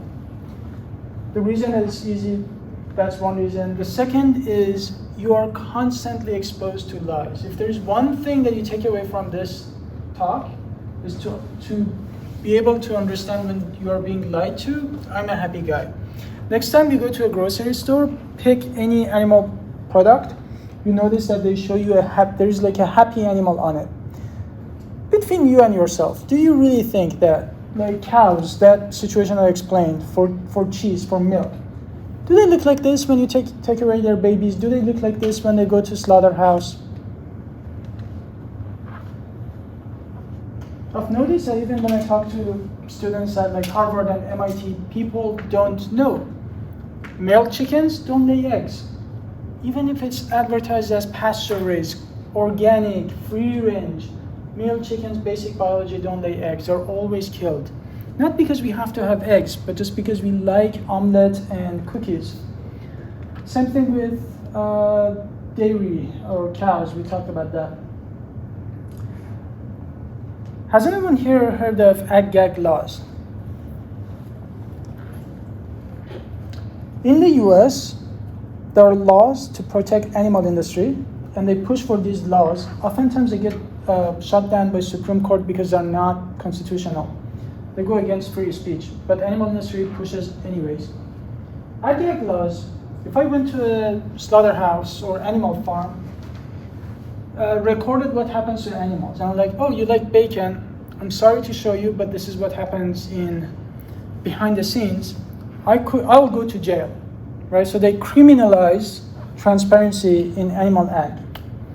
So it's called ag-gag because ag for agriculture, gag for gagging. So what is it really that animal industry tries so hard for people not to see? If it's so good, then why are they trying so hard to hide it?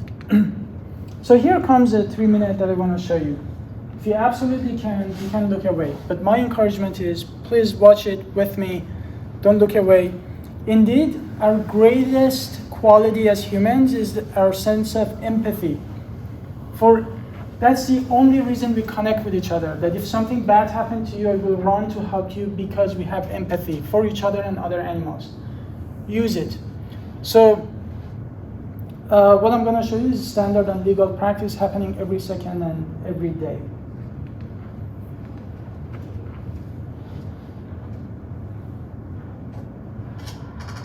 Your kids will love you, darling. One thing that unites us as humans is food.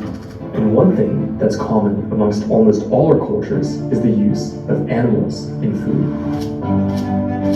Supermarket packaging and marketing campaigns may lead us to believe these animals live happy lives. But is this actually the case?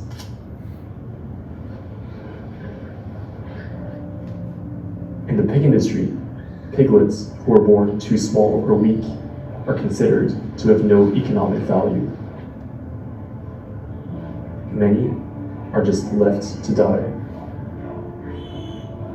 Others are killed by being smashed against the floor.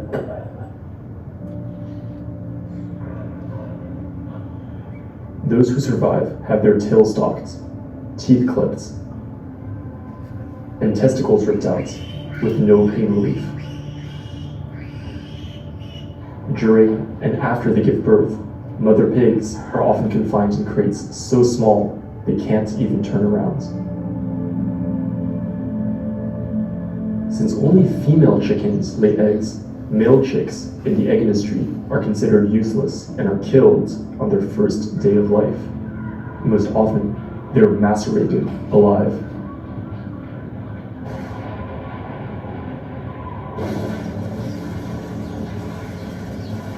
Chickens in the meat industry are selectively bred to grow extremely big, extremely fast.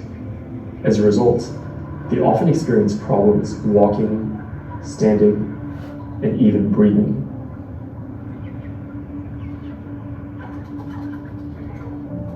Cows in the dairy industry are relentlessly milked, which can cause them to collapse from exhaustion.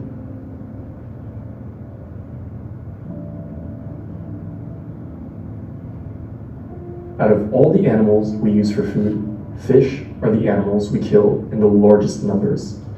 Yet, they're the ones we protect the least from cruelty and suffering. Investigations have often found fish still conscious long after being put on ice. Whether they're raised for meat, dairy, or eggs, all animals are eventually sent to a slaughterhouse.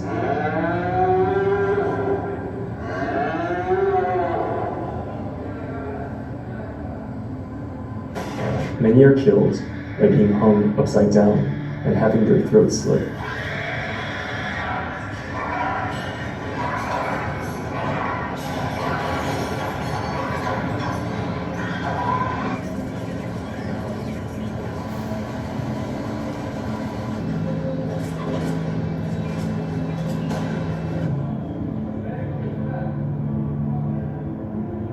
For pigs, a common slaughter method is the carbon dioxide gas chamber, which burns their eyes, nostrils, sinuses, throats, and lungs while suffocating them.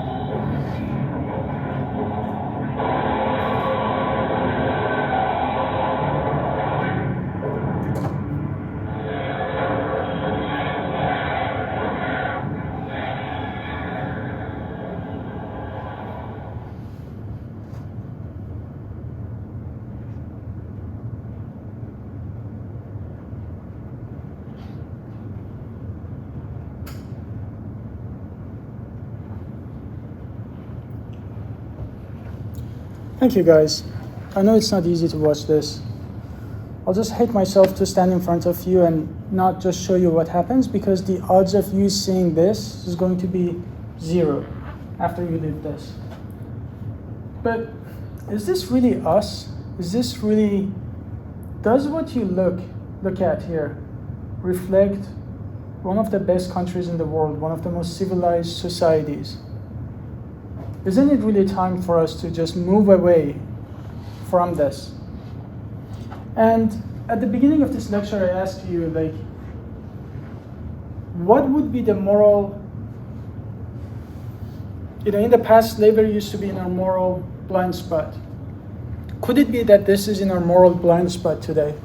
50 years later, when the society or people look back at us, which side of history do you want to be?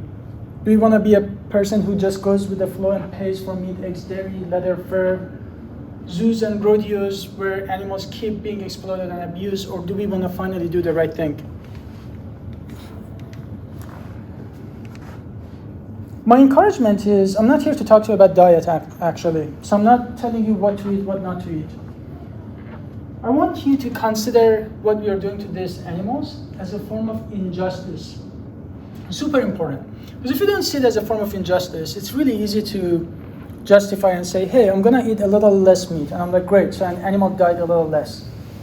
It might be a good solution for environment and for your health, but not for the animals. If I was beating a dog now, and you're like, stop it. And I said, fine, I start from Mondays. Beatless Mondays, like meatless Monday. On Mondays, I'm not gonna beat this dog. You're like, are you crazy? Do you need to go or you have a question? I have a question. Where can I access that video? So I'll be happy to send it to you. Yeah. There's a documentary called Dominion. And it's basically 2 hours of more in-depth Dominion. I'll send it to you. Thanks for asking. Treat this like any other form of injustice.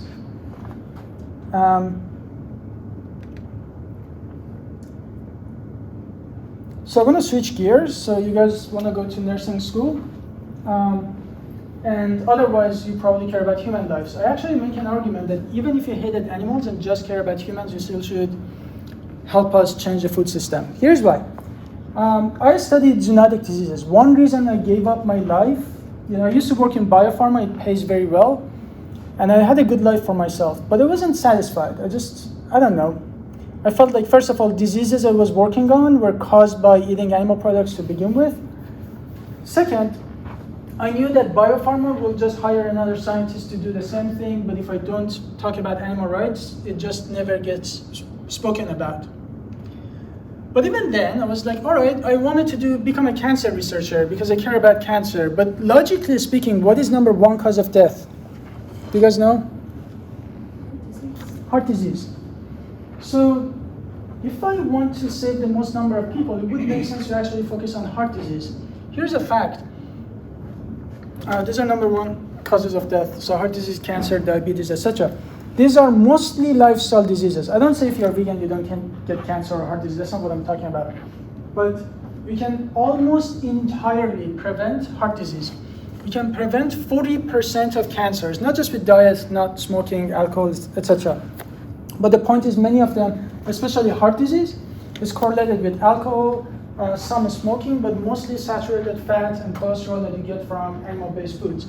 And I'm not making this shit up. If you go to any cardiologist, they will look at your lipids is the first thing they're gonna look at. They're gonna probably tell you reduce your meat consumption, etc. Meat is being marketed to us as a good source of protein, which it is. It is a good source of protein. But when you look at the food, you have to look at it as a package. It's like Coke has potassium. It is a great source of potassium, but is it the best place to get your potassium from?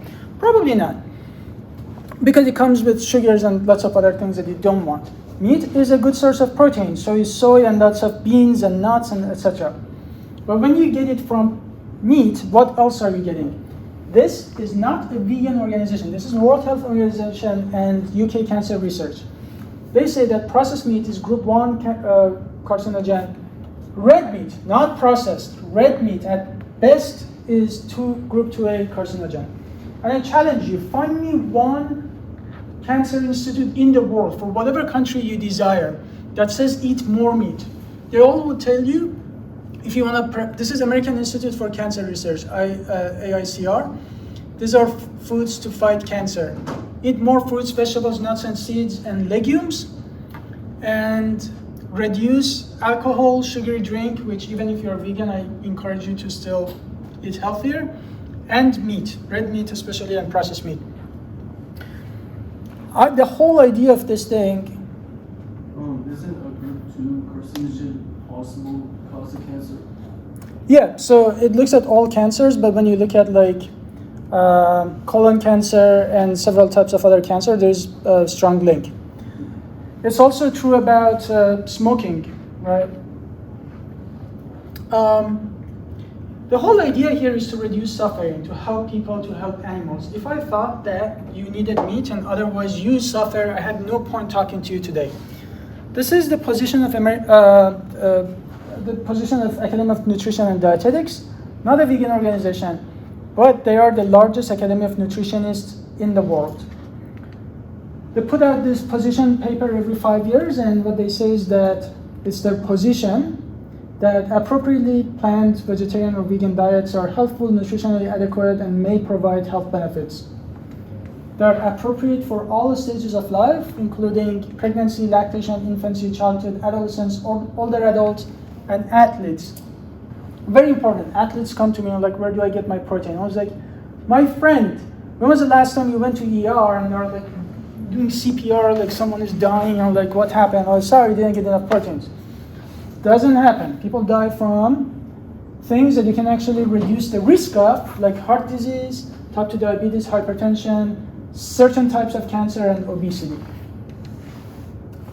One of the major global issues that you don't know about is antibiotic resistance. It means that if you have an infectious disease that is antibiotic resistant, it will kill all of us, most of us at least. And a simple sore throat that you get antibiotics for, you can't treat it because now it's resistant.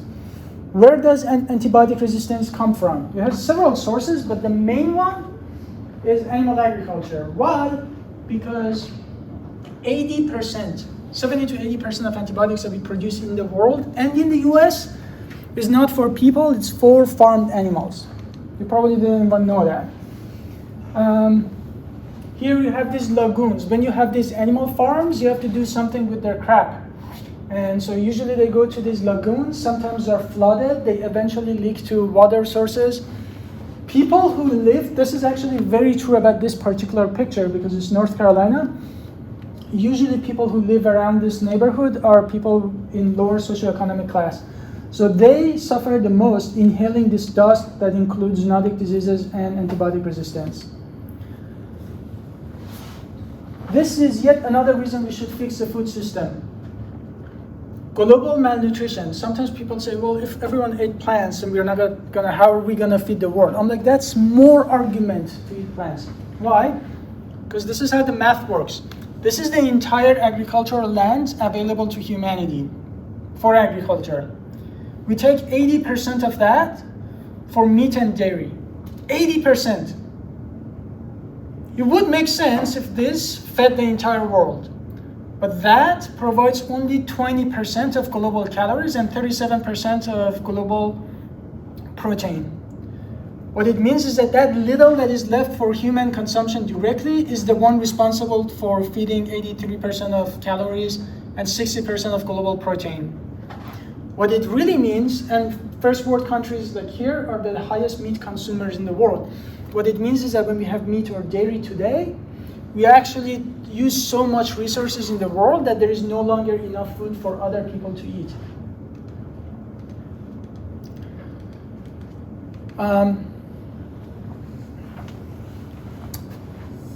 This is an undercover investigation from Fairlife. It's one of the largest dairy producers in the US. The animal recovery mission undercover in Arizona is not just one dairy farm, but two. Both will supply Coca-Cola's Fairlife milk and core power. But the reason I show you this, I go to college campuses and I see people like grabbing this Fairlife. Great marketing, by the way. Fairlife, happy cow on the bottle. I don't think people are bad people. I just genuinely think we just don't know. It looks like this white, harmless liquid that never hurt anyone. But like I said, you can't get more cruel than dairy. For every droplet of milk, for every piece of cheese, babies are separated from mothers and eventually killed. I always wanted to pet. This is an investigation I did myself. Could you show me one of these cats? You can tell with Okay, thanks so much. my I hope it's not a bother. stupid accent. Thank you. Thank you. Thank you.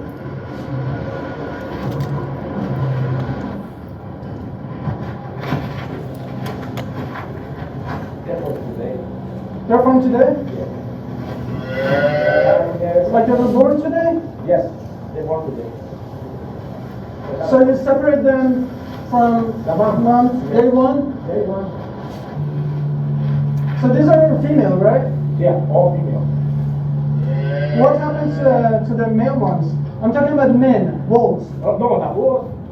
Yeah, what happens to them? Right away. To the slaughterhouse? They have company, they come in and take it. Okay. Do they raise them for meat or just kill them meat? Dale, company too. $800. That guy? Bulls? One. $800. Yes. Yeah, there's a company come they come Monday, Wednesday, maybe Friday, 3 days in a week. 3 days. Yeah, so my shirt is black, so my phone is black. I usually just put it here, go to the small farms. I'm gonna finish in like 10 minutes and we'll answer your questions. Yeah, what I was showing, I don't wanna just give you information that is not accurate, but these are like small local farms in Texas. And what I wanted to just show you that even in those farms, male calves, like you saw, day one separated, waiting to be picked up by a slaughterhouse. Like I mentioned, please don't fall for this stuff. Humane, can someone tell me what humane means, the word humane? Any ideas? When you hear humane, what do you think it means? Treated with respect. Yeah. The dictionary definition of humane means act of kindness and compassion. And I do think that you can kill an animal kindly and compassionately. Depends on your intention, right? When a dog is sick and old, you want to help them, reduce their suffering, then you put them down, you take them to a vet, you cry, you pay out of pocket to help that animal. But when you pay so that someone has to kill an animal because you like to eat them, that's selfish. You like the taste. That's not being kind and compassionate.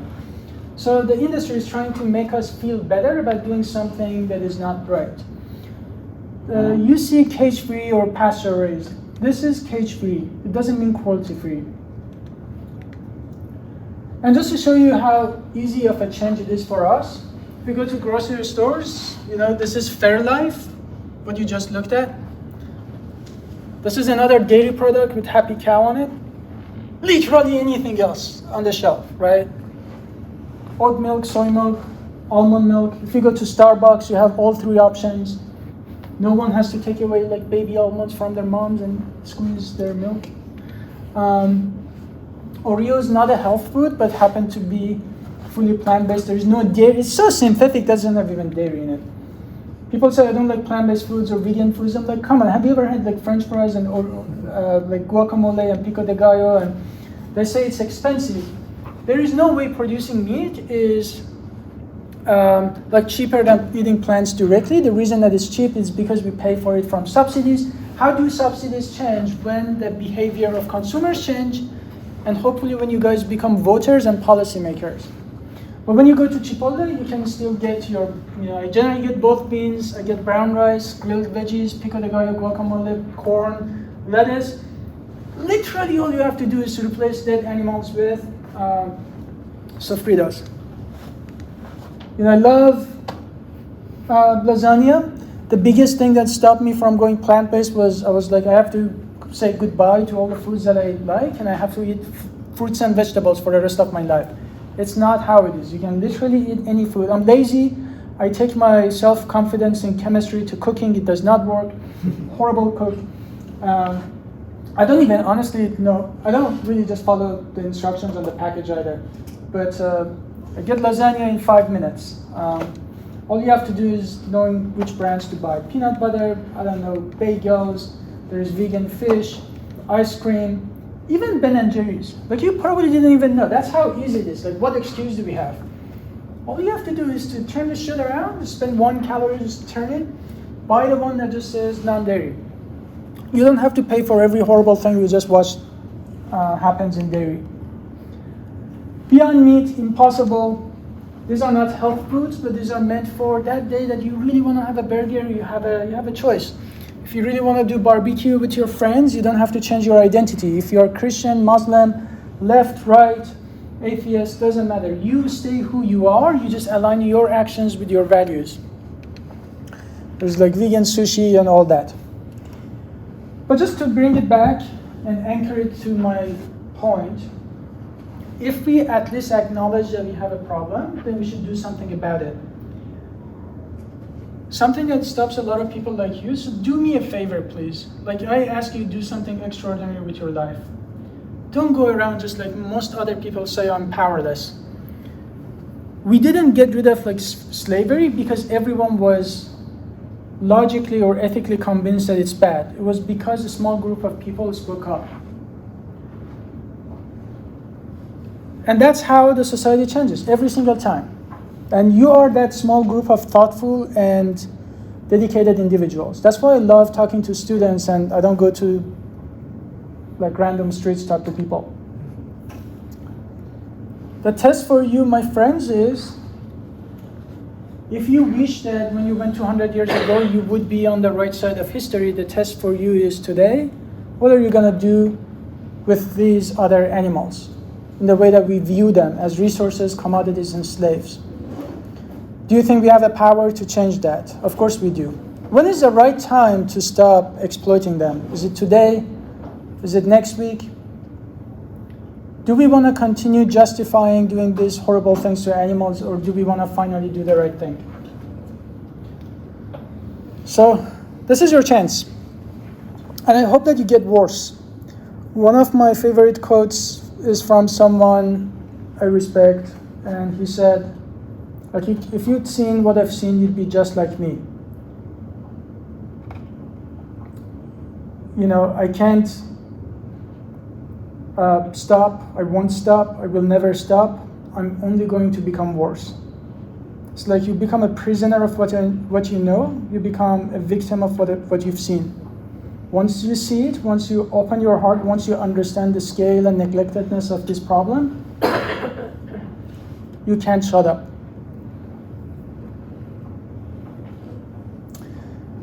I know it was a very hard lecture, you probably didn't expect a lot of it, so I really appreciate you guys coming to this with an open mind. Think about it. It's probably the biggest moral question of our time. And so with that, thank you. Thank you. You answered my question. What was it? I was going to ask if that was a big, like a smaller farm or a big farm. Yeah. I answer it again because I know it's important. So first, it's not scalable. You can't feed 8 billion people with small farms. Second, it gets more expensive. If you buy locally and like those good farms, then it becomes a matter of privilege. Then only rich people get to eat like animals that were treated nicely. The rest of us have to eat horribly treated animals. Third, it does not solve the issue of zoonotic diseases. The current bird flu that's going around right now comes from factory farms as well as small farms. Four, and perhaps the most important one, I want you to question, like, what is it that we still look at chickens as vending machines but not as dogs? We would never say, what about small farms that have free-range dogs because they taste good? Like, because you and I have been conditioned not to look at them. So I want you to even ask that question, like, why are we looking at those chickens as commodities? Does that make sense? Yes. So all of you. I guess I would say, like, I kind of disagree with the fact that eating meat is bad. I do agree because I've seen these videos before. Like, bad for who, sorry? Like, just in general, like, ethically. But I mean, because I honestly think a lot about like the Native American practice of eating meat, for instance. Like, I think we're extremely wasteful, and the industrialization of meat is terrible. But like, I know, for instance, like eggs, we get eggs from our like family friend who they have chickens as a hobby, so they have a bunch of eggs and we get eggs from them. And I think in a way it is possible for local farms to feed people. I think it's the fact that food is no longer like a community thing. Because I agree with what you said, that like it's a privilege to eat meat necessarily. Not in a way it's like that, but it's like, I think meat is viewed as like how you said, like we just eat chicken wings here and there and burgers. Like, I know a lot of cultures who raise their own animals or whatever to eat, meat is maybe like 20% of the diet, if that. Yeah, it's a luxury in a lot of cultures. Exactly. Yeah, so I think meat would definitely be like more of a luxury thing, not that's inaccessible, but I think the amount that we do eat meat is like egregious. Sure. And I think that there are definitely ethical ways to eat meat. So the reason that it's an ethical issue in today's world, I think that's something like I talked about earlier on, is because in today's world, it's not a necessity. And that's why I said I don't talk about people in 2,000 years who had to do whatever. If you're living in the middle of a jungle, and to see if a dog attacked you right now and tried to kill you, I'll do my best to protect you, whatever that means. Whatever you have to do, right? If you are a F-15 fighter jet pilot and you ejected in the middle of Atlantic Ocean and you have to catch a fish to survive, you do what you have to do to survive.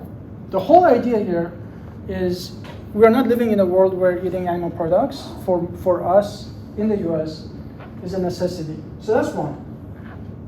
Two, we don't get our moral from other cultures or from like Native Americans. Indeed, if you care about Native Americans, lots of their land have been ruined because of animal agriculture. That's something for you to look up.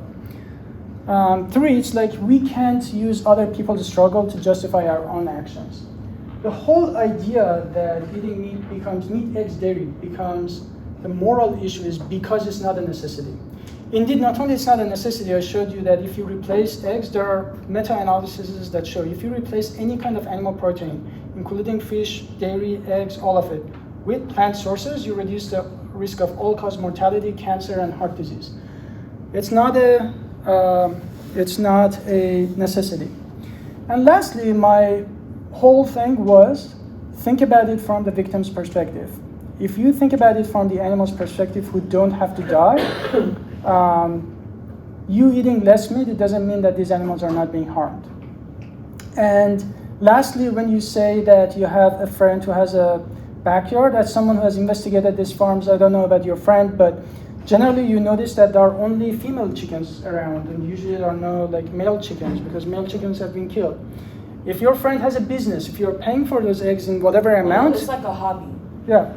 They have a house. Yeah, I just don't think like 8 billion people can have eggs from like people who have hobby chicken. And by the way, one other thing that I add, my great-grandparents actually used to have like the same exact thing that you just described. It wasn't a business. She just gave eggs to us and neighbors. And I was responsible to go and get the egg. The eggs are not fertilized, as you probably know. But the chickens didn't like me going to them. They still lay on their eggs, right? They didn't like me to go and they got agitated, and I've done that with ducks as well. They don't like you to go and grab something that is theirs because they still like to lay on their eggs. In nature, when chickens lay eggs, they actually eat their eggs if it's not fertilized after a while. If it doesn't hatch, why? Because they put a lot of nutrients into like making these eggs. The other thing is, it's like never-ending issues with this. The other thing is chickens in nature lay about 30 eggs per year. The chickens your friend has have been genetically bred to a point that they lay about 275 to 300 eggs per year. That's a lot of pressure on these chickens. At the end of the day, I'm not talking about one hypothetical or small farm here and there. I'm talking about the entire food system globally. Yeah, I was like, in your own investigation, the video, we saw like a little cat right on the side, and there's still the whole farm. The cat? Yeah. Yeah. A little cat, like. That caught my attention too. He's nice, but yeah, at the same time, there's still all that cruelty going on. Yeah, I'm glad you saw that. I always want to say something about it. There were a bunch of kittens. I actually love the kittens, and even the farmers themselves. I talked to 2 or 3 of them. Good people. Like I actually asked him, I was like, how does it feel? Like, do you do artificial insemination? And he said, yes. I was like, how does the cow feel? He said, one time I almost got kicked in the head because the mom didn't want to give up her baby. I go to you next.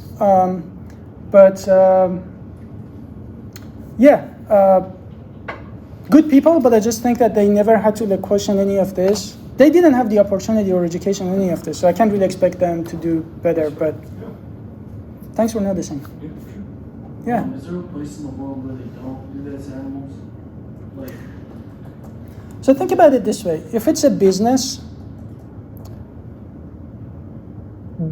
of selling sentient beings, there is no way to do that without exploitation. Because the whole idea is, if you are running a business, what's your primary goal? To like mass produce. Making money. Yeah. The second animal welfare or well-being gets in the way of making money, which one do you think they will choose every time? They'll go bankrupt. Like, they can't choose animal welfare, right? I'm not saying that there are not farms that treat animals better, but remember the question I asked at the beginning, like, do you think slavery or enslaving others or oppression are unique to humans? Because if you're making profit off of body of other animals, that's exploitation. What I'd like to question today is, like, why are we looking at chickens as vending machines and like objects and commodities? We literally call them livestock, right? Any other questions here? I was just saying, like, I agree with what you're saying, I do, but I think it's the industrialization of like agriculture in general, because like even with plant foods though, immigrant workers are the bodies being exploited, not animals.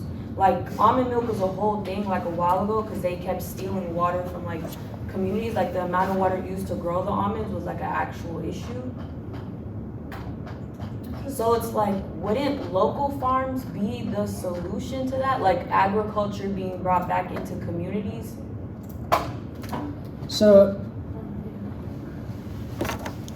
you're right that almond takes some more water compared to oat milk, soy milk, and rice milk, but not compared to dairy. 1. 2, you can always go vegan and not have almond. 3, I'm here inviting you to consider the cows. In what world does it make sense to have access to oat milk, soy milk, and rice milk, yet you rape an animal 7 times, separate her babies, and kill her, like the biggest form of exploitation of sexual organs of cows? In what world is this not a part of the equation we're talking about? You mentioned plants. Like I mentioned, most of the plants that we're growing, indeed even soy, 95% of soy is not to feed like 2 vegans here and there, it's actually to feed animals. And lastly, just because there is a problem here, you're at the end of the day, you're right.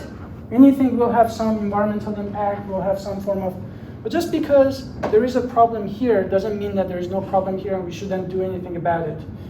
There are better ways to do agriculture. Almond milk, almond itself is not a product of exploitation. Of course, you can have almonds, you can have slaves to grow almonds, but almonds itself is not a problem. But if you're drinking milk, that milk was not meant for you. It was meant for a baby calf. If you're drinking it, it just means that a baby calf isn't. No, I'm just saying to you. Yeah. If you're drinking it, it just means that a baby calf is not. So the product itself is the problem, not the way that it's been produced. If that makes sense.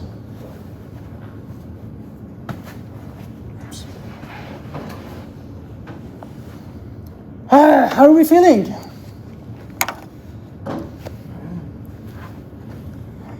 Disgusted. I really appreciate you guys coming to this with open mind. The entire thing is be very cautious of when you eat meat, eggs, dairy, when you grow up being told otherwise, when you're faced this. There's going to be internal conflict, but please deal with the conflict as soon as possible, because this might be yet the greatest moral question we have to figure out, and we have to figure it out quickly. I really appreciate you. I want you to know that you have the power to, first of all, not be a part of this. Second, to help it end. As someone from a country where I don't have free speech, one of the best things you have in this country is your voice. You can freely express yourself, use your voice, use it for a good cause. These animals can't fight for themselves. They don't have legal protection. They don't have lawyers. They don't have activists helping them. So you are the only hope that there is for the future. So if there is anything I can help with, also always count on me. Again, thanks for watching the video. I know it's tough. I appreciate you.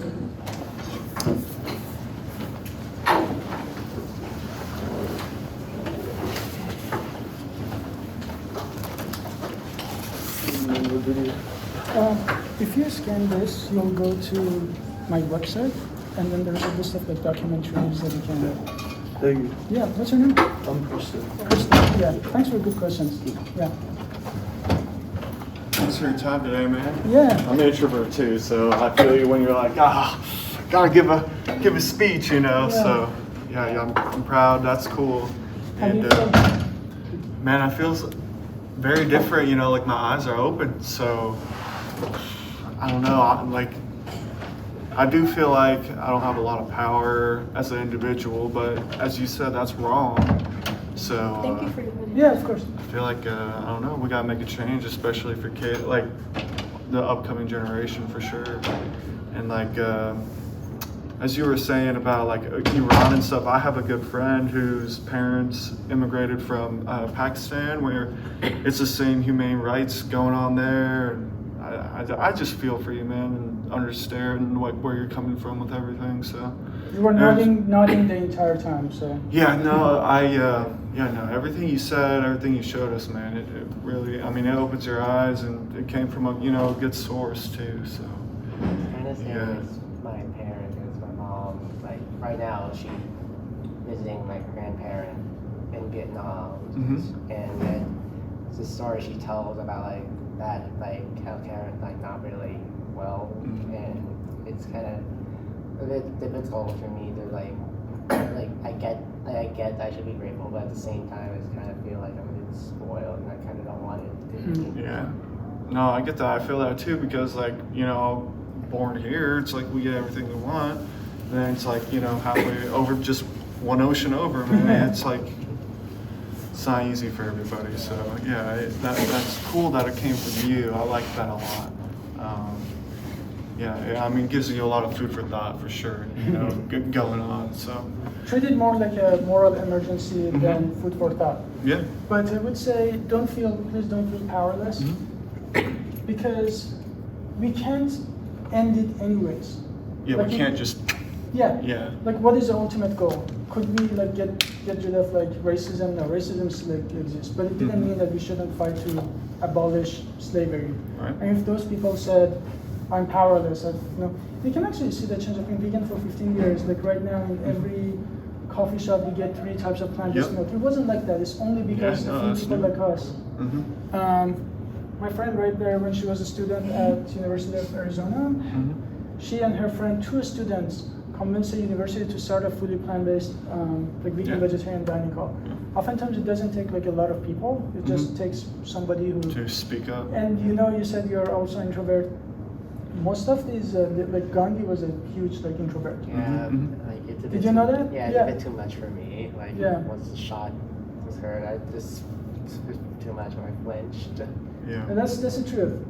Well, the point is that the society wasn't ready for what he had to say. And but they to really hide it. appreciate it, like that's the point is like you can be that right, and the society could be that ignorant about how right you are, right? Absolutely. But don't feel powerless. You absolutely have the power, and thank you for being open-minded about this. Of course. If you have any questions or anything, just reach back. Yeah, absolutely. What's your name again? Thanks again. Jacob. Jacob. Yes, yeah. sir. Nice to meet you. Yeah, nice to meet you, my man. Thank you again. Nice to meet you.